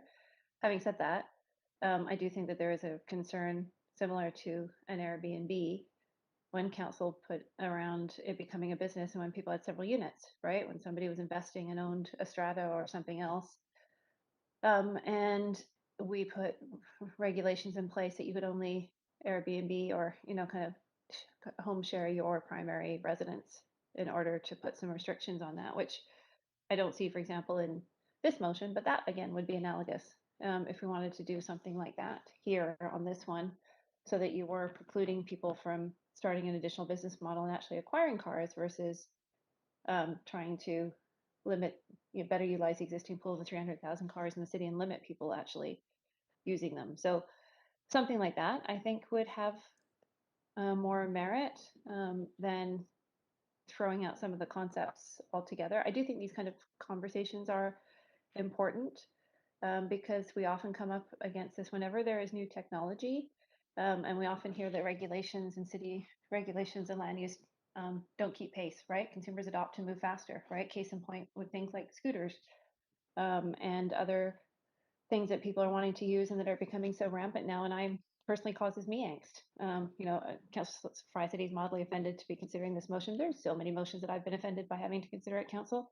But I would look at it a bit differently and say that this is our job to have these conversations, and they do daylight a number of the challenges in the city role and the regulatory role between balance of supporting and enabling or trying to encourage certain behaviors and not getting in the government getting in the way, right? A private sector. I'm personally pretty disappointed. I think we're going to be really behind the eight ball on scooters, for example, because the use is out there to such a degree, and actually think we could be better managing things like speed and where they ride by having had a scooter share program. But we decided to lock that down and say, and again, I'm saying that, sharing that as an example of we make choices, and we said, we've kind of done a bit of a big brother, thou shall only own your own scooter, and didn't sort of speak the affordability thing and look at the options where we can control the speed, we can geofence where they can go, we can ensure through things like scooter share that they don't ride on sidewalks. So I think some of these conversations are important in eliminating them, and I do appreciate Councillor Dominato stimulating the conversation. They're not always easy, but that's why we get the joy and delight of doing this job, right? Because we have to kind of work through some of these nuances in the discussion. So I'll leave it there and save a few seconds I might need later. Thank you. Great. Thanks, Councillor Kirby Young. Councillor Dominato, you have up to 5. This is to the amended motion. Yeah, thanks, Chair. And just to add a few additional comments, and I appreciate there's, again, different perspectives on these issues. I was asked earlier this week about, well, how does this fit in the context of a city? And my reflection back was because we regulate the streets, that is actually part of our role.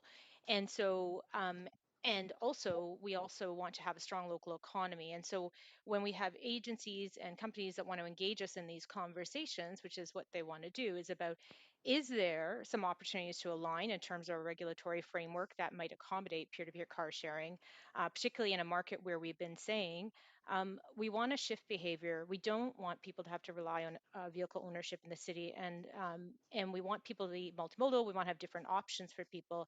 This is provides an option. And what the motion asks, we're not about to regulate the sector, but we are asking staff to take a look at our existing framework. Are there opportunities, for example, to partner on EV charging stations, given that there's a huge uptake of vehicles that are electric vehicles in the city? And so I think that's, from my perspective, is where I'm coming from. And again, I recognize there's different perspectives. I think it's an important consideration. And I appreciate Councillor Kirby Young's perspective and points that she made. I think I will say, though, that to the point that was made that being mildly offended by this motion, well, I've certainly been mildly offended by a number of motions, but I make time. I hear everyone's perspectives. I don't often make comments around that. And I just want to comment on that point, is that we all bring different things because we care about them. We want to make a better city. And that's why I'm bringing it forward. And so I just want to reflect that. We don't need to get personal about these comments. Okay, thank you, Councillor Dominato. Councillor Wiebe, up to 5.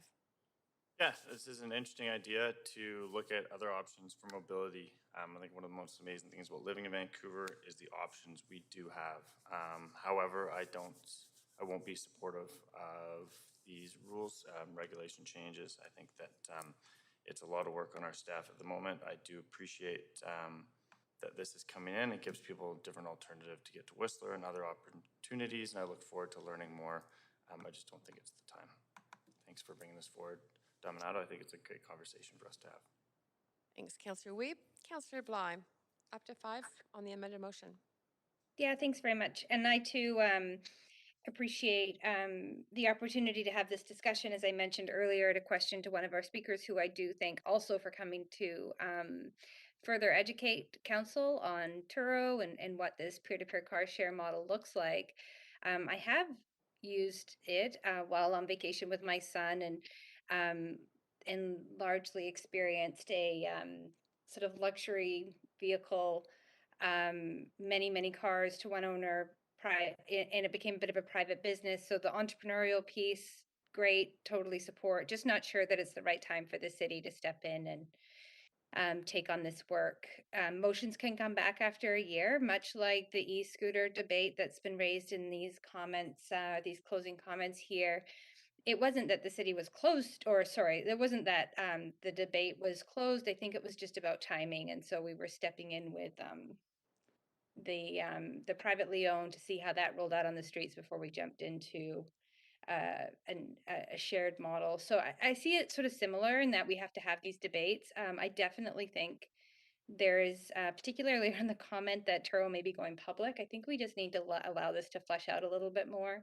And at the end of the day, our car share program in this city is fantastic in the sense that it provides an on-the-go option for last mile active transportation commutes, and there's multi-purpose to our current car share model. I wouldn't see it as totally synonymous to this idea of, supporting one private but not the other. So I just, I think at the end of the day, Councillor Dominato's done a great job bringing this forward and articulating exactly what the role would be for the city. It's just a matter of whether or not we, or at this time, I don't agree that it's a priority, and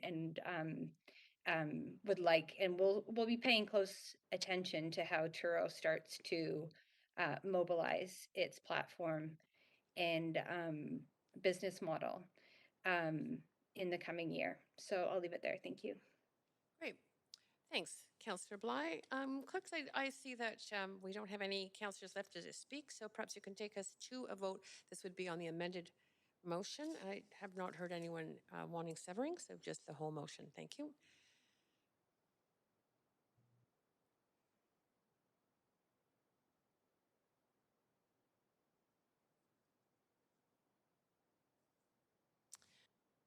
Councillor DiGenova, Councillor Kirby-Young, you haven't yet voted? I voted, Chair. Yes, you did, Councillor DiGenova, but Councillor Kirby-Young, you have not yet voted. You need a vote assist? No, thank you. Sorry, I'm just late. Just a moment. Thank you.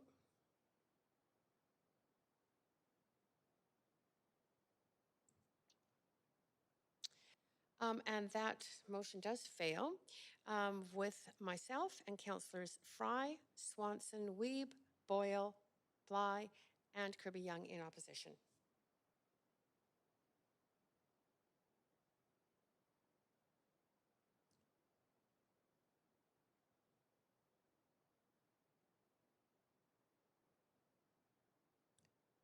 Okay. That does conclude this this item. We have 25 or so, no, not quite, 23 minutes left to go. We have a long list on the next item, so let me just get to that list. Making home, so we are moving to item 8, making home housing for all of us. Clerks, I'm going to ask. Pardon me, was that Councillor? Maybe it's a point of procedure. Go ahead.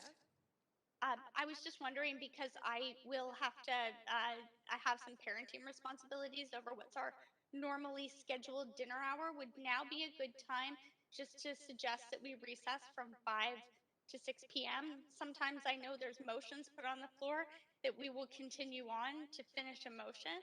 And I know that there are speakers to this and that this may be a long motion. So I'm just wondering if I could move a recess from 5 to 6 if that's necessary, Chair. No, it's not necessary. That is the standard. We will recess from 5 to 6, as I said at the beginning of the meeting. And it would take a motion to change that. And so I've taken, obviously, your concern into consideration, and you can voice it if it comes up in another motion from council. But right now, we are scheduled for a break from 5 to 6. Thank you.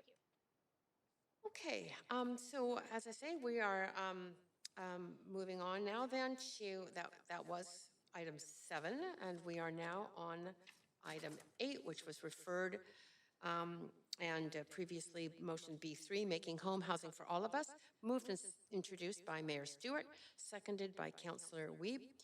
So we are now going to hear from speakers. Our first speaker is a public body representative, John Irwin, Commissioner from the Vancouver Park Board. Is John Irwin on the line?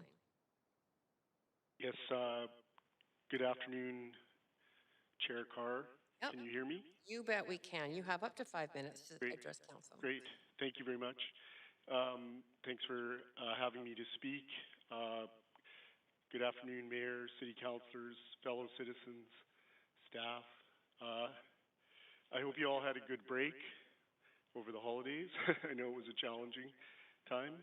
I just wanted to speak in support of this motion, but maybe suggest some amendments that could be made if people decide to make them.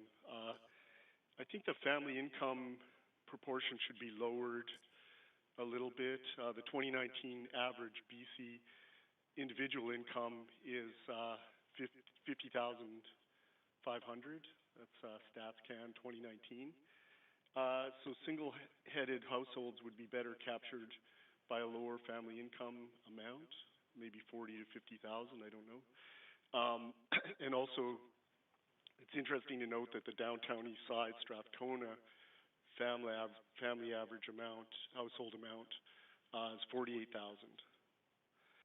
And then I was thinking, perhaps a federal provincial grant program could be explored to add more affordable housing in the proposed 6-unit mix, and that could increase the number of units to maybe 2 or 3 for the 6. But I do agree with the spirit of the motion that these measures could increase more integrated neighborhoods across our city in terms of incomes, which I think is something I've always advocated for in the literature on city planning. Agrees with that. This proposed measure could result in more sustainable densities across the city and increase transit-supportive densities, so it could feed into the big move of better transit use and active transportation. And I also like the fact that active transportation is a possible element to be funded by the funds that might come off this. I think also right of first refusal and compensation could be offered to existing tenants to help them bridge the gap or get through the change or allow them to stay. And development contributions and community amenity contributions could help fund what I would argue is the 10,000 publicly owned geared to income units that are needed to create access to housing for lower income categories across our city. And I know you have a lot of speakers and you've had a long day and a long evening ahead of you, so I'll leave it there. Thank you very much. Thank you. You do have questions, if you wouldn't mind staying on the line. Councillor DeGenova, questions to the speaker. I was just wondering, as you signed up as a park board commissioner, are you here on behalf of the board or in your own capacity as a resident, Mr. Irwin? Well, I am here in my own capacity. Sorry? Commissioner Irwin, yeah. because that's how the chair announced you, so I'm just checking. Yeah, I'm here in my own capacity, but I also think that this proposed motion would change, the mix of housing, and we would also have to start scratching our heads about how to provide services, but that's a whole other issue. Okay, thank you very much. Thank you. Okay, thanks, Councillor DeGenova, and that's it, John, for your questions. Thank you again for your service to the city and for coming to speak to us on this issue. Great, thanks. Take care. Great. We are now on to the public speakers list, and speaker one is Stefan von Jakowski. Is he on the line? Hello? Yes, we can hear you. Hi there. Yep, you're up for 5 minutes. Thank you very much. Thank you for the opportunity to speak today. My name is Stefan von Jakowski, and I'm speaking today on behalf of the Vancouver and District Labour Council, representing approximately 60,000 unionized members across the city of Vancouver and neighboring municipalities. Our Labour Council is proud to support Mayor Stewart's motion, Making Home Housing for All of Us. The Making Home Plan was endorsed by our November 2021 regular meeting by a vote of delegates representing our affiliated unions, which represent workers across all sectors of the economy. And many of the members of our council know very well the importance of policies aimed at increasing the supply of affordable housing in the city of Vancouver, as well as the types of options that are available. Our Labour Council formed a housing action team in recent years and has spoken out on a variety of issues related to housing affordability, supply, and tenants' rights. And we recognize that while our affiliates work hard and do excellent work in bargaining for fair pay and benefits for their members, the sharp rise in housing prices in recent years and decades far outstrips what can generally be won in that arena. And so different solutions are needed in order to ensure that working people can afford decent housing and also housing that is close to where they work. The missing middle referred to in the motion very much speaks to the experience of many unionized workers. Many face difficulty finding affordable rental, others seek ownership but cannot afford it, or could afford it but can't save the necessary down payment while simultaneously paying high rents. And so in either case, working people continue to find themselves pushed by the market into seeking housing in other municipalities and commuting to work in Vancouver, which leads to, of course, negative impacts on quality of life and can also lead to negative impacts on our climate, therefore working against the good efforts being done by the city on that front. So we think it's time for a modern look at how we zone residential areas and how we ensure that we not only increase housing supply, but also increase the right kind of housing supply and fix the problems that we face. Making Home offers some steps in that direction. And we're also acutely aware that the city needs to develop revenue streams that can assist with everything from affordable housing development to the Climate Emergency Action Plan to childcare and other community amenities and improvements.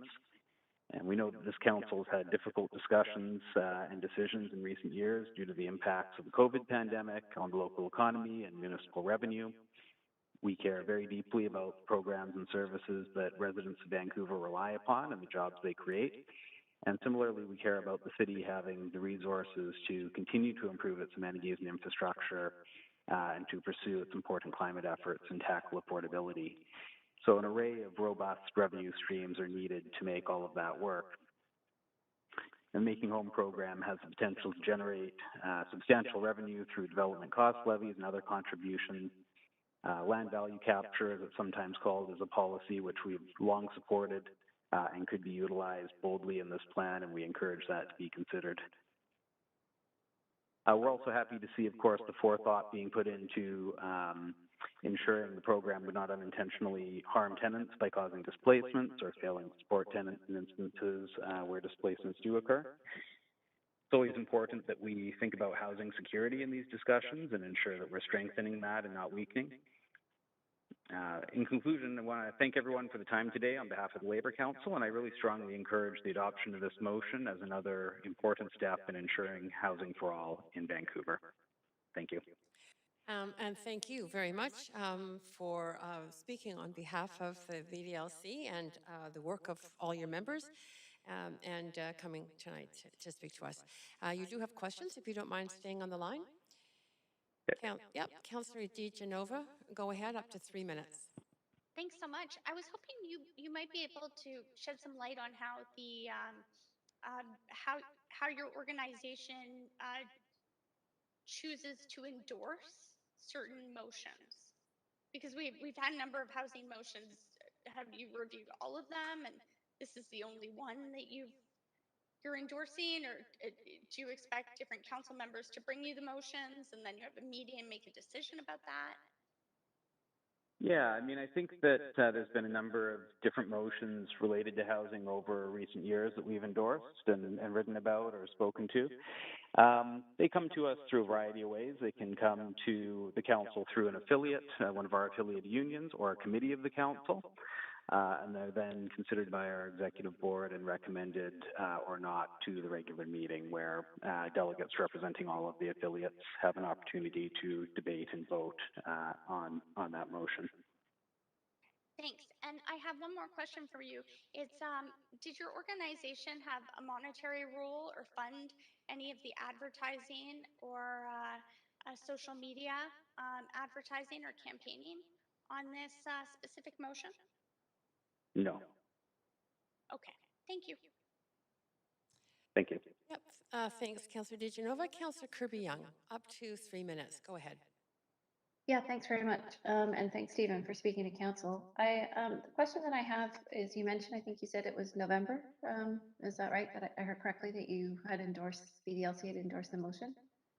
Yeah, I believe it was our November regular meeting, which would have been towards the end of that month. Okay, and did you, I'm wondering, because at that time, because what I heard sort of in the marketing campaign behind the motion versus what I see now is, did you endorse sort of full text of a motion, and was it the same as what council is considering now? And my question specifically is, you had mentioned the importance of affordability to your members, and I had heard the mayor and various media talking about earlier on, there would be inclusion of up to 2 affordable units there, but I'm not seeing reference to sort of affordability requirements or inclusion of affordable units necessarily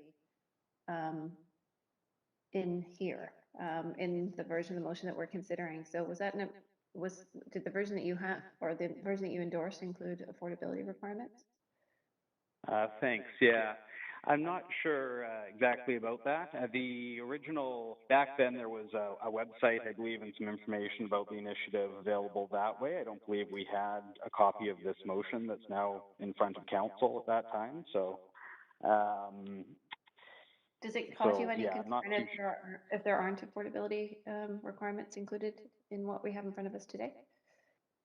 Oh, we would definitely encourage affordability requirements. I think that supply is important, and that this is a good plan. There's good aspects to this plan in either outcome, but that obviously it's crucial to do what we can to increase affordability across the city, and so that should be, I would recommend that be looked at for sure. Okay.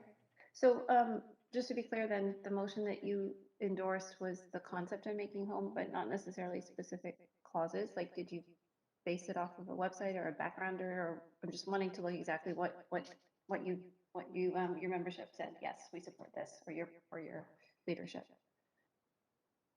Yeah, the Making Home plan that's been available for a couple of months on the website, makinghome.ca, so that's the content that was brought before delegates and endorsed. I don't think this actual formal motion existed yet at that time. Okay, that's very helpful. Thank you. Thank you. Great. And thank you, Councillor Kirby Young, and thank you, Stefan. That's it for your questions. Again, very much appreciate you taking the time to bring your perspectives and the perspective of your members to all of us. Thank you very much. Council, speaker number two has withdrawn. So we are on to speaker number 3. This will probably be the last speaker before our dinner break at 5. Number 3, Ellen Woodsworth. Is she on the line? Yes, I am. Great. We can hear you clearly. You have up to 5 minutes. Thank you very much. My name's Ellen Woodsworth, and I represent Women Transforming Cities and our Watch Council team. And I'd like to thank all of you for your very hard work on these long days on behalf of Vancouver citizens.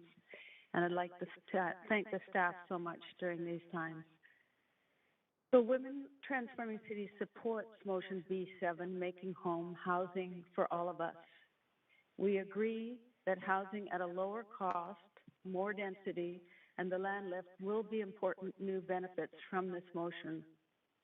We think that it needs amendments that at least 50% of the units are really affordable and that land lift benefits go to childcare, not sewers, which will be fully funded in the new proposals, I believe, that are coming.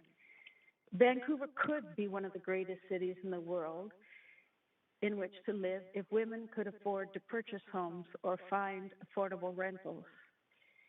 Women Transforming Cities is concerned about how Council will ensure this motion will direct staff to meet women's lower incomes needs for housing.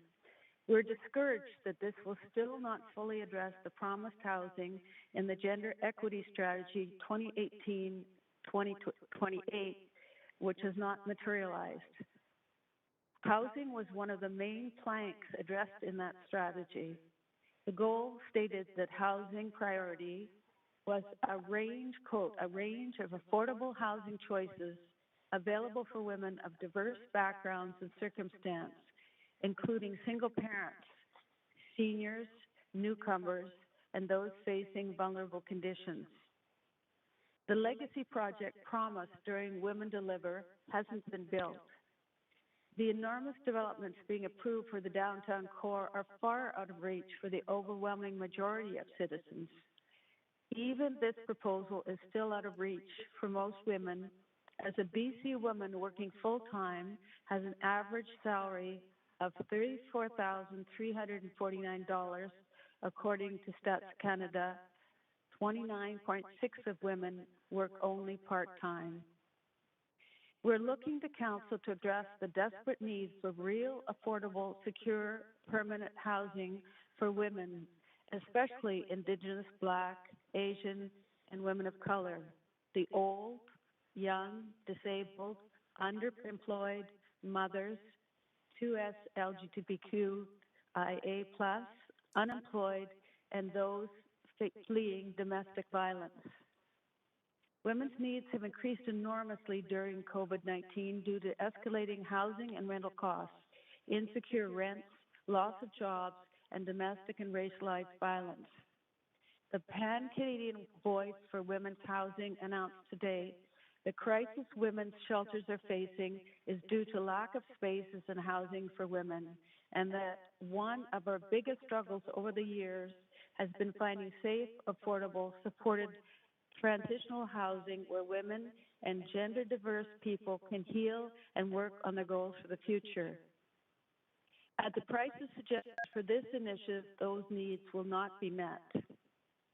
CCPA senior economist and author of the study, Inequality, Employment, and COVID-19, Priorities for Fostering Inclusive Recovery in BC, states, quote, the highly unequal experiences between lower and higher paid workers during the pandemic is not typical of previous recessions, which have generally involved similar employment losses across all wage levels. Female, Indigenous, and racialized people are more likely to work for low wages than white or male workers, and they were also more likely to have been among those in essential jobs on the front lines of the pandemic. Racialized communities continue to experience higher levels of unemployment, higher representation of lower wage jobs with few of any benefits, and higher levels of financial insecurity.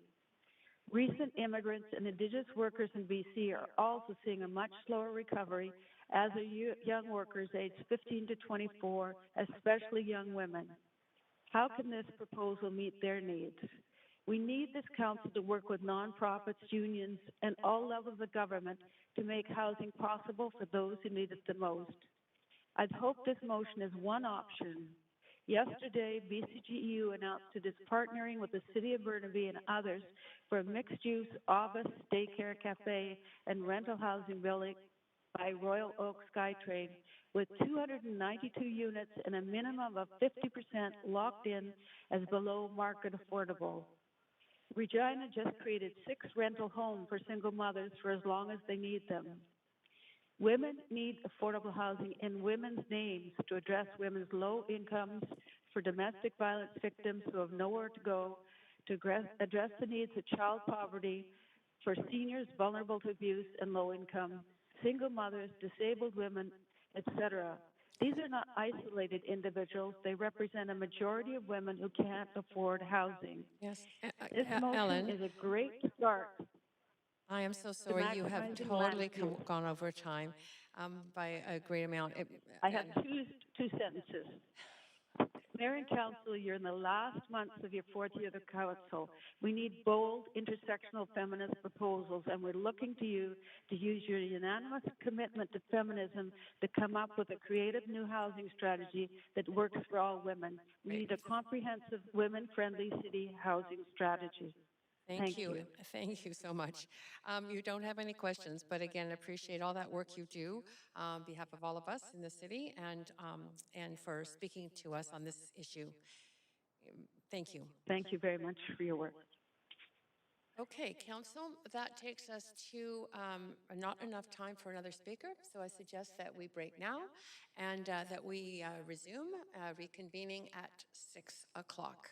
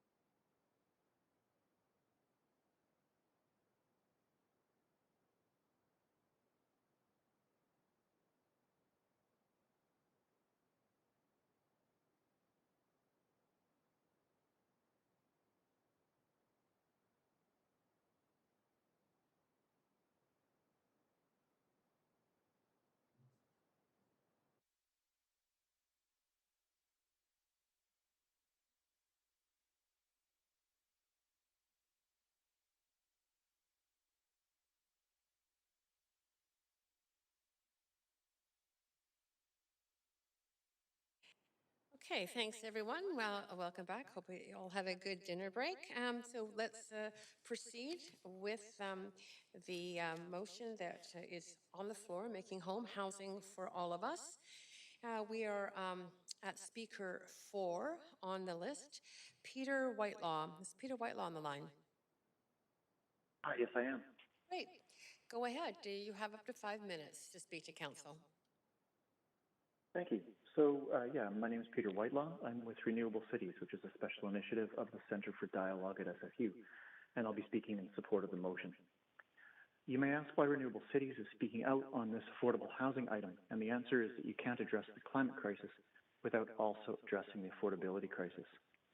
The future described in the Mayor's motion and supported by previous council decisions and policy development on affordable housing in the last few years is of an inclusive city where people who work here can afford to live here, and of a city of healthy, vibrant, and diverse neighborhoods. This future is also a climate-friendly future to which the city has wholeheartedly committed. In the last 30 years, households have gotten smaller and smaller, leaving many one- or two-person households living in houses intended for families, single-family homes. The GHG emissions from these homes is about 6 tons a year. If that same floor space is used to accommodate more households, that new housing is essentially GHG-free. Just as important is travel. If Vancouver workers can't afford to live in the city, they have to commute a long way, and that commute results in GHG emissions. Freeing workers from a long commute also frees them to help with the climate crisis. Some people will argue that changes like the ones proposed are bad for neighborhoods. On the contrary, sensitively adding homes will actually bring life back to our neighborhoods and restore the activity and security they've lost as households have shrunk. So I want to commend the Mayor for proposing this motion and Council for its ongoing leadership on missing middle and other affordable housing initiatives. I do want to emphasize some opportunities for improvement, though, including some mentioned by councillors and other speakers.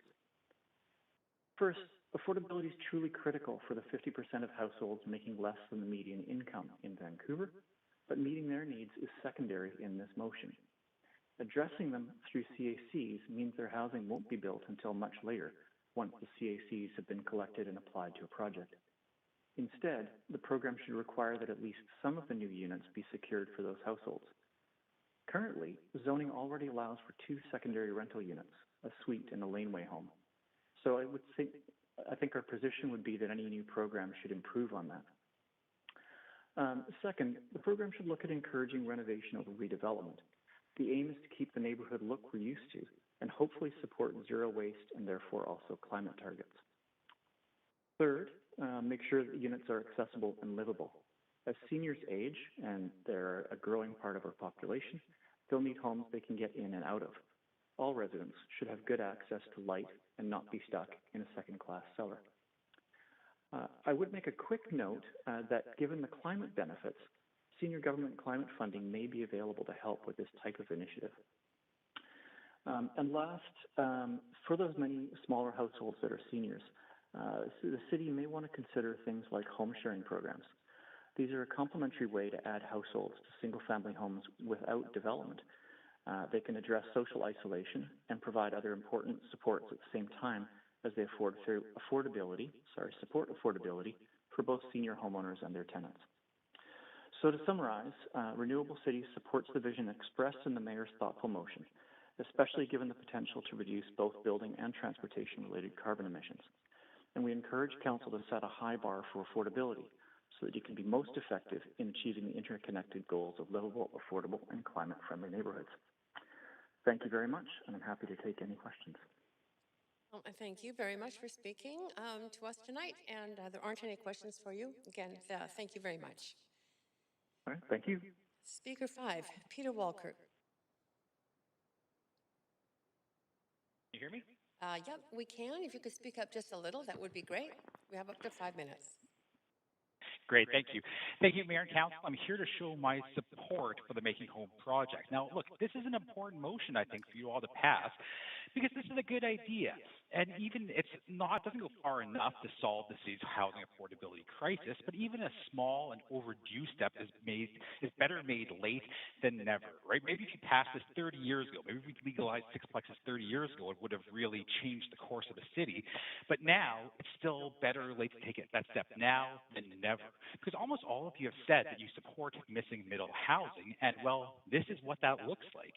Modest sixplexes across the entire city is a no-brainer. You simply can't credibly say you support missing middle housing if you don't support a motion like this, which is really just a direction to staff to explore the idea. And look, let's be frank, this council has been woefully short on ideas. Over the last few days, we've been trying to think what ideas on land use and housing have actually come from this council, not from staff, but from you. Let's see what we've come up with. Councillor Dominato, she had her motion to enable missing middle housing, but that failed to pass, and even she voted against implementing it. Councillor Fry had his idea for tech-enabled hospitality, like Sonder, which would have mixed rental housing in with hotels, but that wasn't viable and didn't go anywhere. Councillor Boyle proposed easing restrictions on nonprofit and co-op housing, but the Greens, NPA, and former NPA councillors all voted against that and defeated it. And I think that's it. For a bunch of councillors who were elected to deal with the housing crisis, this is a dreadful record. Now, maybe I'm forgetting something, but I've been asking around, and no one else has been able to come up with anything else. And this dismal record of inaction might make a reasonable observer think that most of you don't actually have any idea or plan on how to deal with this city's housing crisis, that you're happy to just sort of muddle along, voting for individual projects as they come up to you. Well, and the mayor was also right in pointing out yesterday that you've done really nothing at all when it comes to home ownership. You've done nothing to make buying a home more affordable for Vancouverites. And I ask, is that what you were elected to do? Nothing? I want to emphasize that there's no downside to passing this motion. It wouldn't be implemented right away. It just asks staff to look into the idea while giving them a lot of flexibility to come up with something that works. And I think that flexibility is one of this motion's greatest points. Trust your staff. On that note, I urge you to not restrict them. Let them work with this. Don't impose low FSR limits, because there's going to be a direct relationship between how big the building is on the outside and how big the homes in it are on the inside. I would also add that I like the approach of extracting fees. I think it's a better option for developments to create affordable housing than simply imposing direct affordability requirements. These are small, single-lot developments that are going to be run by mom-and-pop homeowners, not huge developers. The logistical requirements of income and means testing on small lot homeowners seems highly impractical to me. So I think extracting fees is a smart way of going, and then letting the city spend that money wisely. Now, there is one part of this motion I want to specifically praise, though, and that's how it asks staff to look into extending tenant protections to tenants in low-density areas. Now, this is actually an issue I'm always shocked doesn't get more attention, including from people like Councillor Swanson, because right now, when it comes to legal tenant protections, there are two tiers of tenants in the city. There are those who are protected by the tenant relocation policy and those who are not. Those who live in purpose-built rental are protected by the TRP, but those who live in secondary suites, especially in basement suites, are not. Two tiers of tenants. Now, this is an obvious soft to homeowners, house owners specifically, because it would be inconvenient for them if their mortgage helpers tucked away in the basement had too many rights. But it is, on its face, unjust and inequitable, especially since, measured by built square feet, the majority of residential development in the city is just one house replacing an older house. So think about that. The majority of residential development in the city is specifically excluded from giving tenants any protections. It's flabbergasting. Now, you heard about this during the streamlining rental policy hearing when staff explained how most tenant displacement in low-density areas is caused by exactly this, one house replacing another house. And you can say that the TRP doesn't go far enough, that it isn't strong enough, but surely the fact that so many tenants don't benefit from it at all is itself a serious flaw with it. And this motion could be a step towards fixing that flaw. The Making Home policy asks staff to look into extending the TRP to tenants in low-density areas, and I think that's great. And I think all of you who say you care about tenants and displacement should be happy to support this. So I urge you to pass this motion. Right now, most residential development in the city is just one house replacing another house with no net new housing, with no affordability requirements, with no contributions to community amenities or to affordability. Peter, That Peter, helps no one. hello, Peter. You've run over Yes. time. However, you do have some questions. So if you would stay on the line for answering questions, that would be great. Great. Councillor DeGenova, up to 3 minutes. Hi there, Peter, and I would have expected nothing less from you, but you did ask us a question, so I'm going to ask you a question. Do you seem to recall the motion that I brought forward with the support of council, unanimous support of council, that we look at moving forward the affordable home ownership model that BC Housing has crafted? It was after the City of Vancouver crafted one, and you may remember the 13 motions I brought forward on that. I'm just wondering if you were aware that currently council has directed our staff, and I understand that we will hear back soon, on an MOU with BC Housing on their affordable home ownership model, as well as possibly CMHC. No, sorry, I didn't remember that that policy. I'd have to look into it. It sounds great. I'll send you the I'm motion, glad council's doing just it. so you have it. If I'd that's appreciate helpful. that. Thank you. Okay, thank you for your comments. Really appreciate them. Also, just wondered, what do you think of sort of the way that we're doing this? Would you rather see?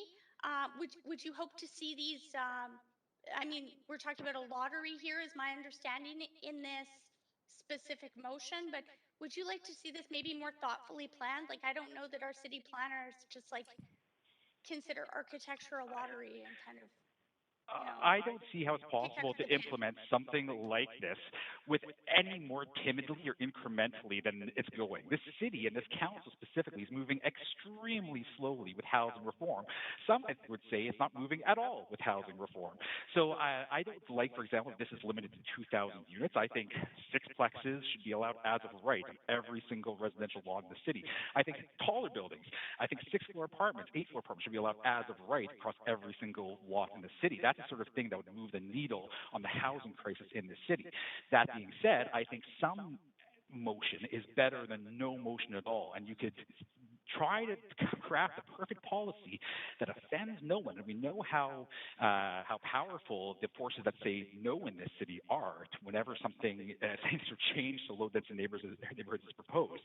And you could end up never doing anything. I say it's time for change to come to every neighborhood in the city. I say it's time for Shaughnessy and Kerrisdale and Dunbar, these neighborhoods, to accept growth. Most of these neighborhoods are shrinking, and in a city in a housing crisis, that is inexcusable. And we need action now from this council, not in a few years, not 10 years from now, not after another 1,000 hours of consultation or whatever it is. We need action now.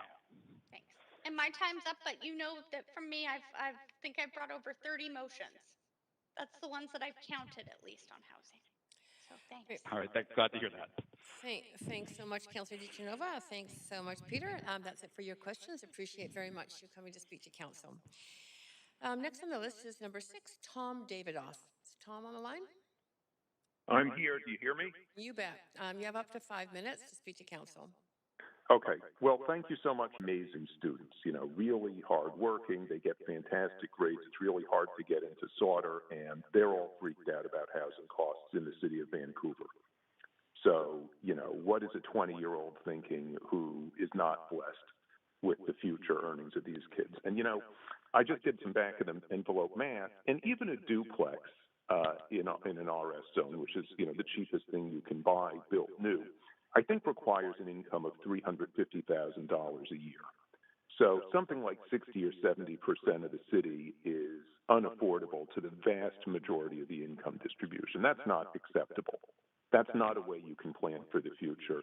You can't leave this term of council saying that, okay, well, we did our job, and, to buy into 60% of the land, you need minimum $350K in earnings. So sixplex, obviously, smaller places are going to be more affordable, so that's great. What's terrific about this proposal is the option to buy in. And I think, Melissa, you mentioned a lottery. it's not a lottery. If you price this correctly, you're setting a price so that, however many people you want to let do this a year, maybe 1,000 people a year, you set the price so that every other homeowner in Vancouver doesn't want to do this. Only 1,000 people want to do it. That can be a very high price. Very realistically, even if you only bumped FSR by a quarter of one FSR, you're looking $400K for a lot, every single lot. So that's $400 million if 1,000 people take this up a year. And that is $400 million. I mean, it's an unthinkable amount of money that could be spent on homelessness, cash assistance for the poor, buy some aging condo units and turn them into low-income rental. It's so much more efficient to do that than to ask the owners to provide a similar amount of subsidy in the form of permanent low rent or, contractual something. You can't figure out how much it's worth. It's a hassle for the owners, and, you're going to leave money on the table. Just get the cash. As you well know from every other meeting you had, there's a lot that could be done with more money. I mean, obviously, homelessness and addiction problems and, unfortunately, crime are things that remain to be solved. So make $400 million to $1 billion a year. Do it. I don't know what else to say. Somebody said that there was, I think Councillor Hardwick mentioned land lift. There's almost no land lift. If you set the price correctly, only 1,000 people a year want to do this. So they just barely want to do it, which means there is no land lift. You're getting the lift. Okay, and you can adjust prices accordingly. If too many people want to do it, raise the price. If nobody's doing it, lower the price. It's not hard. So make a lot of money, add affordability. Sonaqua is an FSR of about 10. Here we're talking about something like, 1 to 1.5. That's not a compromise. That's a meager nod in the direction of appropriate density going forward to improve affordability by building more units. And, I just don't see a case against this. So please proceed. Thank you. And thank you for speaking. You do have a number of councillors with questions, if you wouldn't mind staying on the line. Of course. Councillor Dominato, first to you for up to 3 minutes. Hi, good evening. Tom, I just want to get my head wrapped around the uptake on this framework. Again, just trying to reconcile who is most likely to opt for this model as a property owner. And just, again, there's different scenarios, obviously, of where people are at, but are we going to see, is it likely we're going to see like an 80-year-old who's a property owner wanting to go down the path of doing such a build? I'm just saying if you could speak to sort of, we're talking about 1,000 properties a year. Is that really likely? Are we going to see that kind of uptake with this model? I would think this would be attractive mostly to people doing a tear down because, you're adding density to the lot. So I don't know how many exactly single family to single family or single family to duplex, tear down type things you have a year. But I would think it's not far from 1,000, and I think that's who would want to do it. Right, so it's just the 1,000 most prime for redevelopment. So instead of the luxury bonanza houses, you get these guys. Okay, thanks, Tom. Okay, that's it, Councillor Dominato? Yes, thanks. Okay, thank you. Councillor DiGenova. If I can, go ahead. Yeah, sorry. we've got what other questions? Thank you so much, Tom. Councillor DiGenova, up to 3 minutes. Thanks, Tom. I'm wondering what you said to, if too many people are wanting to do it, raise the price. Couldn't we apply the same argument to what we hear from people who are devastated that they can't afford to live in Vancouver? Just like you had noted, your children wanting to stay here. Raise the price and it won't be as desirable. I mean, isn't that what's already happened to our city? What I'm saying is raise the price to buy in, right? So the issue isn't is that what duplexes did? Duplexes raised the price. It literally doubled, in some cases tripled, the price of a single family lot that instead could have been assembled into land for a 6-story multi-residential building at a more affordable price. I take your point. That yes, more density would be better. So, you know, if you guys want to tell planning, you know, go to three FSR, good for you. I would totally approve of that. However, you know, any step you take is good. And what I'm saying, though, just to be clear, right? What I'm talking about is get money that you can spend on homelessness and affordable housing. When somebody goes to duplex, the only person who really makes money is the seller, and maybe the builder makes a little bit of a cut. But mostly it's land value and appreciation. If you charge for the uplift here, the public gets a large fraction of the benefit. Okay, thanks. That's my only question that I can fit into my time that I've left for now. So thank you. Thanks, Councillor DiGenova. Great. Councillor Kirby Young, over to you for questions. Yeah, Councillor Dominato started off with my question, so I'll kind of continue along that line, and it's really around kind of the, you know, the science of and the art of human behavior and why somebody would want to do this. So she gave one of the examples I would have used, which is the older senior aging in place. Do you really want disruption? Unless you are cash poor, you can defer your taxes. Maybe you have equity in your house. Do you really, you know, maybe you'd rather leave it to your kids. Your kids don't necessarily all want to live on the same side, and, you know, it's not kumbaya and they're all going to agree that they want these units. So then who else is it? Is it not the person that's the existing homeowner? Is it the person, the new younger folks that are trying to get into the market?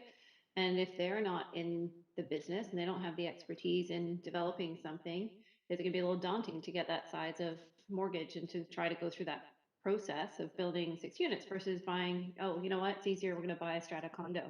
So my question is, have you given thought to who this is actually going to appeal to? Is it going to be small builders? Like who's going to do this that's going to actually generate the pickup on it? Oh, I don't think there's any question. Yes, small builders, right? We see a lot of teardowns happen in Vancouver, and the outcome is very undesirable, you know. Sometimes it's a duplex, but a lot of times it's a primary, you know, single-family home, maybe with a suite, maybe with a laneway home. So instead of those luxury custom things, it would be more attractive to builders to do the sixplex. You know, I think here and there somebody would take this up and densify their lot, but I think mostly this would just replace single family to single family or single family to duplex redevelopment. Okay, so on that note, like following that line of reasoning through, so let's say it's a small builder and that's where the pickup is, right? That's coming along, has some expertise, there's a niche that they fit in there. Where's the balance or the sweet spot between the city capturing so much in terms of whether it's the development cost expectations, DCLs or otherwise, and them actually having a motivation to do it because they can't work for free.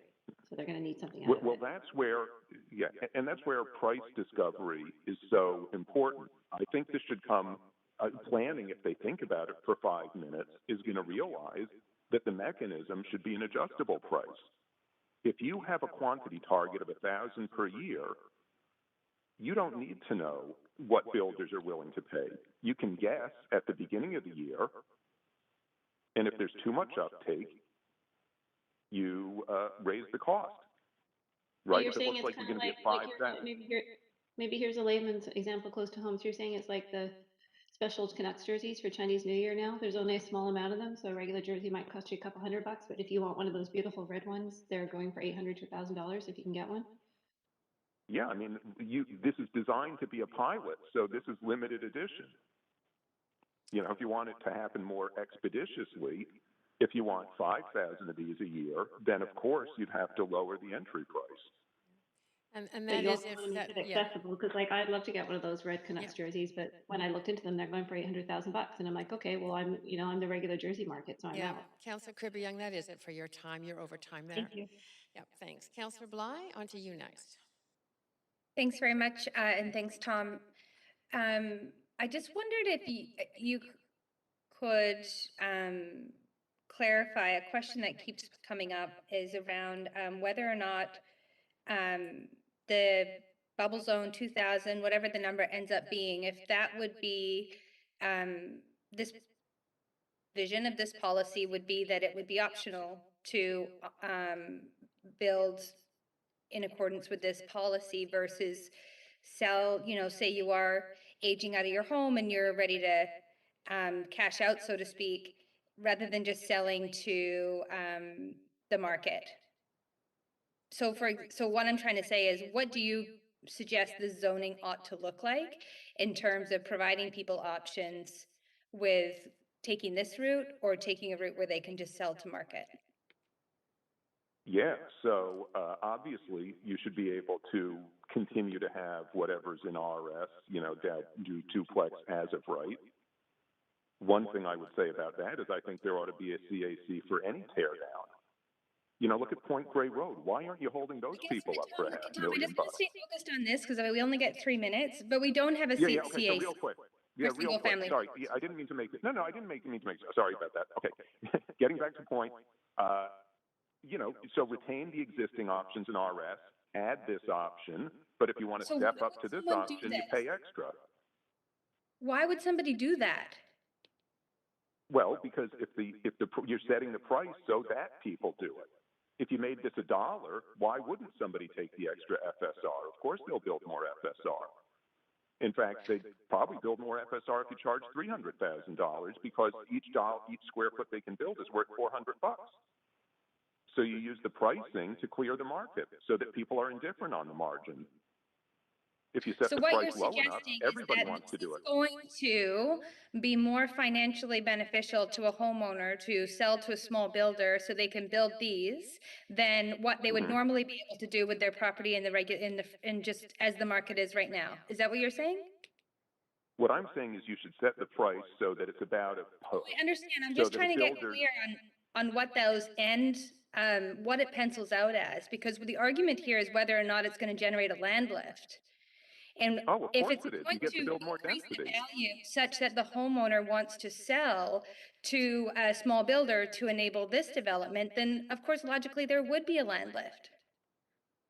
Otherwise they would just sell to the market where they can clear they can walk away with the most amount of quite likely inheritance for their family, assuming, you know, Sarah, whoever's on the campaign website, is the elderly person that wants to age in place. And I'm so sorry there's no time to answer that. Councillor Bligh is out of time. However, you have more questions. Councillor Weep, go ahead with your questions.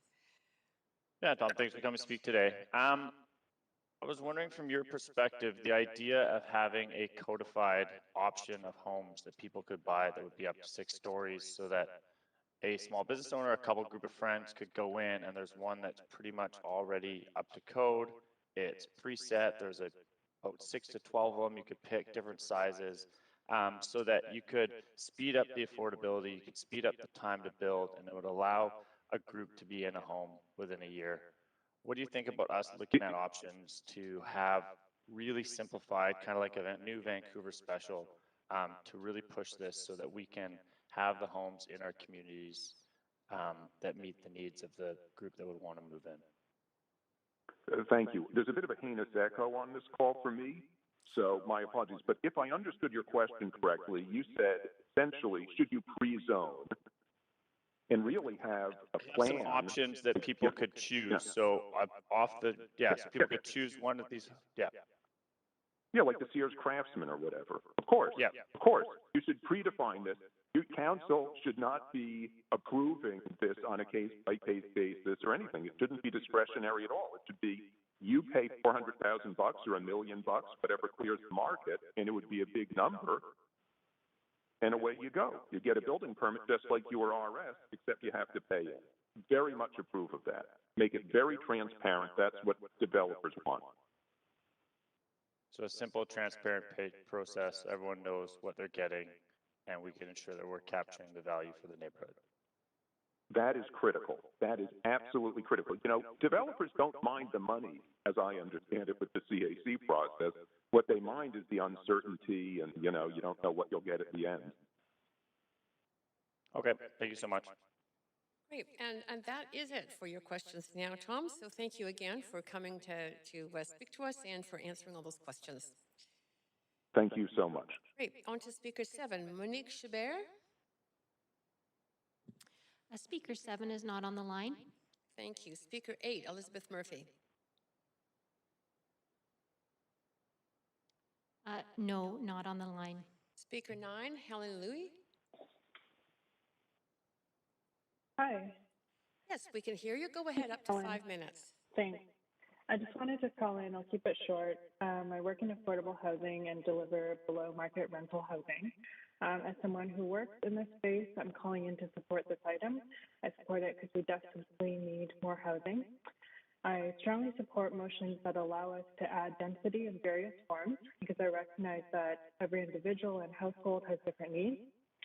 I know that council has expressed concerns and questions about who would be building or developing these homes, but I just see this as another method and option.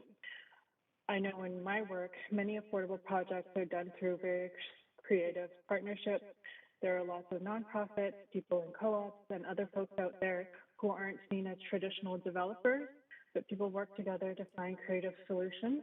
And I think this motion will allow for more options and creativity to become, for affordability to become feasible.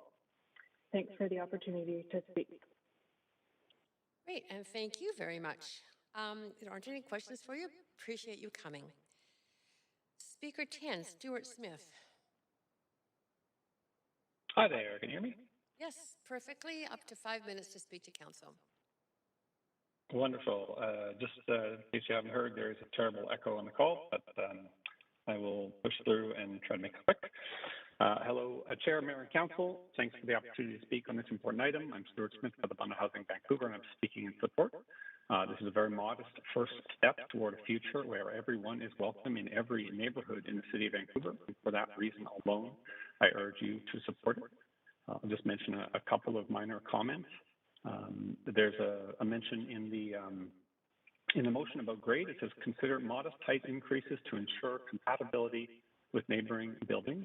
And I would like to remind council that almost nobody wants to live below ground. And the way that we ensure that fewer people have to live below ground is to make sure that the building's height represents true demand of how many people want to live in a given neighborhood. So I would suggest a priority be to minimize below grade living. There's a note about speculation, a big topic of conversation in the city. As I see it, the reason that it's so important a program like this goes into RS1 is because this is the most exclusive area of the city that forces people to cram themselves into the West End and into Fairview rather than having options right across the city. When we create these enclaves, this is guaranteeing price increases for the people who buy into these places. And so if we're worried about speculation, just consider development cost expectations where appropriate to limit potential speculative land purchases. I hope you'll consider the speculative land purchase that happened west of Blanca by people who are speculating that council won't actually make any changes. And then finally, tenants. There's a note here about considering how the TRP can be applied to tenancies.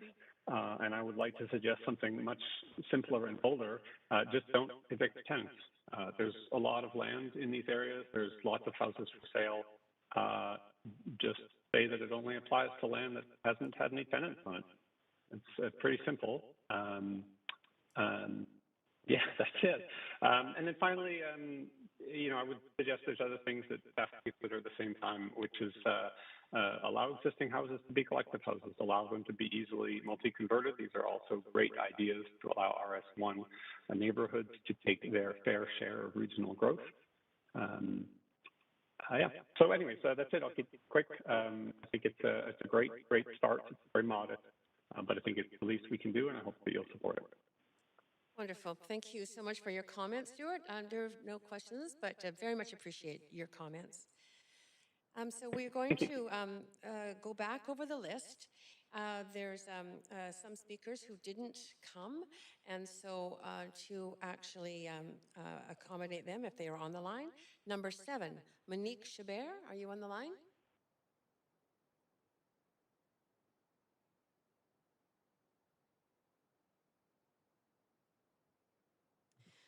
Speaker 8 is not on the line. That was 7? Sorry, but 7 is not on the line. Okay, and Speaker 8, Elizabeth Murphy? Yes, hello? Right, okay. Can you hear me? Yes, can. And go ahead. You have up to 5 minutes to address council. Thank you. So I'm calling for the Vancouver Character House Network, and we're opposed to this motion. We have a petition of over 9,500 that calls to remove from zoning and building code bylaws any biases favoring demolition and new construction over retention, with the Vancouver Vanishes Facebook of 13,000 likes. There are retention incentives. However, this continues to be inadequate and further eroded by spot rezoning.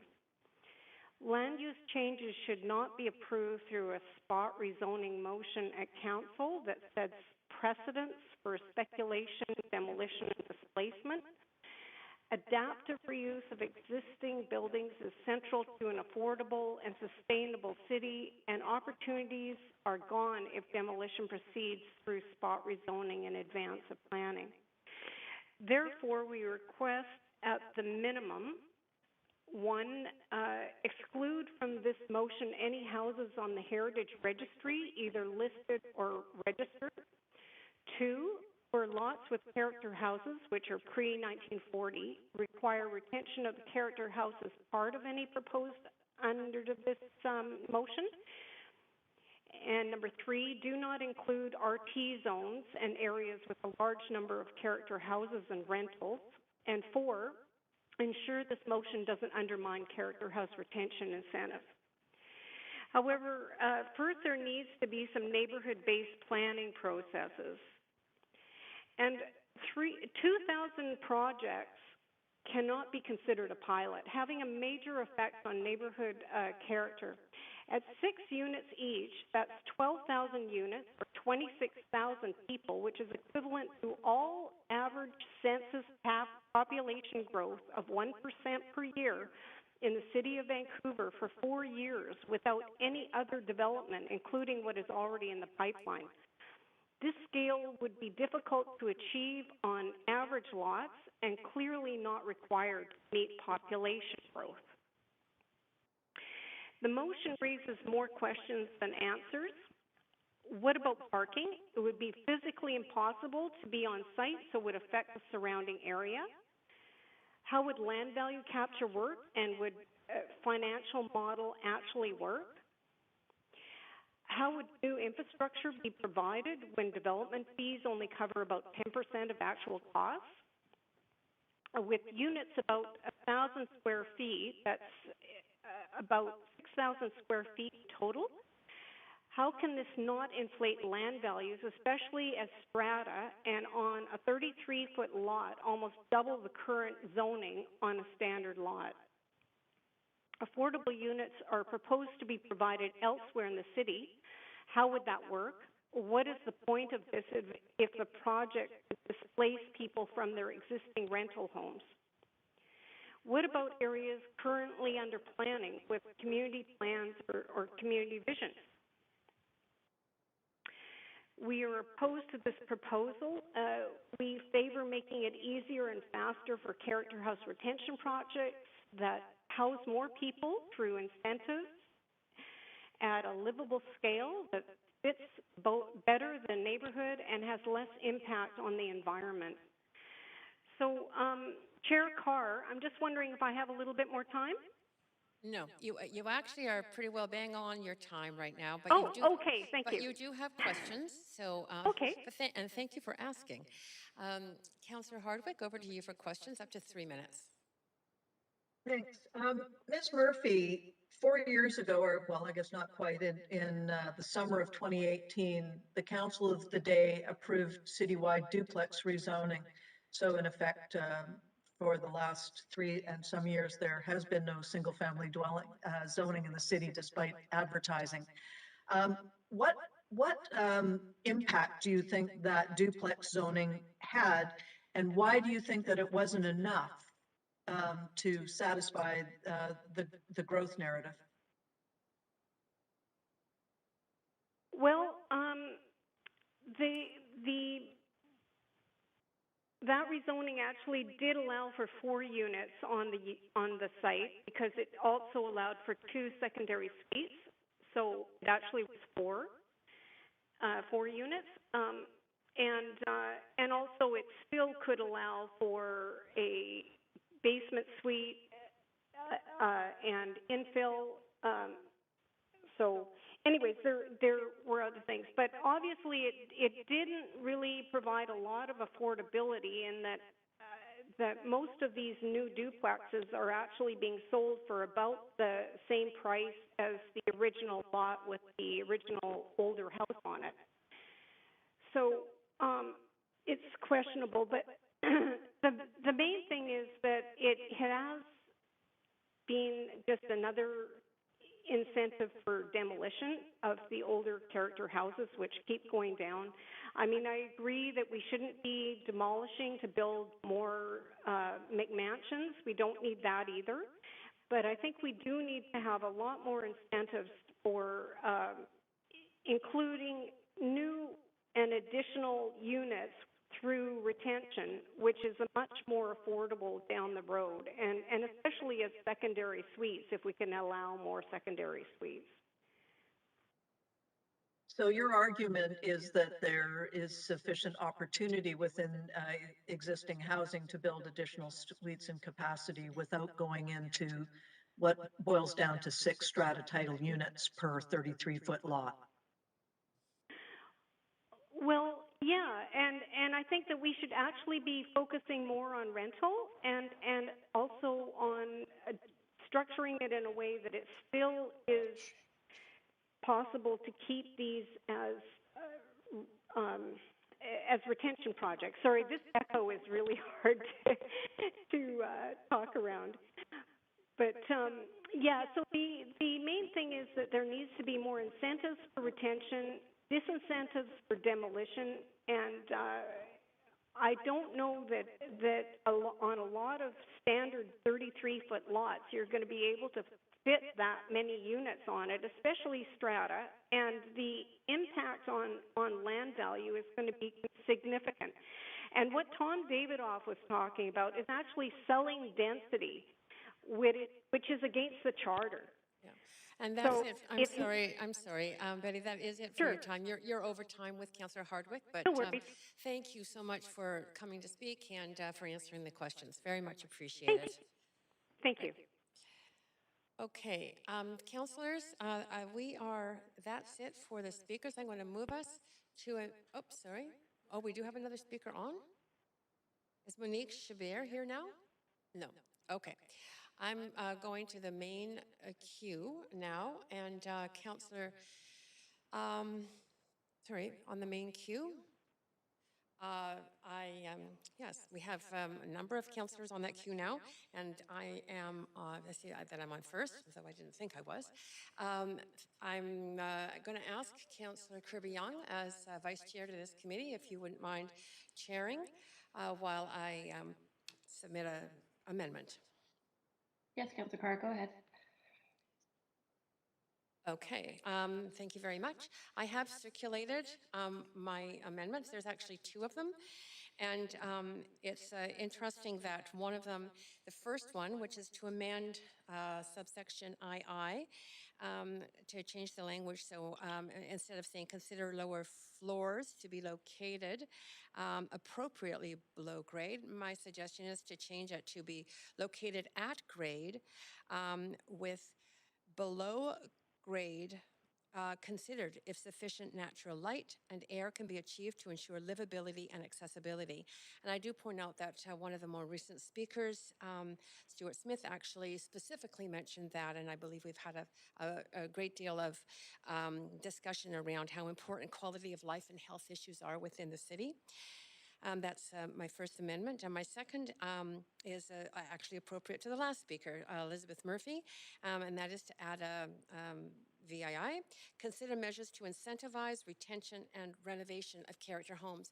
And I bring that to you, Council, because of my experience in previous councils where we actually had done a character home review and received, after much surveying of the public, a majority of the public supporting exactly that, such as been done in many areas of the city. Kitsilano was a good example of with RT7 and RT8 zoning, where character homes have been retained made into Sorry, duplexes. So there's, Councillor Carr, can I just pause you for one moment? I just going to ask the clerk, we didn't move to an amendment queue, and if we can just start Councillor Carr's time at 133 on the amendment queue. That was my oversight. I didn't see that queue change. Okay, sorry. And if we can just start Councillor Carr's time at 1:30, that would be great. Thanks. Good timing, actually. The timer does say 1:34. Very, very good. And just to complete then, the fact is that there was a great deal of public support around more retention for character homes and the enabling of them to actually provide more housing through the kind of duplex zoning and with each with a rental suite. So with a laneway up to 5 units on those homes, on those sites. So those are my amendments, and I leave it to you, Chair, to.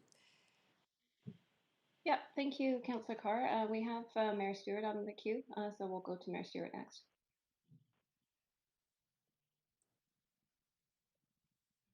Thanks so much. Councillor Carr, I'll make it short. These, I think, are great additions to the motion, and thanks very much for putting them forward. I'll support them.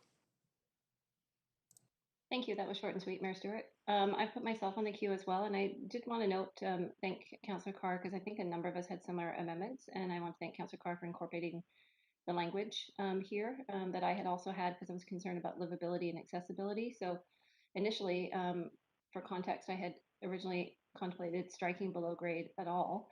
And in discussion and just having it be at grade, and in discussion with some of the other councillors, felt there might be a benefit to considering that, but it was really important to me to have that language, natural light and air, be achieved for livability, accessibility, and I'm glad that hopefully we'll have a bit more efficient process because we were able to consolidate the amendments. Thank you. Okay, seeing nobody else on the queue, going once, going twice. Is it possible for me to make a comment as the mover? Yeah, yeah. Do you want to put yourself back on the queue? Thank you. I will. Sorry. Just one second. Great. Yeah. I did want to actually close by saying that that the amendments that I put forward were actually circulated, and there was input from other councillors, and definitely you, Councillor Kirby Young, was one that offered those comments. So around especially light and livability and accessibility,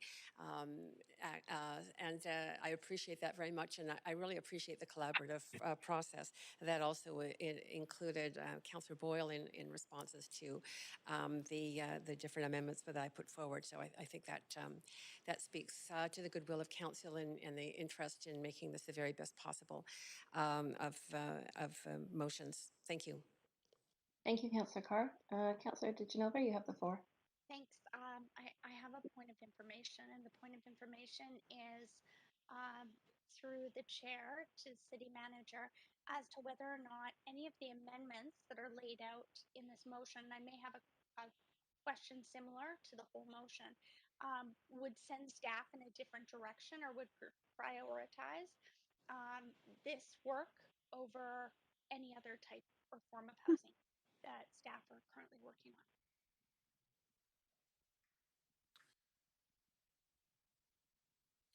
Chair, I'm sorry, I didn't catch just the last part of Councillor DeGenova's question there. Sorry, it was maybe I cut out. But yeah, I think so. Whether or not these amendments, and I'll ask another question about the motion later. Would this prioritize any new types of or forms of housing?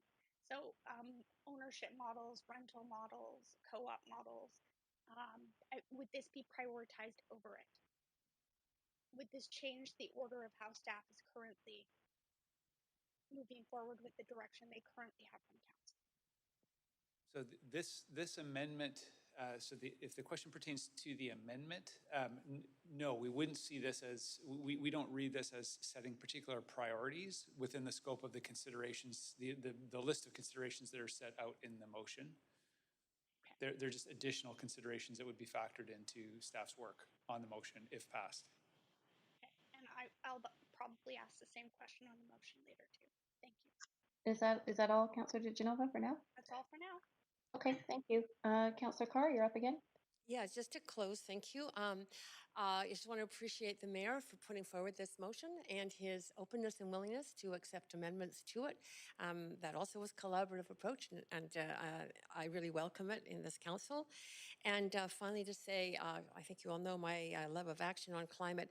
I find it particularly important to think about the livability of units in a changed climate where we do have many more stresses in terms of extreme weather events. And that would also, in terms of climate, include the retention of character homes and the renovations of them, as they do include a lot of embodied emissions in the wood and materials in them. So I think that would be a really sound policy for this council to pursue. Thank you. Thank you, Councillor Carr. And seeing no one else on the queue, and I'm saying that slowly as a final opportunity, seeing none, I'll ask the clerk to trigger a vote on the amendment.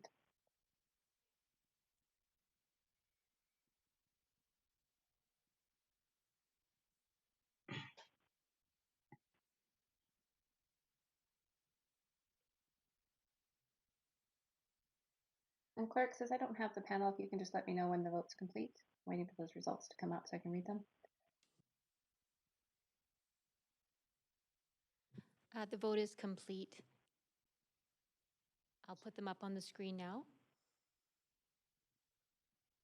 Okay, and that amendment has passed with none in opposition. Back to you, Councillor Carr. Thank you so much for enabling that.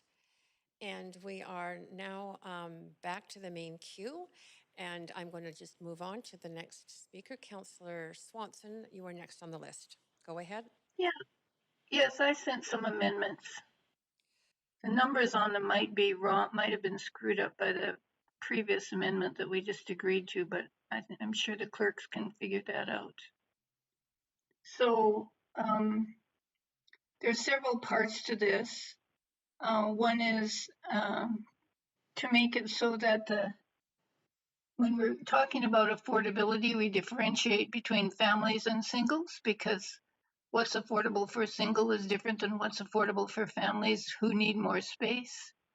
Then the other one is protecting tenants by giving them, these are all considerations, so nothing carved in stone, but consider giving tenants the right of first refusal, like I think staff is considering in the Broadway plan. Consider the goal of making 3 units on or off site affordable for people in that same income range of 80 for families and 50 for singles. Consider whether the 2,000 target sites might be mostly on the cheaper east side and how to spread them out. I've talked to some people who are afraid that this might happen and that a lot of rental houses on the east side would get, houses that are currently rented might be demolished because of this. And include an estimate of how much revenue or how many affordable units we could get with this proposal, and include an estimate of the number of currently rented homes and basement suites in the single family areas, so that we probably want to protect those. So let's just get some information about how many are there and see how we can protect them. So those are my amendments, and I hope you guys will support them. Great, thank you, Councillor Swanson. We are in the amendment queue, so I have speakers to these amendments. First, Councillor DiGenova. I was just going to ask a point of information. Yes. Maybe it's a point of procedure.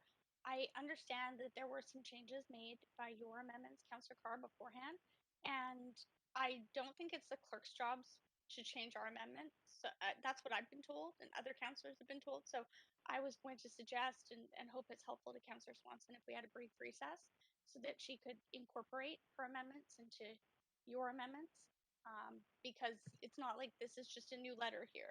These are changes to many portions of the motion. I'm just going to confer with the, maybe the clerk can respond. That's what happened at your chair's meeting as well. That's what we were told by Mayor Stewart.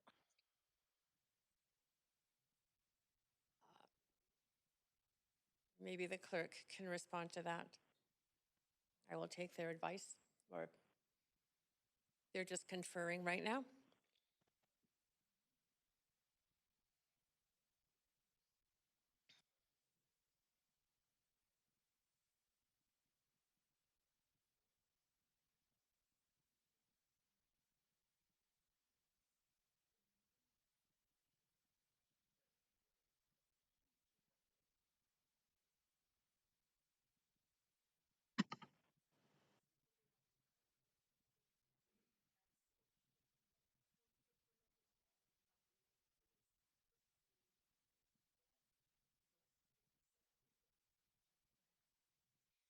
Yeah, thanks. Councillor Genova, the clerk says that they have been updating the numbers and they're all fine with the process here. The Okay, clerks so all are the doing that. language is updated?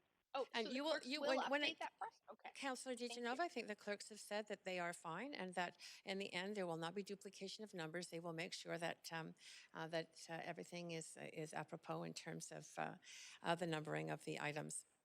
Okay, and as a point of procedure, is that going to be the same for all councillors moving forward, or all council members moving forward?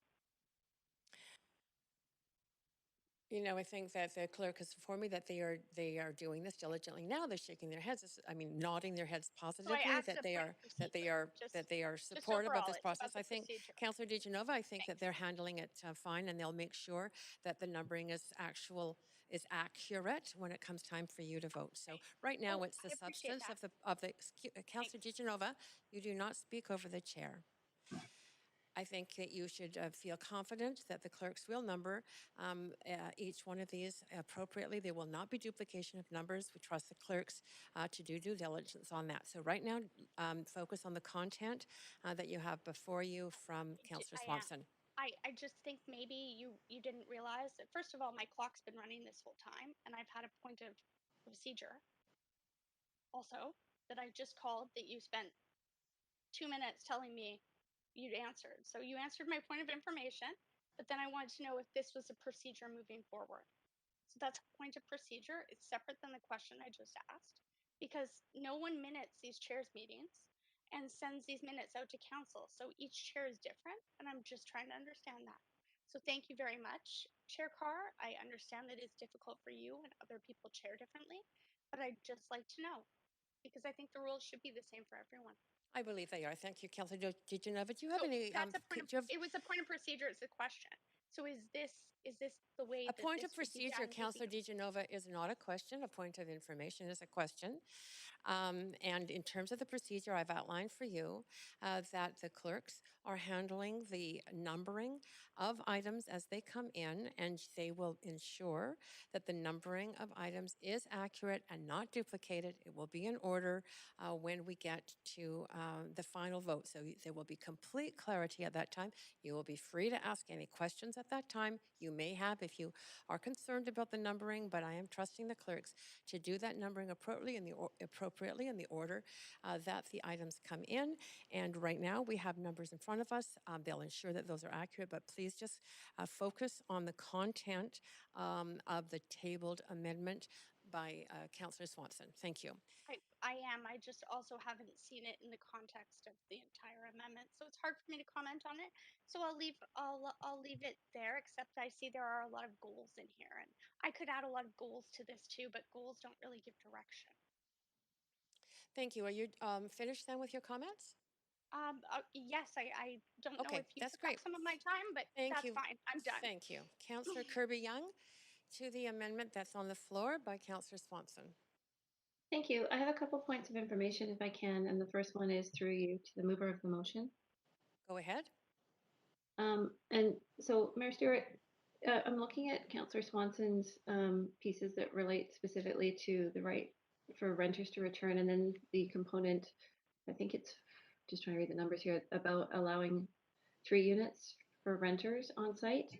And my understanding, I wonder if you can clarify, is that these essentially were intended to be purchased units that potentially might stratify.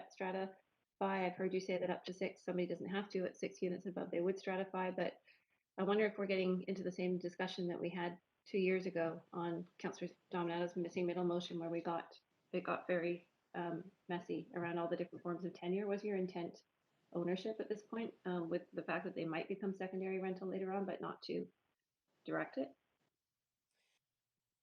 City Manager, is that? No, that was to the mover of the motion, Chair. To the mover. Sorry. Go ahead, Mayor. You're on. So what's important here is the word consider.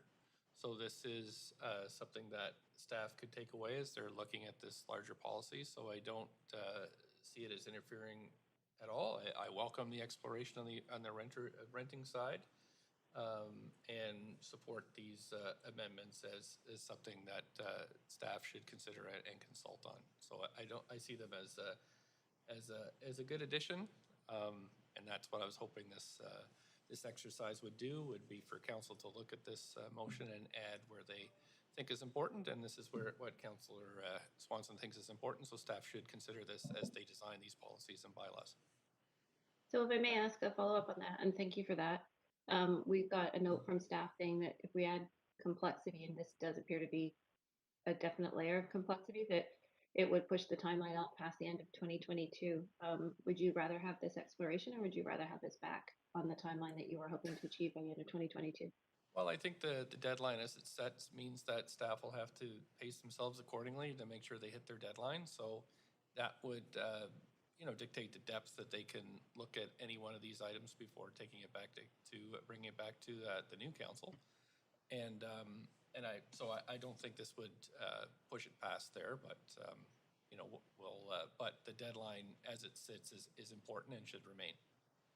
Okay, thanks for that. And I'll ask a follow-up point of information, Chair, if I might through you to the city manager, and to your note around, do you see this being level of complexity that would push the timeline as per your note beyond the end of 2022? Sure. This City is ma- like quite a different exploration piece to Yep, me. I got that. Thank you. City manager? Yeah, thanks through you, Chair, and thanks for the question. It's very difficult to say. Obviously, the motion is still being worked through by council here. I mean, certainly this would expand the scope and add additional considerations for staff to work on. Obviously, this is a very complex piece of business.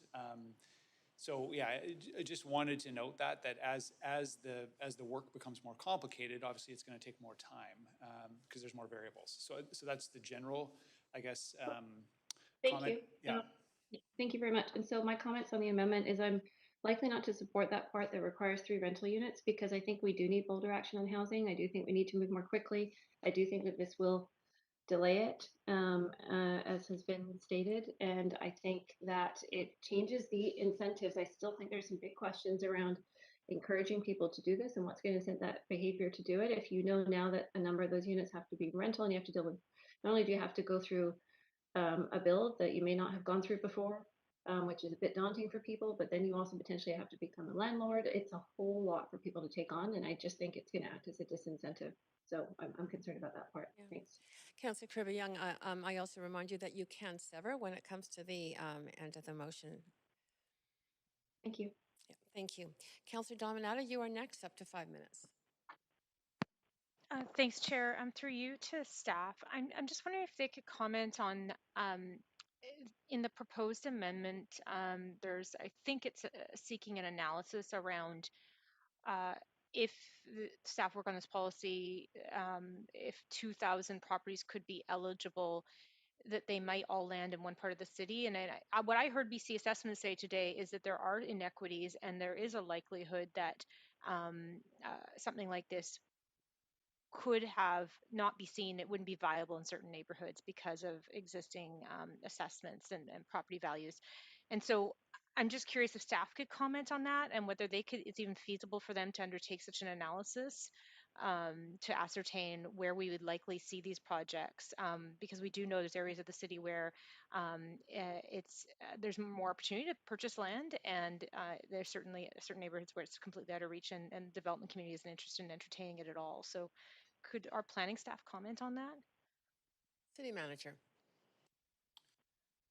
Thanks, Chair, through you. So I don't believe at this point in time we'd be able to offer detailed advice on that. I do believe, sorry, I don't have WebEx up, but I do believe we have planning staff on the call. If there is anything that they're able to share at this point, I would defer to them. Planning staff? If Dan Garrison was. Yeah, hi. Thank you, Dan Thanks. Garrison, Housing Policy. Certainly when we undertake work like this and initiatives like this, one of the things we do look at is financial testing and modeling that helps inform us where and what kinds of development will likely be taken up. For example, when we did make the change to RS zoning that enabled duplexes in RS zones, the financial testing and analysis that we did at the time actually has borne out to show, for example, that we expected most of the duplex development to happen in the northeast sector of the city, and in fact it has. So So we would be looking at that kind of analysis again to try to figure out where and what kinds of projects would likely be taken up on this. But that would be part of a sort of work program that gets developed in response to a motion like the one that's on the floor tonight. Okay, I appreciate that. Thank you. Thanks for clarifying around the duplex. I have other questions I'm on the queue for, not related to this amendment, so I'll wait. Thanks. Thanks, Councillor Dominato. Councillor Swanson, back to you. Yeah, I just wanted to respond that all of my amendments here are considerations, so nothing is carved in stone and nothing is prohibited by this motion. It's just consideration, so it's all very meek and mild. Okay. That's it. Thank you. And I see no other councillors on the queue, so clerk, if you wouldn't move, please move us. Can we move to sever, Chair? I believe it's 7. The version that I see on screen is different than the one I've been able to find in my email from Councillor Swanson, so I'm trying to cross-reference. I don't know if it's 7 or 8. It's the one that says consider the goal of making 3 units affordable for renters. That one. Is that 9? Yeah, I can't I read think it. it's Really small. there's 2 7s, so that's a bit confusing, and I think that perhaps I'll leave it for a moment for staff, at least in the version I have. Staff, I'll look up here. Can I ask as a point of privilege, just a clarification? Is there an updated version from the one that Councillor Swanson sent, or was there just one version sent? Because the screen appears to be different than the email I have, and I just Yes, agreed. So we've got a version on the screen now. Clerk, I wonder if you could email for that particular version so that everyone has it. I think Councillor Dominato, Councillor DeGenova wanted that as well.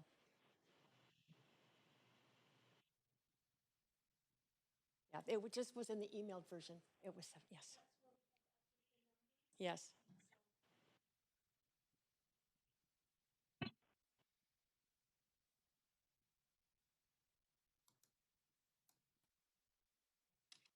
Okay, so it's 7, just clarifying, Chair Carr, it's 7 in the email, but 8 now on the screen. Consider the goal of making 3 units. That's the goal. That's the 3 units one. Okay, so that's the one I'd like to sever, please. All right. All right. So there's a request to sever 8, which reads, sorry, I have to turn around and do this. I hope you can all hear me. Consider the goal of making 3 units per site, on or off site, affordable for renters. It's now disappeared from the screen, but I think it was under $80,000 or for a family and $50,000 for an individual, if my memory serves me correctly. So that comes back up. Oh.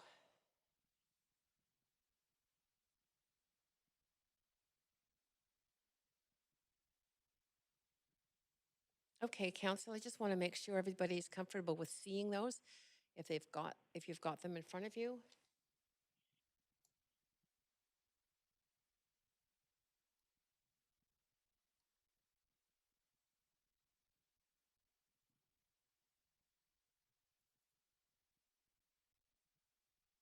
So that was all sent to you by David Yim 3 minutes ago, or you were very fast. I have a request for severing of 8. Number 8, Councillor Kirby Young, if you just confirm that is the 8 that says consider the goal of making 3 units per site, on or off site, affordable for renters earning under $80,000 per year for families or $50,000 for singles. Is that correct? That's the one you want severed? Yes, that's okay. right. All right. Okay, so I think what we should do is do that first. Clerks, if you could move us to a vote on subsection VIII.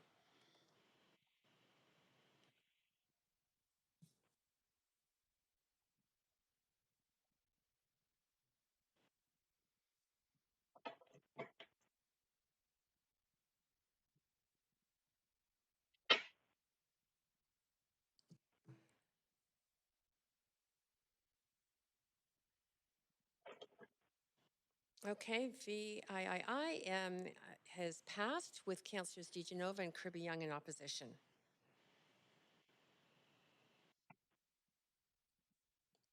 And now we are moving to To, sorry, I need to reset that vote, it looks like. There was a prompt for me to reset it. I will let you do that, clerk. We will now, council, in the absence of a request for any other severing, deal with all the other amendments forwarded by Councillor Swanson. They have been emailed to you, and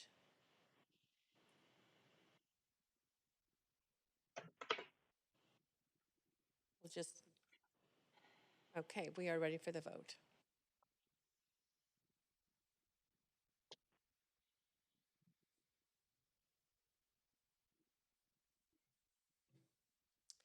Okay, and that has passed with Councillor DeGenova in opposition. Okay. I'm moving us back to the main queue. Councillor Swanson, you still have the floor there. I'm good, thanks. Great.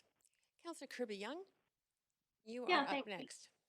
Thanks, Chair. I also have a couple of amendments, and I want to introduce amendment number 1 first, which my title is Amendment 1. We sent it to Council. And just hopefully the clerk can bring that up. Are you moving us to a queue, Chair? Yes, I'm going to move us to an amendment queue. Thank you, Councillor Kirby Young, and I'll put you on it. Thank you so much. Yeah, the first amendment I have is a really simple one, and I do think that that residents are looking for some clear action from council on this. I'm concerned about sort of a defined number and the discussion around pricing up and pricing down and what it's worth. And I've heard folks describe it as I don't think we're going to get necessarily that much pickup, but I also think that if we're going to want to have a fair and available option for missing middle density, which is what I hear a lot of people want. They don't want to have all towers in their neighborhood. They want to have ground-oriented housing choices and ones that are more, sort of different, so variety and available to families and other things. That if we think that it has merit, and again, we're not approving policy tonight, we're asking for a report back. Council will have ample opportunity to consider the merits of the program, but I think that we should have a bold vision for it. And so that's why the Amendment 1 very simply strikes up to 2,000 from that, and so that it would apply to lots that are currently zoned for single detached, and it doesn't become a choose your choice of words, a lottery per se, or a finite number. It simply becomes a policy approach for thoughtful density in the city. Thank you. Thank you, Councillor Kirby Young.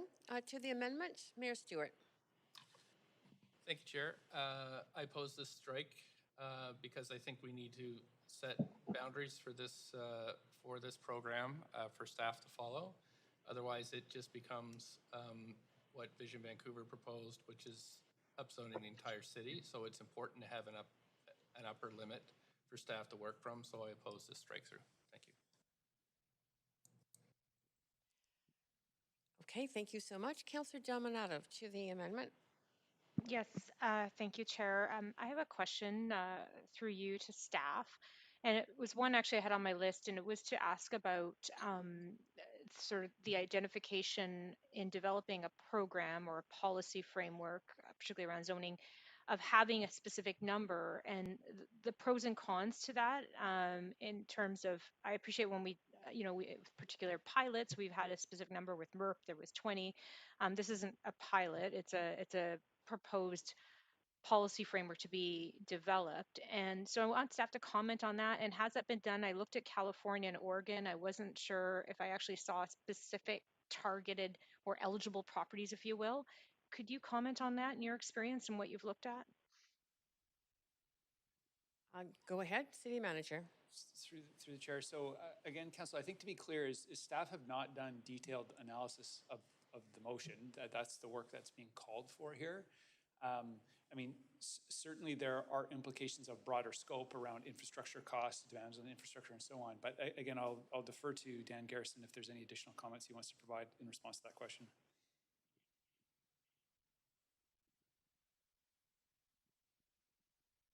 I think at this time, I think city manager has accurately answered. We would have to look further into those issues around location and number, whether it's 2,000 lots or zoning districts or what have you. So that's something we'd have to develop through the work program.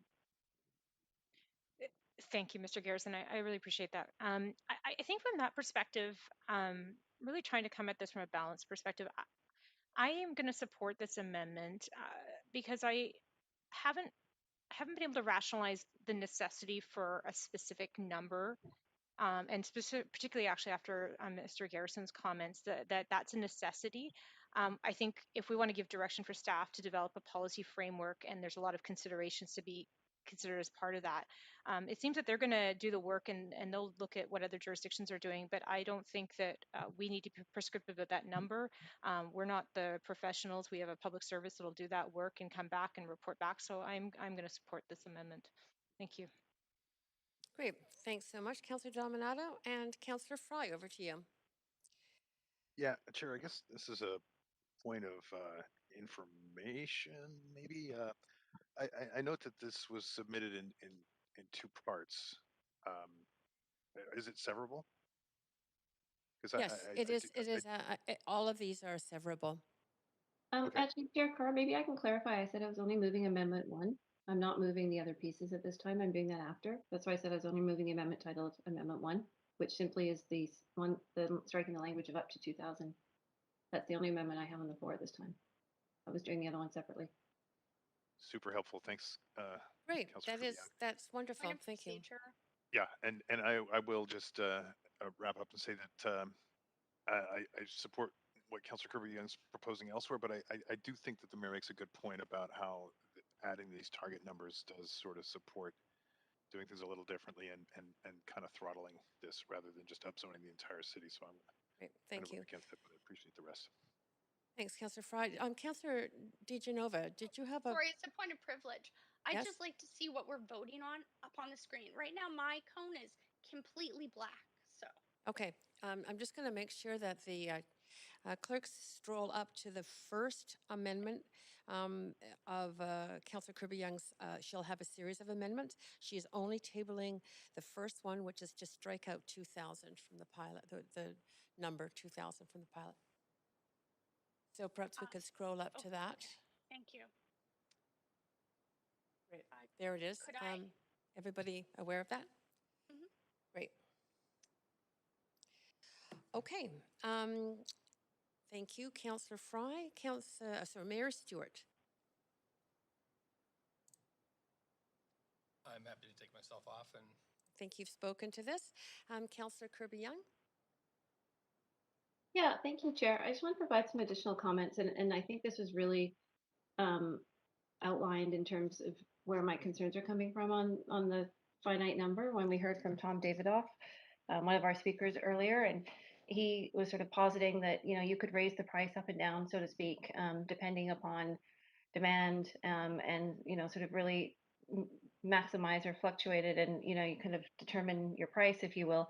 And I think, like, if I sort of draw the analogy between things like our DCLs or our CICs, there's been a movement towards fixed rates in order to provide more predictability and equity. And it not only does that help in terms of expediting housing delivery, because you don't have those longer negotiations, but it's also fair and equitable and predictable, which are really important factors in terms of incenting housing across the city. I get really uncomfortable when we're treating it.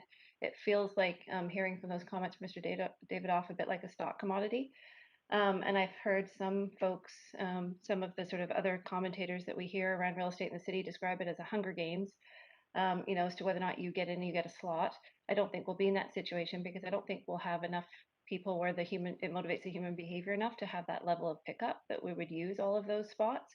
But this notion of kind of a, you know, lottery style or Russian roulette of, you know, you set the target and the target goes up and down in a given year, and you know, is it up, it's down, right? And it feels a bit like you're watching the stock market, and the amount's up and down and the price is up and down, in terms of what you can charge for it, as Mr. Davidoff suggested, does not feel like the sort of the equitable approach in the business that the city should be in. It feels like we should have some transparency and clarity, continuity and predictability around our policies, just as we have endeavored to achieve and move towards with a number of our sort of amenity contributions. So I just really wanted to provide that perspective here. I also think that, you know, there was a rationale at the time, and whether people agreed or disagreed, and I'm not going to characterize it politically as the mayor did with the previous council today. I'm just trying to look at the merits of the policy. But there was a rationale as to why professional planning staff suggested, from a land values perspective and otherwise, doing a duplex zoning across the city as opposed to this sort of, again, spot type of up and down. I think now, if you look at areas like the Canby corridor as well, and again, you know, this could have been targeted by neighborhoods in terms of where do we want to see this density? Where do we actually need these homes? Where could we achieve more affordability from a geographic perspective? But if you look at the Canby corridor, we're able to have predictability about allowing forms like townhomes, for example, that have now become more routine approvals. When people previously, that was a change too, and people weren't sure about having those going to their single family neighborhood. So I think this is very gentle, missing middle density, but I think there's a place for it in different neighborhoods across the city. And I think that either we're going in this policy direction and we're embracing it, or we're not. And again, I would remind council too that this is a report back. As the mayor has said, there's a lot of consider here in the report, and we're going to get information around from staff around sort of the merits of the policy and considerations that the council of the day, who may be sitting when this report comes back, I suspect it will be later now because we've added on quite a bit in terms of tenure types, will look at in its totality. So I really do think that it's worth having this broader perspective come back from staff on this. Thank you. Great. Thank you, Councillor Kirby Young. And still to this amendment, Councillor Boyle.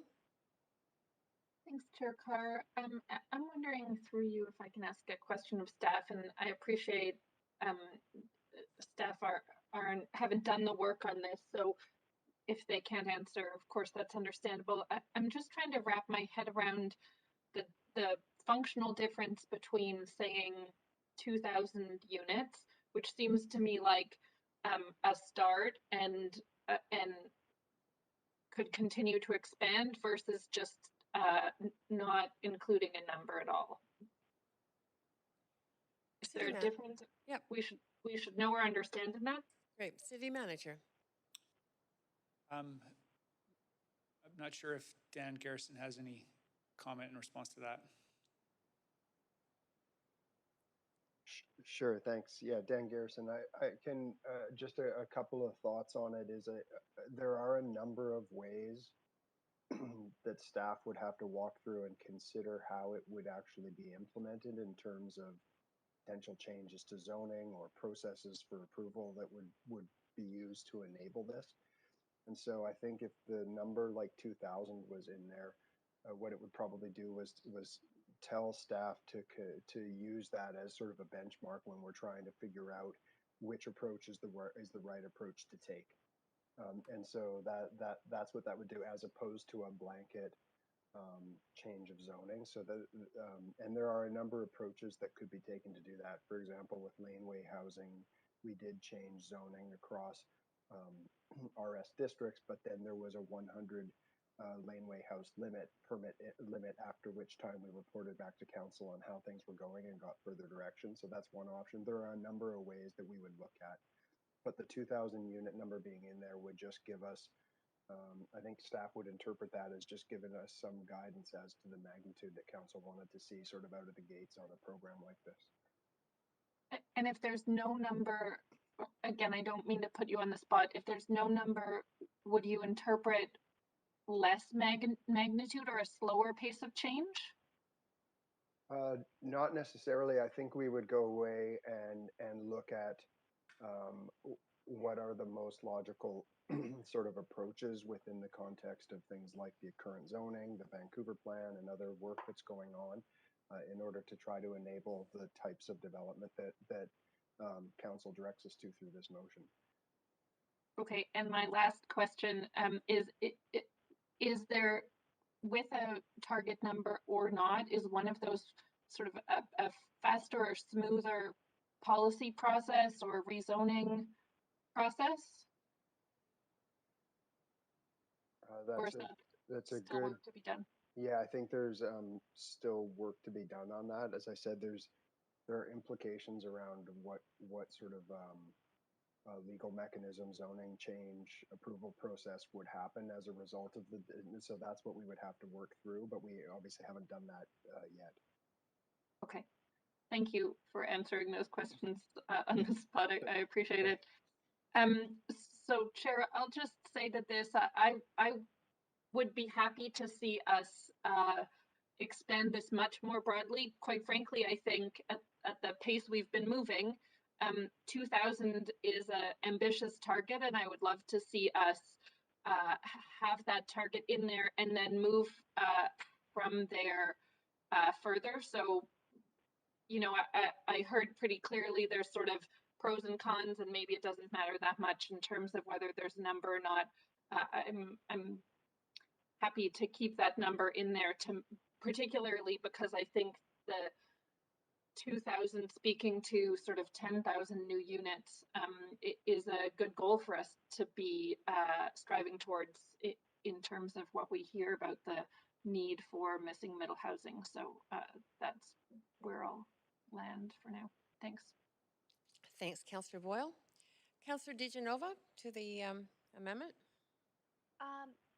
Thanks. Just because this is technical, and I'm just going to ask this question of staff, just as a point of information. Technically, leaving no number there means we could have 4,000, 5,000, 10,000. There would be no limit to this. Is that correct? City Manager or Dan Garrison? Dan Garrett. Oh, okay. So perhaps the City Manager has lost his crestron. Dan Garrison, are you on the line? Answer that. Yes, I am. I would just say that yeah, that's correct. If there was no number in there, we would just be looking at what zoning changes, what kinds of geographies would make sense in terms of enabling this kind of housing through the planning process. Thank you very much. I appreciate. Oh, sorry, I thought I was on mute for a second. I was looking up something as you were saying that, based on what you said.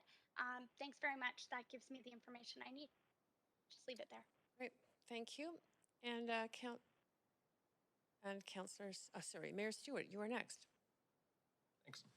Again, the 2,000 number is important because it sets a boundary. You notice for staff to consider, you can't go beyond the 2,000 in this initial consideration, and I'm doing this for policy reasons because it is a big change, but also for public reasons. I think I just remember in the last election where Hector Bremner was, wanted to upzone the entire city in one go, and I think that freaked a lot of people out. So I think this is a prudent number. It's ambitious, but it also sets a limit and would also instill public confidence. So I would really just prefer it to leave the number in there to set a boundary for staff. There's a lot of other considerations that staff will already be making, but I think this is a very good start. And of course, as Councillor Boyle said, this could be expanded if things are going very well, but this is just an initial number. So thanks. I hope folks keep that in. Thank you.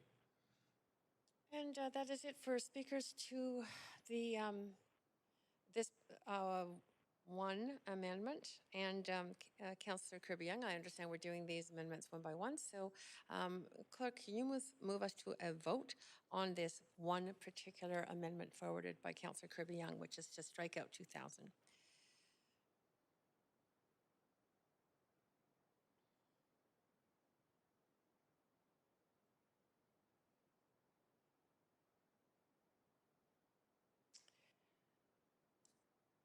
Okay, that does fail. Myself, Mayor Stewart, Councillors DiGenova, Fry, Swanson, Hardwick, Wiebe, Boyle, and Bligh in opposition. Okay, we are back to the main queue. Councillor Kirby Young.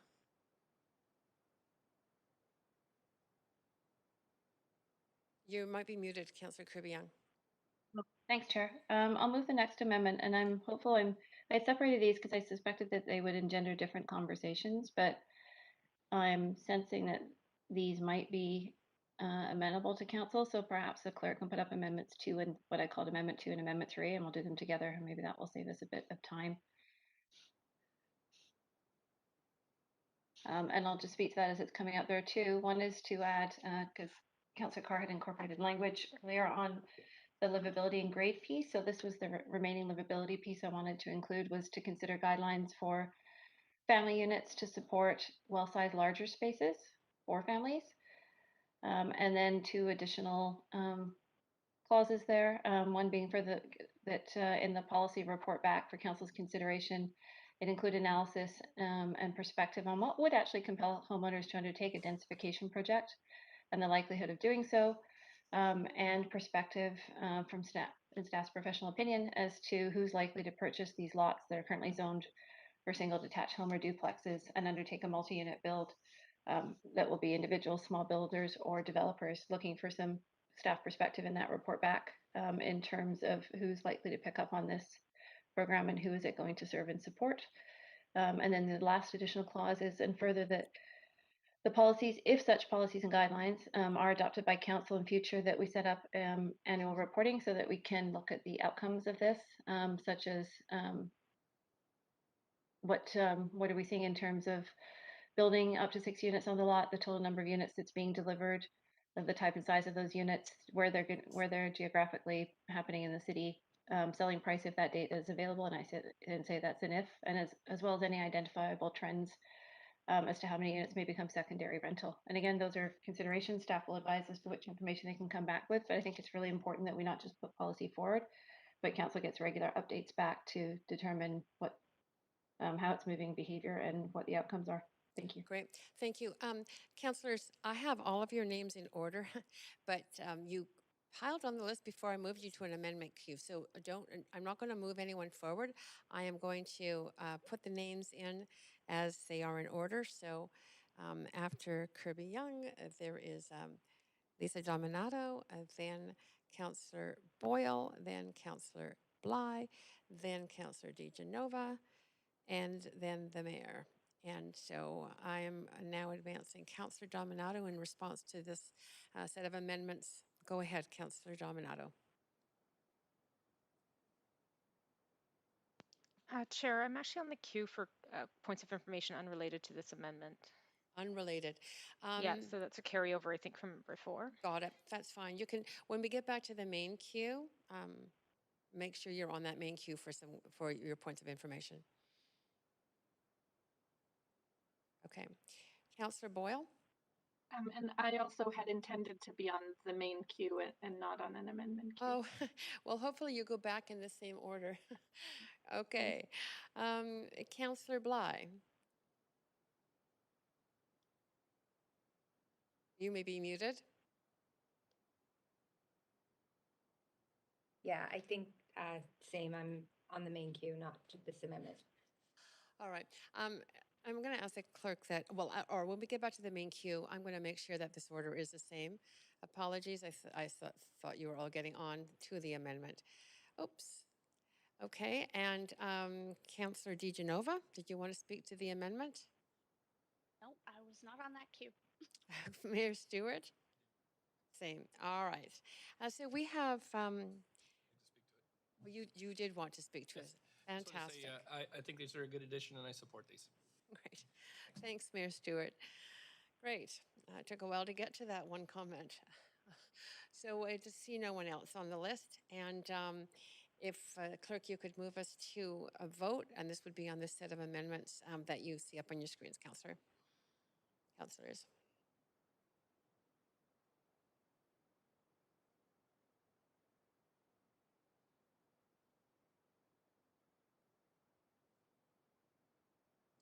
Okay, that passes unanimously.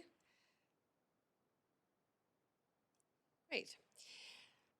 So we are back to the main queue. Councillor Kirby Young, is there anything else you wish to add at this point? Yeah, I actually would like to ask a point of information through to staff, if I might. Yes, go ahead. And it's with respect to the component of the amendment that suggests that staff also consider, sorry, my computer's just frozen on me, so I'm going from memory, that staff also consider a reduction in FSR on other lots in order to incent densification. I think it's the third to last paragraph on the motion, to reduce the forest place ratio for single detached homes as a densification incentive. And I would like to ask a point of information through you to staff in planning if that would be considered downzoning, because that would be taking away rights from existing homeowners as opposed to us simply adding on this other option of the up to 6 units. City Manager or Dan Garrison? Yeah, happy to. I'll defer to Dan. I mean, yeah, this is obviously a consideration. Reducing FSR under existing entitlements would be downzoning, I believe, but again, would defer to Dan for any other context. Dan Garrison, are you on the line there? You might be muted if you are. Yeah, I think I would just concur with what Paul Mokry just said, which is that a reduction in development rights would technically be a downzoning, and so and that does seem to be what's entailed in the motion, and so, but again, it is a consideration, and so it's something that we would consider and look at and talk to the public about. Okay, so thank you very much, staff, for that. So Councillor Carr, I've sent in a second, or sorry, another amendment, if you want to move this to an amendment queue. You are? And I am fully supportive of adding as many options as we can to provide missing middle housing. And I think it's positive that people can build a single family home. They can build the duplex, the laneway, basement suites, lock-offs. You can currently develop up to 4 units. Now we're just on a single family lot. Now we're discussing up to 6. And I support adding options, but to take away and downzone properties for people from their existing rights, I think is really problematic from a fairness point of view. And I think that would create some real challenges for the city. And I'm not going to sort of go into it legally, but I think downzoning is a very tricky area. And so for that reason, I'm suggesting that we strike that. And I note that this is not a consideration. This also says that council direct staff to develop appropriate policies. It does say for consideration, but given the fact that this is essentially downzoning, I don't think that we want to go there. I think what we want to do is provide positive options and positive incentives for people to, as I said, add that extra density and add those new homes, but not take away people's rights and devalue their property. Thank you. Okay, so sorry, I just, right. Okay. In the amendment queue, I have Mayor Stewart. Thanks, Chair. Again, this is a consideration. Develop guidelines for later consideration. So this is something that does not set in motion anything other than something that come back for council to consider. And I would say leave it in. So I would again vote against this this strikeout. Thank you. Thank you, Mayor Stewart. And Councillor Boyle, go ahead.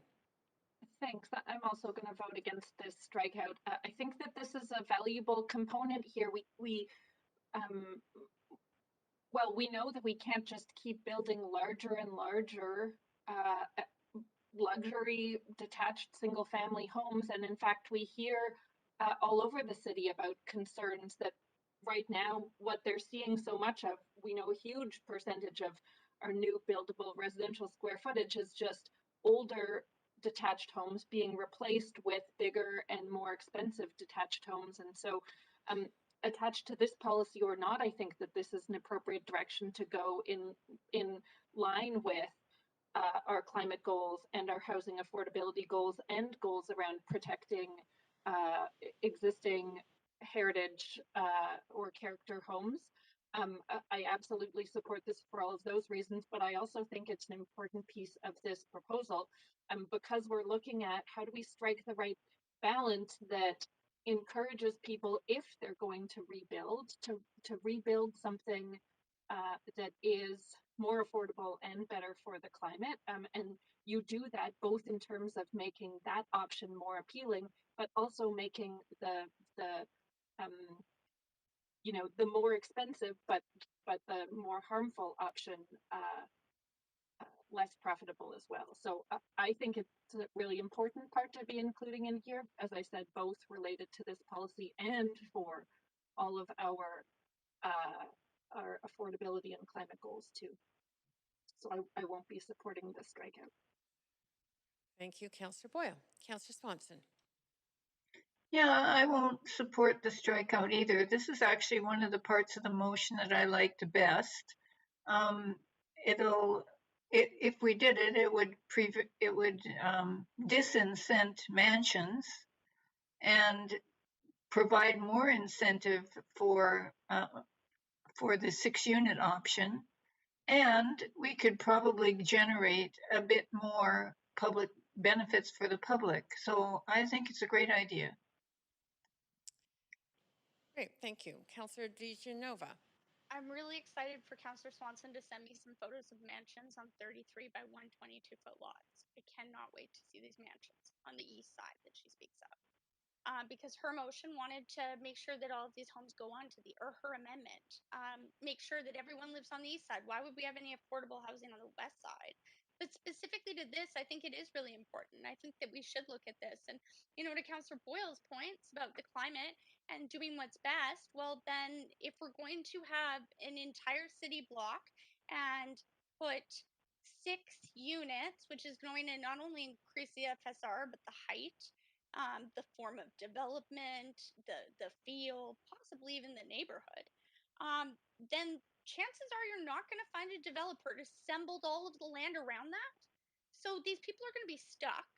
Their homes aren't going to be worth as much as they were if you downzone them, and you couldn't sell them to a developer even if you wanted to build a larger multi-residential building. So if that's what some of my fellow councillors, as one just said, they were concerned about, then scrap this entire thing and vote for multi-residential and land assembly and build up, not out in our city. That's what we should be doing. Although I do think that there are opportunities for forms of housing like this, I don't think that we should basically be closing our eyes and in a lottery trying to fix housing. It's about as bad as, you know, saying, oh, we'll solve homelessness in 10 years and now let's press restart on that. We weren't here for that. Many of us weren't here for that. We didn't make that promise. But that being said, I don't think it's fair to say we're going to downzone your home that you can't sell anyways for a land assembly because there are these newly built homes, 4 to 6 of them on one site. So it makes no sense. You know, we're sitting here debating this in council. I appreciate, although most of us don't have the opportunities for our motion, to have Dan Garrison here answering questions. We're not experts in this. And I'm really concerned with the outcome and what it's going to do to land values and to families in our city, because I think if we wanted to talk about real density, real climate action, we'd be talking about higher and better use. Just as Tom Davidoff agreed with me when I'd mentioned that. He said, well, you could do that instead. Obviously, that would increase density. So I just wanted to note that because I think that this is just unfair. This is literally throwing the book at people who have done nothing except work their whole lives to live in Vancouver and aren't looking to benefit off of it. Just live quietly in a neighborhood. Thank you. Thanks, Councillor DeGenova. Councillor Dominato. Thanks, Chair. And I think just I'll add my comments. I'm just sort of digesting the amendment because I hadn't seen it earlier. But what I'm wrestling with is that with the proposed motion, that part of it, the implications for families who are multi-generational families that are occupying homes. And so, and I know that Oregon has done this. Oregon has basically has basically no longer allowing a certain type of size home in RS zones, and so I think they've halved it, in fact.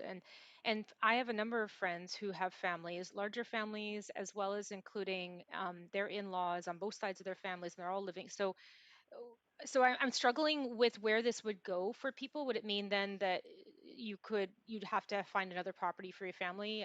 Like it seems really prescriptive, and it doesn't seem to account for the different nature of families and people's living arrangements, which are also quite varied in this day and age. And so I appreciate what people are saying, that they don't want these monsters homes, but I don't think people necessarily know all the dynamics of who are living in different homes. And now I'm living on the east side, and so I appreciate what people are talking about in terms of the size of lots. But yeah, I'm trying to get my head wrapped around not enabling any flexibility for people who want to accommodate a larger family. So just noting those comments. Thank you, Councillor Dominato. Councillor Fry.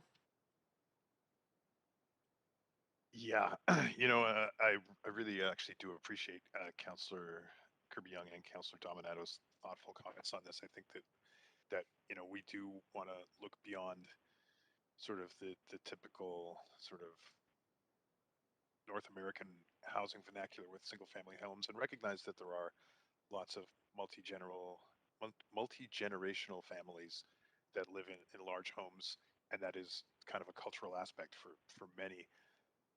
That said, uh, I'm not really in favor of striking this entire thing. I would support an amendment perhaps that could kind of tease out maybe a few options in this place.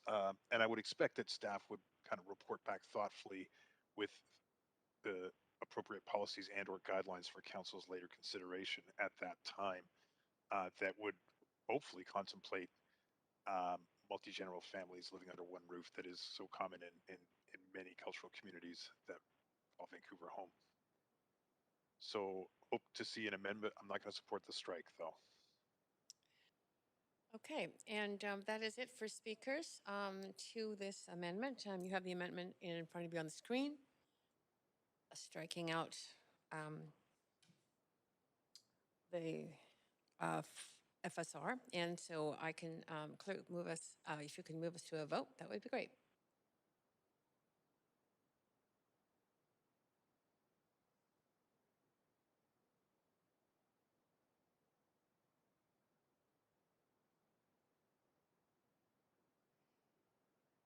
Councillor Dominato, you haven't yet voted.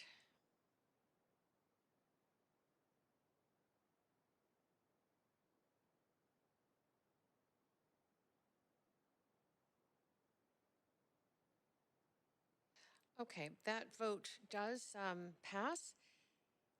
Fail with myself, Mayor Stewart, Councillors Fry, Swanson, Hardwick, Weeb, Boyle, and Bligh in opposition. Okay, we are back to... So, Councillor Carr, I have a follow-up amendment to that, pursuant to Councillor Fry's comments, which I've emailed. Faster than the speed of lightning.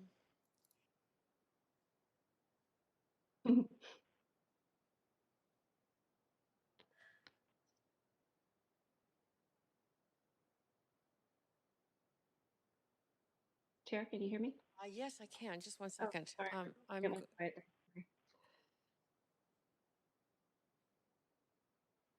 Oh, you actually have no time left in amendments.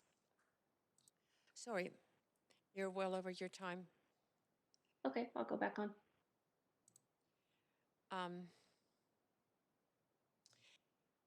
Yeah, so I am now advancing. You're well over your time in the main queue to move anything. Councillor Dominato, you have the floor now. Thanks, Chair. Yeah, so I have a couple of points of information through you to staff. One is with respect to affordability, and I know we haven't analyzed the motion, so it's not specific to that. It talks about both development cost expectations and development cost levies. And there's been past city policy that actually gave direction to address affordability through any profits beyond sort of a standard profit would go into improving affordability of housing. And I'm curious if that is something that could be looked at, and I'm citing former city policy that did this. So I'm just wondering if you could speak to that. City Manager? Thanks, Chair, through you. So I'm not familiar with the policy that Councillor Dominato is referencing in that question. So I'm not sure if there's any elaboration or if Dan's able to has any further background on that. Well, the neighborhood demonstration housing program enabled that, so enabled a ground-oriented ground-oriented missing middle housing, but part of that program was that any additional profits would be incorporated into affordability of those units. And I don't see that reflected in the motion. I'm just curious if that is something that could be looked at. Well, I think, thanks for the clarification. The increase in density, I mean, there are significant infrastructure costs here that need to be addressed, both in terms of this development as well as the city more broadly. So certainly council could make amendments here to look to direct any land value capture in a particular way. I would, at this point, given where we're at in terms of our analysis, which is right at the beginning of this, I would suggest that those are decisions that council would be making further down the road. But of course, we're happy to take further direction from council on it now. Okay, thank you. I appreciate that. The other question I have is because it's come up a few times in the context of environmental considerations, and whether through looking at a proposal like this, would staff be able to give an analysis around GHG emissions related to tear downs of homes, replacement, construction? Would that be part of a report back that we would see? Thanks. Through the chair, it's not specifically called for, I don't believe, in the motion. Just reading it again now, there is information. There may be information that we have available to council that we can provide on that generally.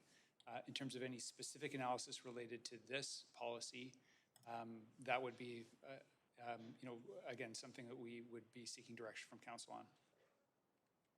Okay, thank you.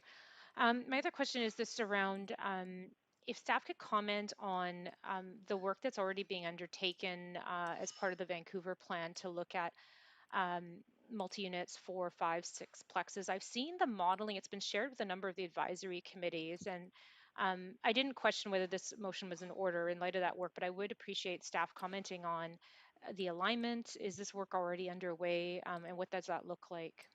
And when will that report back be coming? Thanks. So I'll defer to Dan on that question. And Paul, we have Paula Huber on the line to speak to that issue. Perfect. Thanks. Hi, good evening. Paula Huber, Senior Planner, Community Planning. Thanks for the question.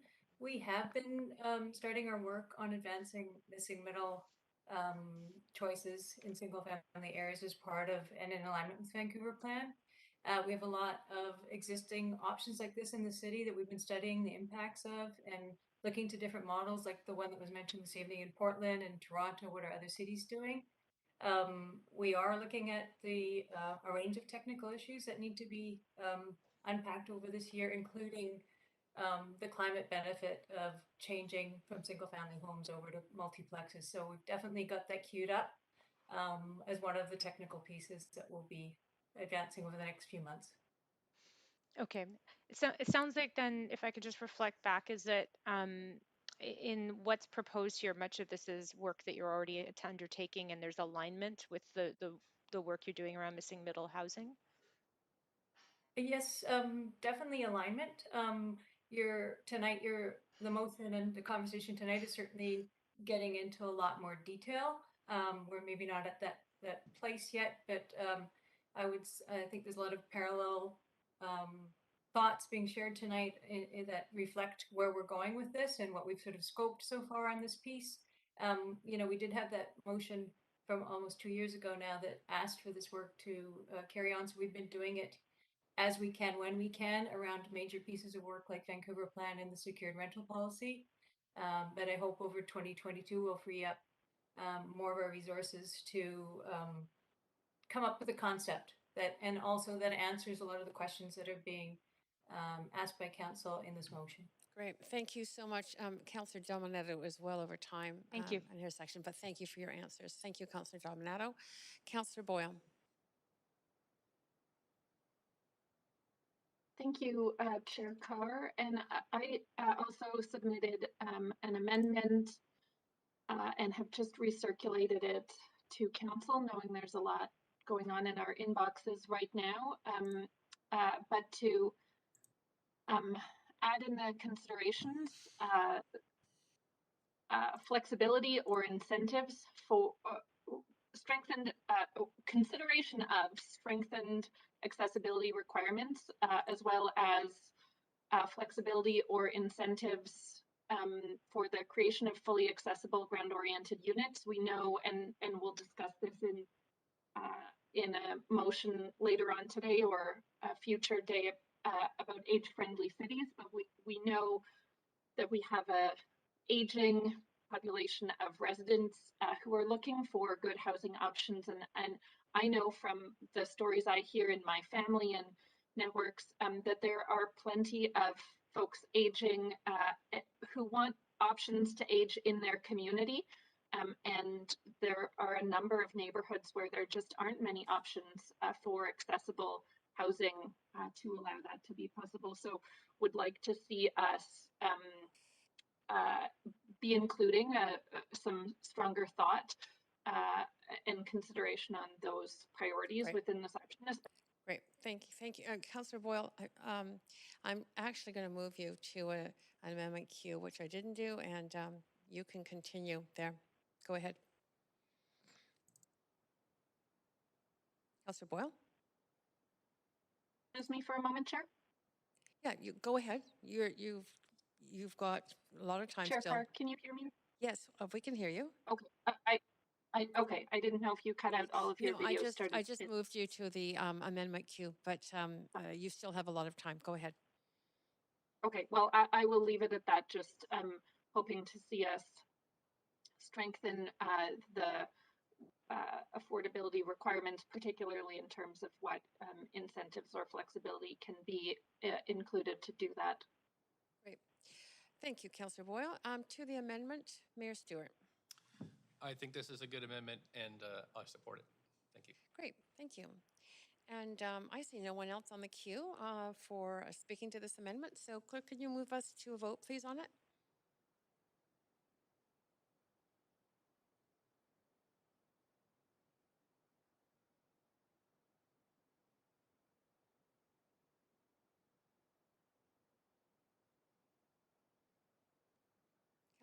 Councillor DeGenova, do you need a vote assist?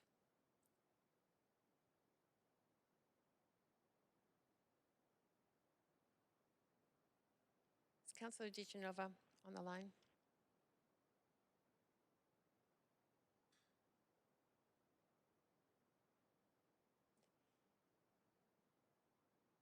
Councillor DeGenova, if you can hear us, do you need a vote assist? And please turn your camera on.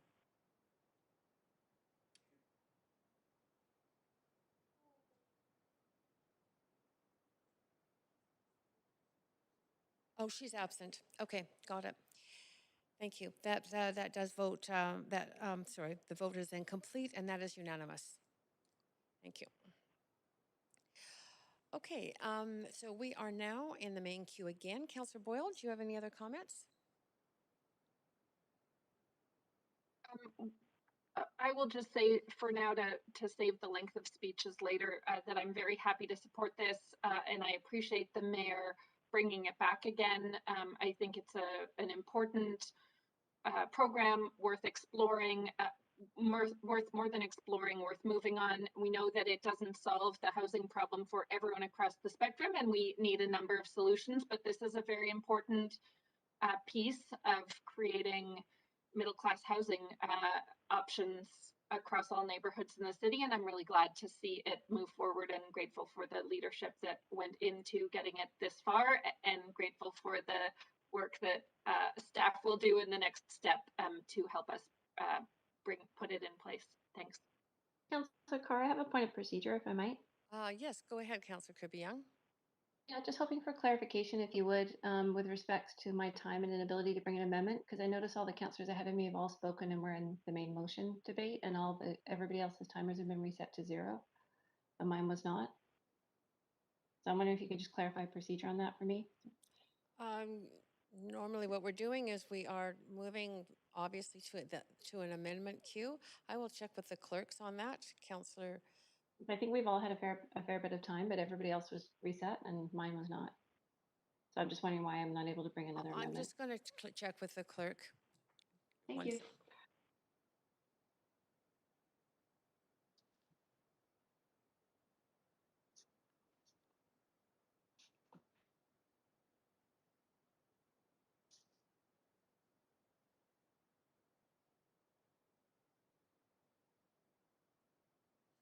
Yes, Councillor Kirby Young, the people who are coming up, like Councillor Bligh, for example, has been speaking on the amendment queue, but not on the main queue, and you've been speaking in the introduction of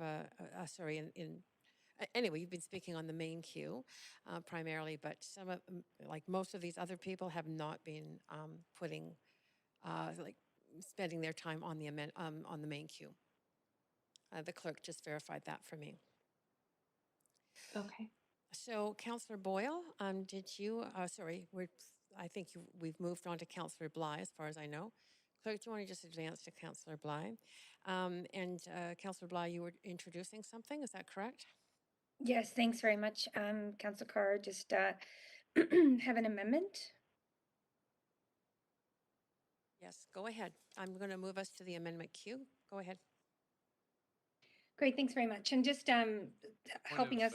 Point of order. There's a point of order here, so sorry. Go ahead, Mayor. Councillor Carr, I'm going to ask for a ruling from you on this one. We just literally had a vote that we said we were not going to strike out the clause that's in the original motion. The further that council also directs staff to develop appropriate policies. We just had a vote. We decided not to strike it out. This is so under the procedural bylaw 8.7 C. It says that council can't make the same decision twice in the same meeting, and that's what we're doing here. Yeah, Despite the addition of other text, it still is the main idea is to strike out that. Yes. So, Mayor, I'm going to confirm with the clerk, but this was tabled by Councillor Kirby Young, but I did stop her from tabling it because she had run out of time to be able to table the motion. So we didn't vote on it. It just was not tabled. But clerk, I wonder if you can just confirm that. Did vote on a strike through. We're just going to have to take a few minutes to look into that. Great. Okay. They'll investigate that and come back to you. No? I just. Yeah, just a second. We're just having the clerks look into something. So into this question that's being raised as a point of order by the mayor. So if anyone can just actually take a moment to step out of your chair and kind of stretch. Maybe why don't we use this opportunity to take let's say, clerks, how about if we come back at 10 after? Would that be good? It says 11 on the screen already. Oh, I'm sorry. I'm looking at the wrong, I'm looking at the clock in the chambers, which is not accurate. So what time is it? Okay, and how much time would you like? Should we make it 8:15? All right, so council, take a break till 8:15 and the clerks will review that. Thanks.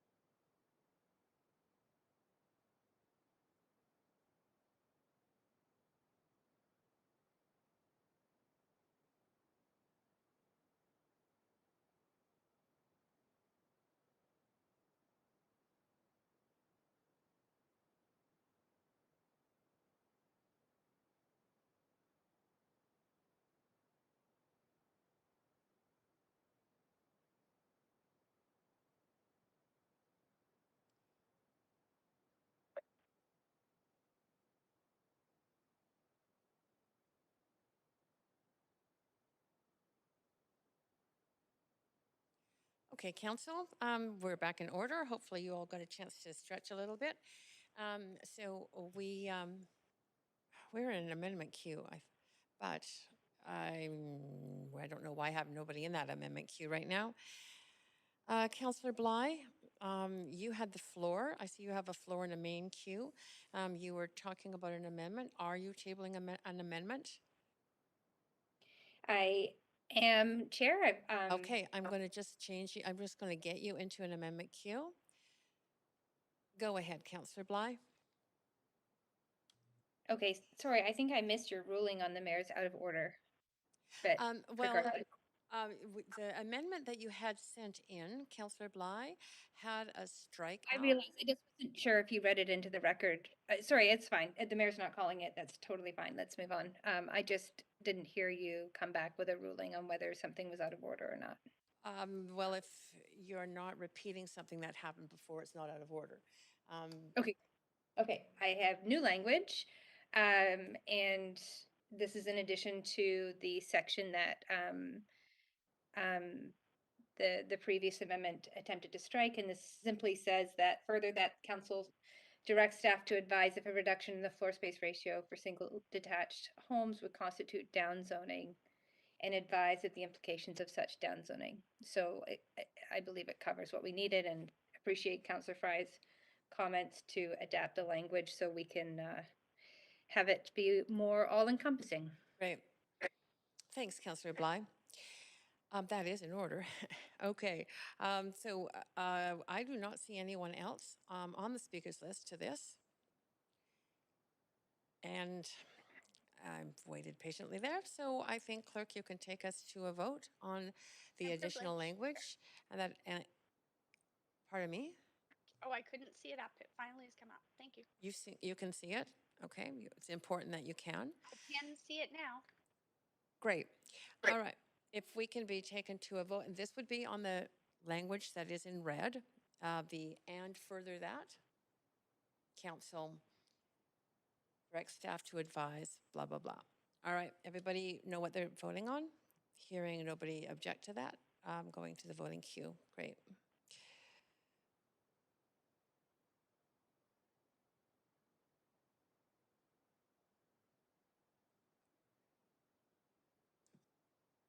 Councillor Weeb, are you there? Okay, got it. All right, so that has passed with Mayor Stewart and Councillor Swanson in opposition. Okay.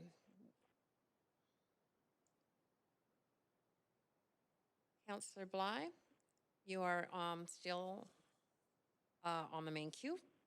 I'll leave it there for the time being. Thank you. No problem. Thank you. Councillor DiGenova, to the amended motion. Well, I'll just leave it there. But what I would ask you, Chair, is that I may come on the queue afterwards. I'd really like to have recess after we're done debate here before we vote.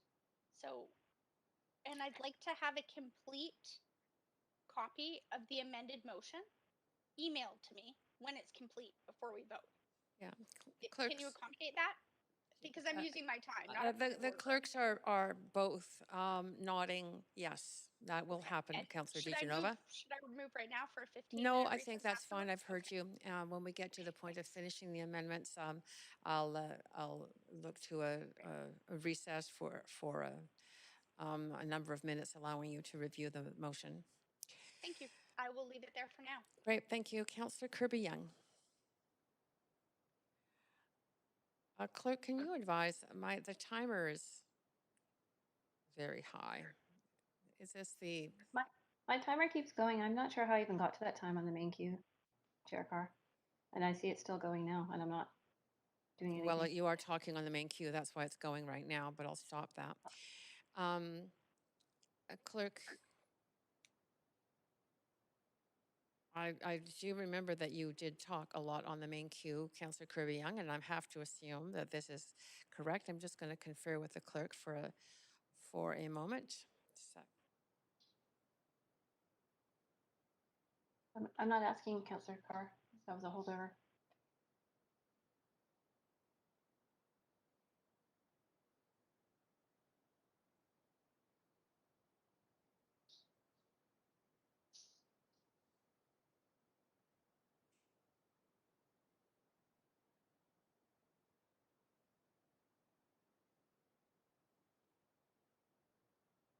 Okay, Councillor Kirby Young, I was just conferring with the clerk, and there is possibly a few times when I didn't move you quickly enough to an amendment queue.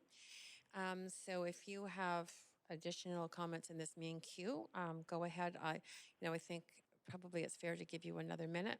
Go ahead. I'll hold that for later. Thank you very much. Okay, Councillor Hardwick. Councillor Hardwick, will you maybe on mute? There, got it. Am I able to ask a question of the mover of the motion at this point? Through me, you can. May I, please? Yes, go ahead. My question is about the manner in which this motion has been rolled out. It involved an elaborate digital marketing campaign, including, I think, 5 different emails that I saw, including webinars and purpose-produced videos, and also, I believe, radio ads. My question, therefore, is, was all of this undertaken with city staff, or was this part of some other political campaigning? How was all of this work undertaken? I will put that question to the mayor, but I think that it's up to him whether he wants to answer that or not.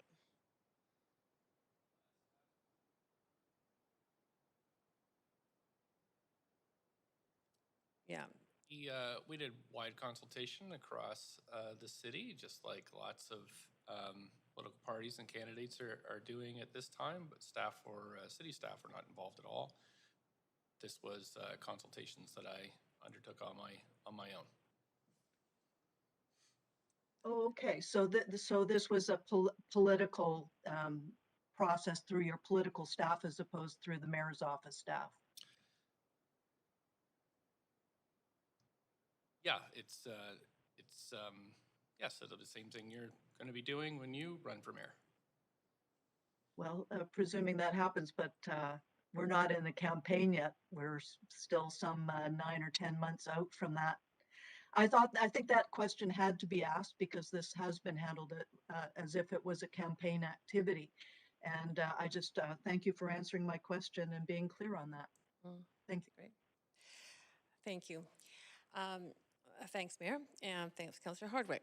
Go ahead, Councillor Fry. Thanks, Chair, and I had hoped to avoid the amendments, but some of this conversation sparked my own amendment, so I've sent it to the clerks.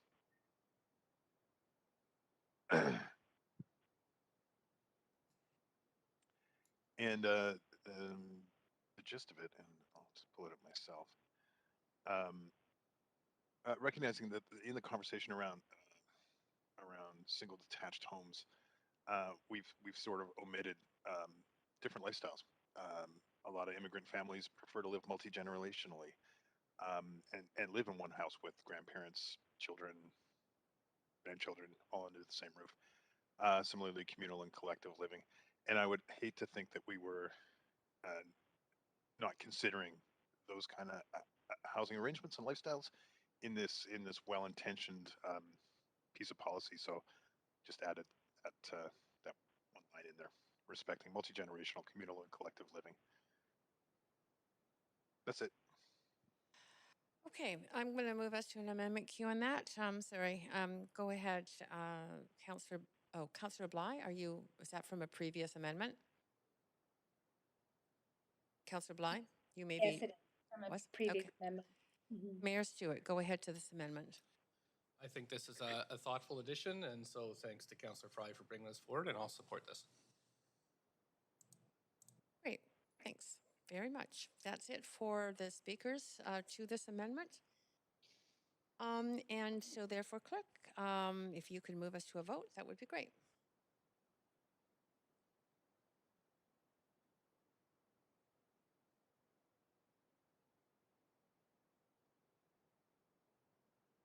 Councillor DiGenova, Councillor Dominato, if you need a vote assist, just let me know.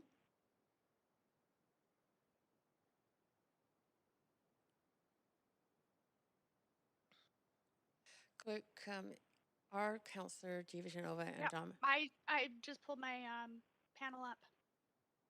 It'll be a moment.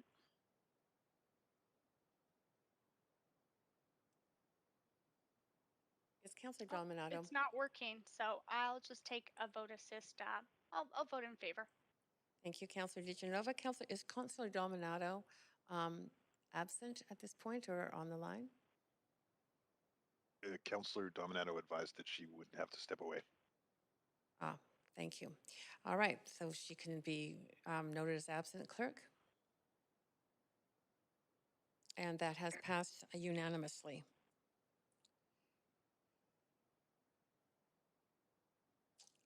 Okay. Councillor Fry, on the any other comments on the main queue Thanks. here? Yeah, thanks, Chair. I'm just going to take this opportunity to close on it and mention that I appreciate all the thoughtful input additions that have come forward, and the work that the mayor and his team have put into this. And I know that the mayor's team has included a lot of leaders in the industry and Vancouver thinkers and folks who have really provided some thoughtful input.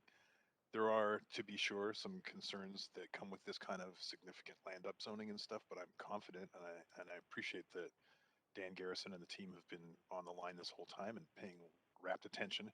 That staff will come back with some really thoughtful recommendations and policy out of this work, and I look forward to it. Hopefully before the election, so that we can actually make some movement on it. But yeah, thanks for everyone's input on this, and thank you, Mayor, for putting it together. That's it for me. Thank you, Councillor Fry. Councillor Wiebe. Yeah, this is an important dialogue we're having tonight, and one that we heard from city staff members that they've been working on for multiple years on affordable housing choices, different tenures, and different opportunities for us to work on supporting people getting into the homes they want, need, and are fit for them. I'm hoping that we get some of that work back on the Vancouver plan on some of these options, alternatives as soon as possible. I know we're getting a report back on tiny homes and other opportunities, but we need to do whatever we can to make sure that this is a livable place. And I really appreciate the conversation that this has brought forward. All the speakers have come and spoke to it, all the emails and conversations we've had with the public.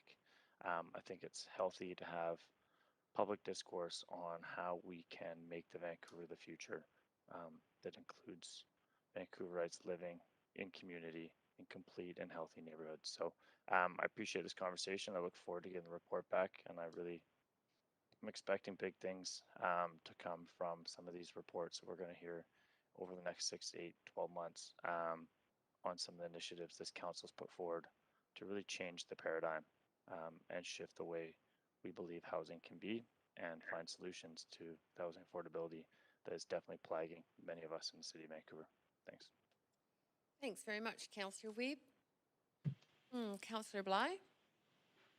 Thanks very much. So I just wanted to reflect a couple of comments and speak to the different dynamics happening around this motion. But I think at the end of the day, we've directed staff to consider a motion that enables creative and easily replicated missing middle housing pilots moved by Councillor Dominato. That is ongoing work. I think we're 18 months in now, that will be delivered as part of the Vancouver plan report back, which is happening in July. So I'm really looking forward to hearing about that report back. Specifics given to staff in that motion include enabling housing pilots for ground-oriented housing types in RS and RT zones. The core objective, of course, being affordability.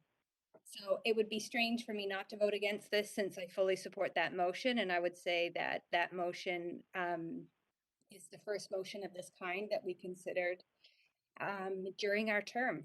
It is specific direction is to enable or to have staff consider and report back on rental and freehold tenure, incentives, relaxations in height, density, parking for creative infill and ground-oriented proposals, significantly widen the spectrum of housing affordability in these areas by increasing the intensity of land use whilst preserving good design and livability characteristic of Vancouver neighborhoods.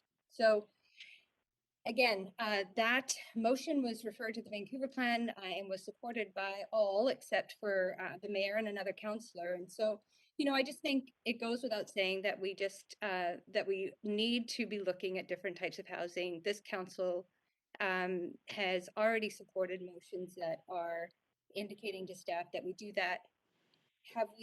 Have I enjoyed seeing the campaign and the radio ads and what have you as a way to sort of pressure council into a decision? Not really. I'm not going to call this out of order and ask the chair to make that decision because I think it's a waste of time of council, and likely what's going to come back is that it's not out of order because it's more specific in one piece of the application. So at the end of the day, what's important is delivering housing. This is not policy that's coming into play immediately. It's simply a report back, and I think that there's been so much attention put on this motion that we will all have our magnifying glass and going through that report back with a fine-tooth comb to make sure that we're not going to have the unintended consequences of upzoning the city, increasing land value beyond any chance of delivering affordable housing, and the additional concerns that have been raised. And also the laundry list, which I very much appreciate the speakers who came to speak to us, but they also had a number of requests that would be part of this, which sort of speaks to the vagueness of, I think, the overall motion. So all that to be said, I don't feel I can vote against it since I fully support Councilor Dominatos, and this would be something similar to that. So I will support the ongoing work that we are doing around missing middle housing. I'll leave it there. Thank you, Councillor Bligh. Councillor Kirby Young. Yeah, super quick. This is missing middle. It's gentler density that people have said they wanted rather than towers, livability, choices, and options. That's what we hear. That's what it speaks to. Today, you're allowed 4 units on a lot. This would be adding 2. So it's not an incremental new 6 or 10,000. I think we just need to be clear about the numbers. You have 4 now. We're on the cusp of having the van plan back, which we're due in spring in the next couple of months, which will have a lot of information on that missing middle density. I don't think we'll get a flood of seniors or individuals, but it does provide choice. That's what people ask for. I think we'll see it coming from small builders, but we do want to see some options coming forward, and options are good. Thanks. Thanks. That was very quick. Thank you very much, Councillor Kirby Young. Councillor Hardwick to the amended motion. So the mayor's motion is based on aspiration. It's based on the assumption that it will produce affordable housing. And it's been promoted through an elaborate campaign marketing strategy. The question is aspirational to whom? Putting that aside, it's based on a supply deficit narrative. And yet the director of planning thanked council not very long ago for approving more units than ever before, some 8,000 units, which would translate to 16,000 residents. And yet Statistics Canada just told us that the city lost 6,750 residents last year. And this is on top of the estimated pipeline of some 90,000 units in mega projects across the city. None of this adds up, and we don't have the necessary data to make plans based on evidence rather than aspiration. So here are my comments. 1, 2,000 is not a pilot. In comparison, the MERP pilots total 20 projects. This is a significant number. 2, there has been zero community planning. Again, the city ramrods through rezoning after rezoning with a total lack of engagement with the neighborhoods. 3, these are strata units. They will inflate land prices by definition. When you rezone, you inflate land values to highest and best use, as we saw earlier today, when the land between our boundaries and the air above it more than doubled over the last decade with the huge volume of precipitous rezoning. So if we really want to make housing affordable, inflating land values has exactly the opposite effect. 4, this stands to increase speculation and demolition of existing affordable housing, full stop. And 5, if we want to achieve affordability, we need to press pause on the rampant land inflation and work on achieving efficiency in the time it takes to get approvals through, the cost of permits, and the building code itself. Now, personally, I live in a duplex with a basement suite intergenerationally, so I relate to a lot of the discussion that has happened here today. And I was on the board of the Urbanarium back about 4 years ago when we undertook the missing middle competition. So I support the housing typology and ground-oriented architecture. I think it's absolutely the right style for livability in this city. But I remain concerned about the inflation brought about by through the strata titling implications. So those are my comments. Great. Thank you. Thank you, Councillor Hardwick. Councillor Swampson. Yeah, so I think there's quite a few good things about this motion. One is building in single family areas is better than tearing down apartment buildings to build rental. The second is the idea of a development cost expectation where the city announces that it's going to charge a certain amount per square foot for new development. I think that's a really good idea to prevent speculation. I like the idea, I love the idea of recapturing the land lift. If we recapture enough land lift, by creating affordability either on-site or off-site, I don't think it will lead to massive land inflation. And I like the idea of reducing the FSR for single family homes, as I said before, because it could increase the value of the land capture. I still had a bunch of questions about this, and a lot of them were incorporated in the amendments that I made that passed. Like how many mostly Eastside homes and basement suites are owned by investors and already rented, and what would happen to those tenants under this proposal? And I'm hoping we'll get answers to that. What will the unit sizes be? Who will be able to afford resulting housing either on site or off site? And can we get it so that actual renters with incomes under 50,000 can benefit in some way? I think we need answers to all these questions. Will the new units be more expensive than existing units? And the most important thing is, how do we protect existing renters? So I'm hoping that we can, recapture as much value as is possible, and that the amendments will deal with some of these issues, and so that when council gets this information in the future sometime, we'll be able to make an informed decision about where we really want to go, and hopefully we can go in a direction of more affordability. Thanks, Councillor That's Swampson. it for me. Mayor Stewart, to close. Thank you very much, Chair Carr, and thanks very much for your good work this evening. I want to thank Council for the debate and the additions, which many of which I think were important considerations for staff to make. In terms of staff, I know that we challenge them, but I hope that this gives more room for them to implement new policies or give policies back to us to consider that would increase affordability in the city.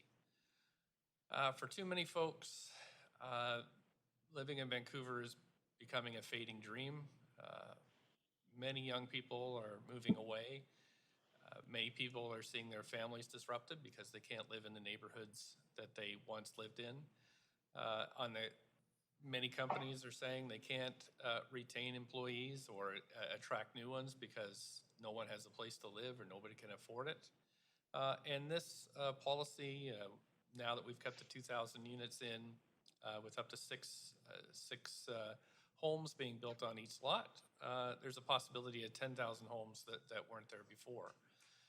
As Councillor Swanson said, I think the land value capture component of this is very important because we can't continue to grow as a city without the infrastructure we need. And by infrastructure, I broadly mean the pipes and sewers and things that we need for each home, but also what we need for our social fabric. to make sure that we have housing for those who are living without homes, workers who are increasingly being driven out of the city, frontline workers, all kinds of workers. And if anybody walks down the seawall, they'll see what's coming, and that's climate change. It is starting to really erode our city as we know it, cities all around the world, and the densification will help reduce our greenhouse gas emissions, but capturing some of the land value lift will enable us to invest in climate change mitigation strategies. So all of this combined, I think, is a very important move forward, and I really want to thank Council, my staff team, all the folks that we consulted with over the past year for really putting their backs into it and putting a policy that is country leading. There's nothing like this in Canada at the moment. I know there's a lot of eyes on us. So thanks to Council for what I hope is a positive vote on this motion. Thank you, Chair. Thank you, Mayor. So we have had a request, clerks, to give a little break to, first of all, send the motion as amended by email to everyone. Councillor DiGenova, I'm just going to ask you, is 10 minutes? I'd like to move a motion for a 15-minute recess. Thank you. You don't have to move a motion. I can make this determination. Okay. So you're saying that 15 minutes is needed. For me, I'd prefer that, but if you'd like to take it to a vote. No, I'm not going to take it to a vote, Councillor DiGenova. I'm going to accommodate you. So we'll take a 15-minute break so everyone has a chance to look at this. Our clerks have a chance to send this out to you all, and please be very clear if you want to sever different sections for separate vote, that you as quickly as you possibly can let the clerks know, and therefore I know what needs to be severed. But I will be asking that question when we return. It is now, check the clock is wrong in the chambers. It's 8:43, so we're going to come back at 2 minutes to 9.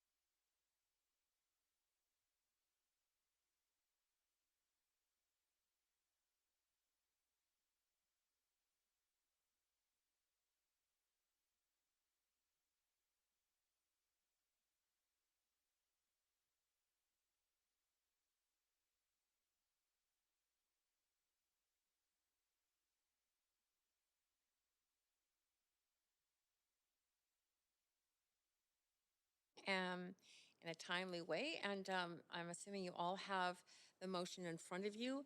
So the first question I'd like to ask is if any councillor would like any particular part of this motion severed for separate vote. And you can just put yourself on the queue for that. Councillor DiGenova? I already sent an email to you and the clerk. Every clause, because it's been Every substantially clause. changed. It's been substantially changed. Although I had no amendments, there have been, I And can't even count. And does that include all the further that's? Every single further that? I would assume so. They're not numbered, but Yes, each of please. the further that's, yes. All right. All right. That's okay. There's a request to sever is absolutely Still less time than legitimate. me moving an amendment, probably. Yeah, go ahead. I mean, that's fine. Councillor, did you know I've got that input? Sorry. I thought I saw Councillor Hardwick, but everything's severed, Councillor Hardwick and the rest of council. So I don't think you need any separate requests. We can probably just proceed. So council, what we'll do, David will highlight, if you see your screen, he'll be highlighting on the main screen for the public and for you in yellow, the portion we're going to vote on at the time. So I'm going to be starting with small I, consider modest height increases. Yeah, so you can see it there. Just a point of privilege. Yes, Councillor DiGenova. I would assume if we're doing small I, we'd be doing it with the therefore be it resolved part above, or else that doesn't pass. Yes, sorry. Therefore be it resolved, and I.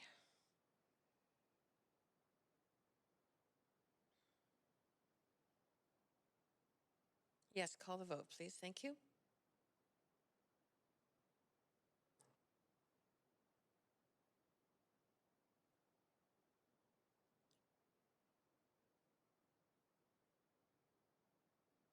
Okay, that passes unanimously. Moving on to II. Consider lower floor units.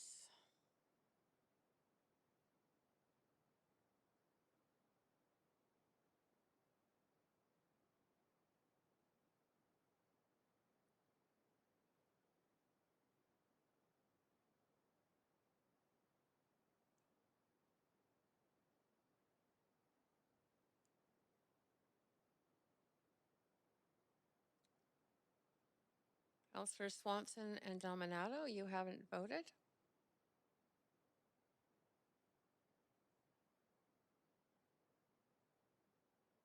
Okay, that passes with Councillor DiGenova in opposition. Moving to III. Consider development cost expectations where appropriate to limit speculation.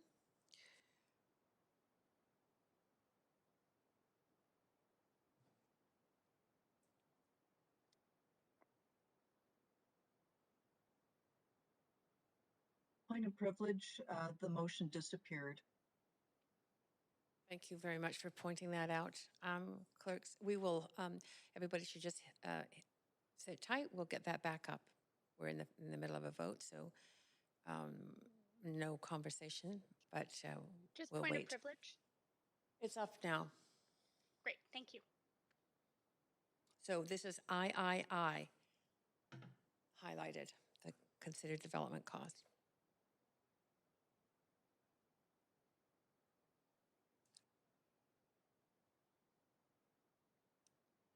And that has passed with one in opposition, Councillor DiGenova. IV, now consider development cost levies where appropriate. Oops, it's disappeared again, David. Got it. Thank you very much. So it's going to be just a moment until it's reset.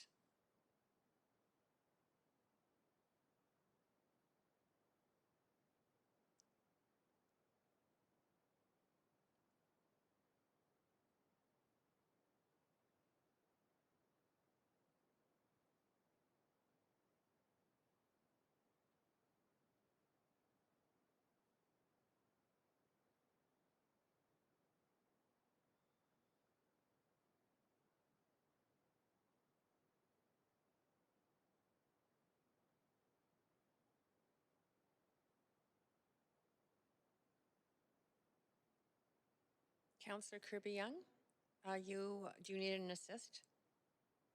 Okay, that has passed with 2 in opposition, Councillors DeGenova and Hardwick. We are on to V. Consider development contributions where appropriate, including, etc. Went black again.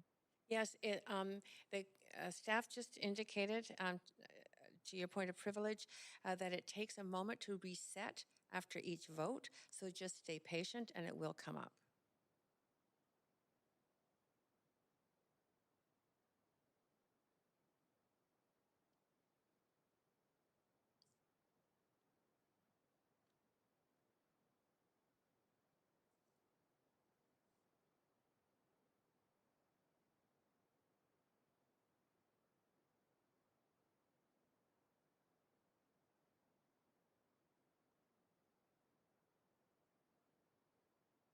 And we are waiting on Councillors Hardwick, Boyle, and Dominato on this one.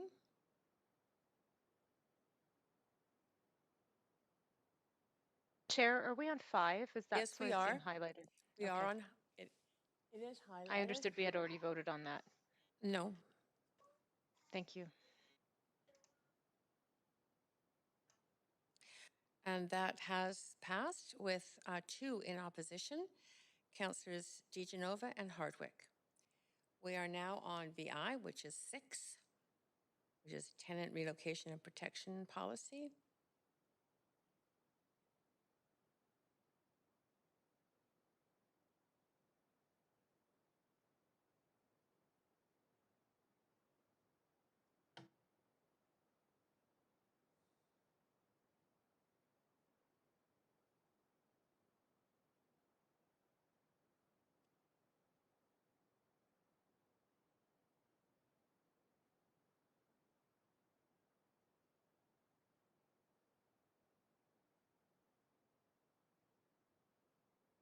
Councillor Dominato?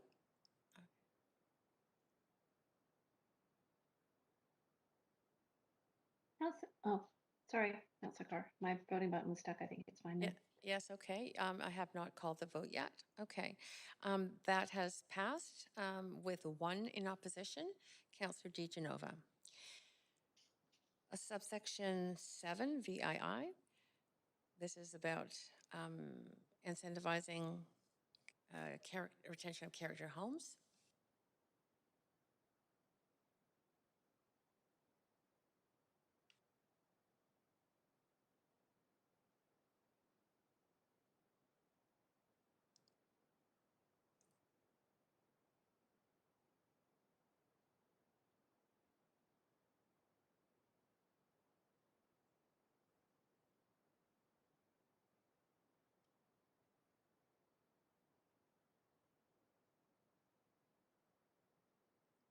Councillor Dominato, we're still waiting on your vote.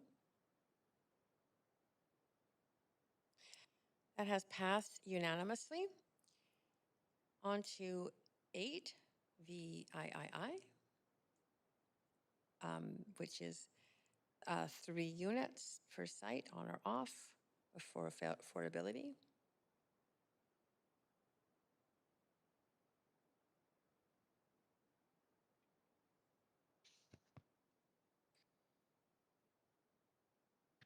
My cone's gone black, just a point of privilege. Yes, We're on actually. VIII.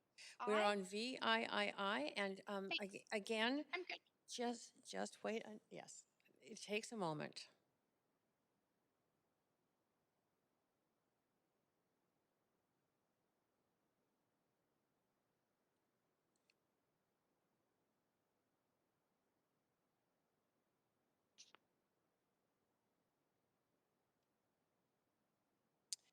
That has passed with 2 councillors opposed, Councillors DeGenova and Hardwick.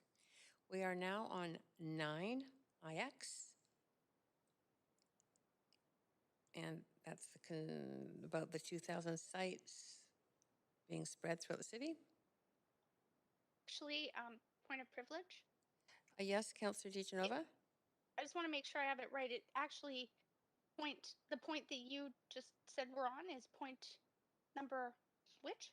IX. IX, so that's the one that's mostly on the east side. Yes, instead of that's spread the throughout one. the city. That's the Okay. one.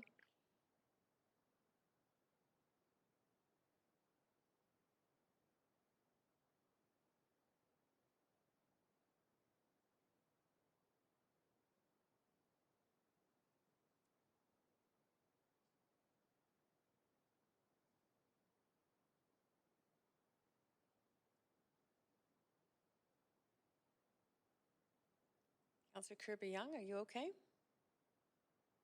Tired, but fine, thank you. Great, thank you. That passes with Councillors DeGenova and Hardwick opposed. Okay, number 10, or X.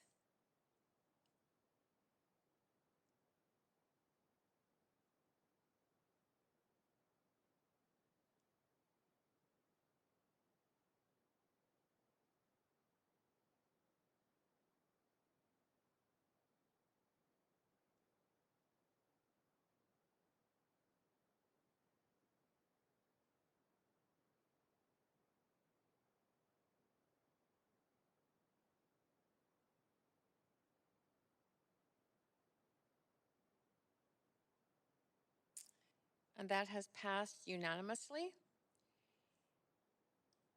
We are now on to 11, or XI.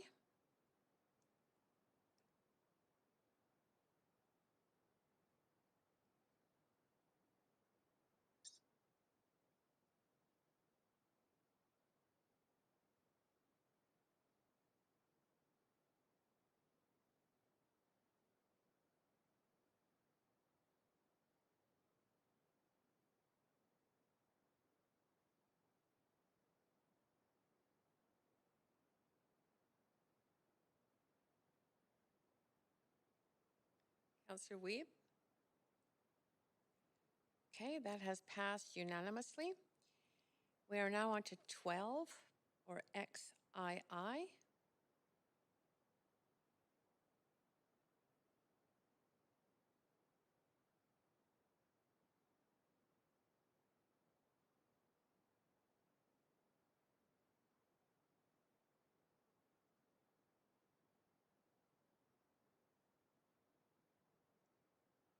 That has passed unanimously.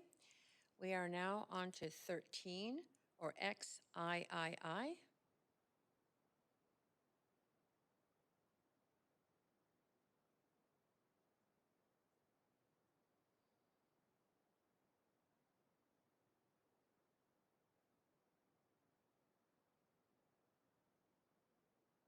That has passed unanimously. We are now in the beginning of the further that clauses. The first further that clause, which is looking at guidelines to reduce floor space ratio for single detached homes, respecting multi-generational, communal, and collective living as a densification incentive.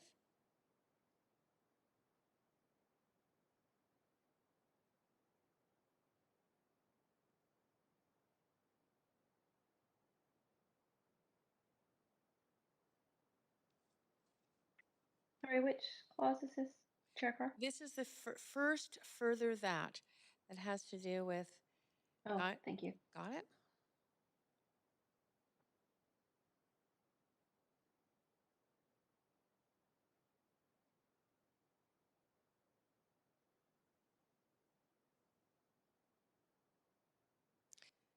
That has passed with Councillors DeGenova and Kirby Young in opposition. And we are now onto the second further that. The areas approved under the secured rental policy are excluded from this program.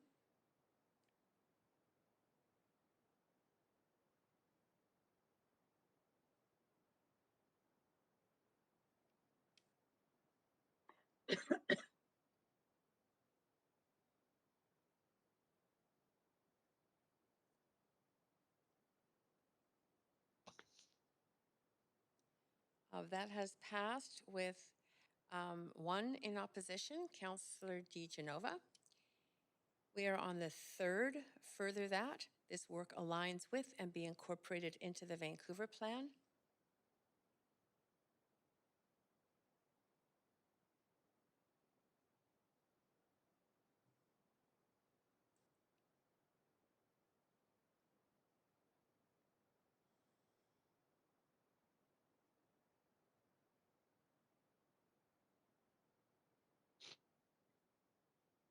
And that has passed unanimously.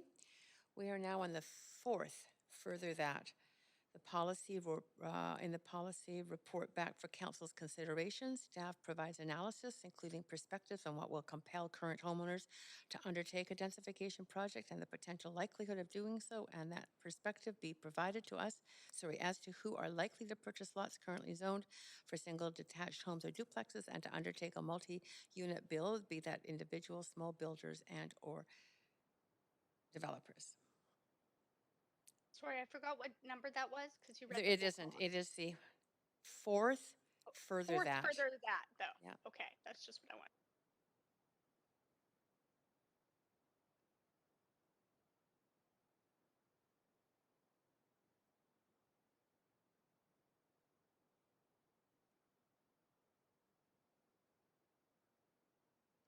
That passes unanimously. We are on the fifth, further that. If such policies and our guidelines are adopted by council in future, that staff report to council annually on policy outcomes, including but not limited to the number of lots building up to 6 units, the number of total units, types and sizes of units, geographic distribution, initial selling price if possible, as well as any identifiable trends or data as to how many units become secondary rental.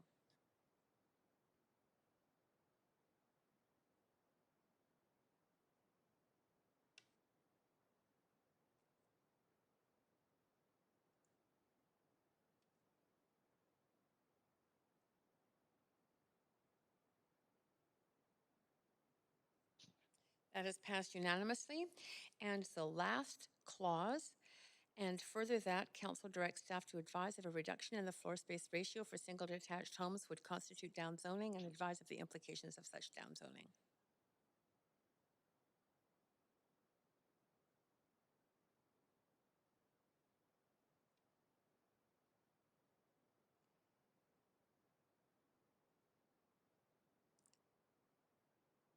Okay, and that passes with 2 opposed, Councillor DeGenova and Councillor Swanson.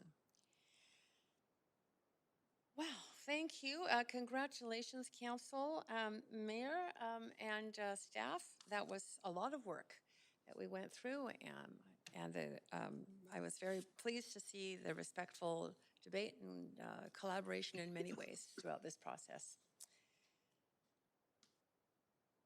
So we are finished that item.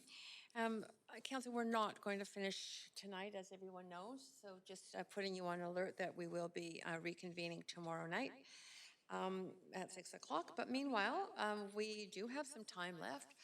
I know you're probably all exhausted, but we have one speaker to item 9 on our agenda, and that's our 6th referred item, which was previously motion B4, towards a quieter and emission-free landscape maintenance equipment future in Vancouver. Moved and introduced by Councillor Kirby Young, seconded by Councillor Boyle. We Chair Carr, I just have a quick point of procedure, if I may. Just noting in the schedule, would it be okay if I ask that now, just to give clerks the time to respond? Yeah, sure. Go ahead, Councillor Boyle. I'll just, if this is a point of procedure, go ahead. Okay, so just noting that public hearing was for tomorrow, but that's now a council reserve for the balance of this agenda? Yes, correct. Okay, that's clear.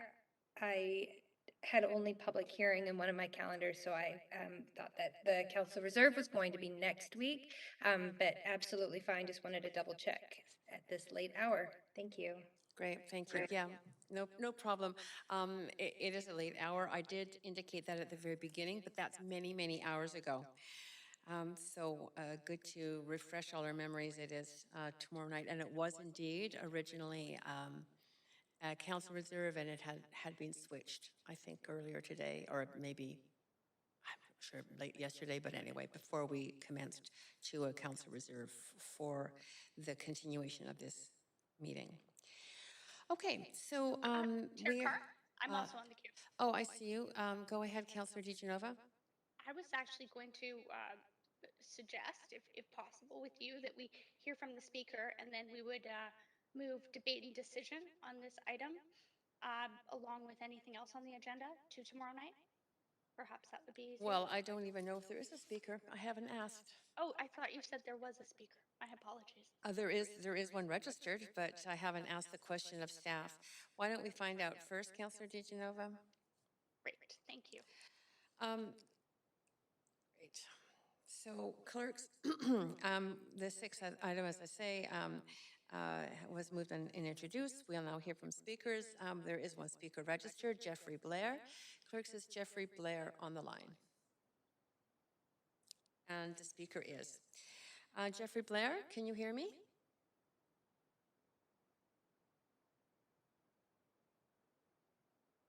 Jeffrey Blair, we can't hear you. Maybe you might be on mute, but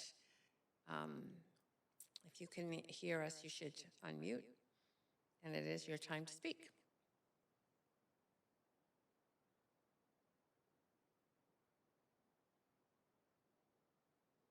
Clerks, I'll just have you check on the status of the speaker.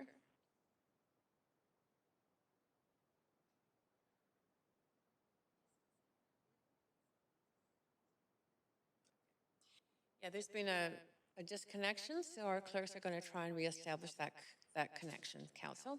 Hello? Oh, is this Jeffrey Blair? Yes, you can hear me. We can hear you. Yes, we're very pleased to hear you. Thank you for holding in there. And you have 5 minutes to address council. Go ahead. Well, thank you. I'm going to try to keep this light and easy because your committee has had a lot of work tonight, so I better make it light and entertaining if I can. I want to address you, Honourable Chair and Honourable Mayor and Councillors, and speak to the motion which is towards quieter and emission-free landscape maintenance equipment future in Vancouver. My name is Jeffrey Blair. I'm a clinical professor of surgery at the University of British Columbia and a retired pediatric surgeon, and I certainly favor this motion. There's a great deal of science which supports this motion, and I recently sent each council member a well-researched document filed by the city staff of Oakland, California, a municipality which recently passed a similar motion unanimously, as I hope Vancouver will do. In my limited time speaking to you tonight, I won't undertake a recapitulation of all the scientific evidence which undeniably points to the terribly unhealthy effects of gas-powered lawn equipment, especially the gas-powered leaf blower. Instead, let me paint a hypothetical scenario briefly. Imagine if someone knocked on your door and asked if it was okay if they operated a very noisy machine near your home for hours at a time that would often exceed the decibel noise allowances of the city. Without warning or consideration, they would rev this machine within your earshot any time during any day and often well past sunset. Its noise level is such that it can cause permanent hearing damage, especially to the operators. And furthermore, this sound will carry in low frequency ranges for blocks and have putative bad effects on the human cardiovascular system. The machine will emit fine particulate matter into the local air, which, just as this morning in the New York Times was reported, is especially harmful to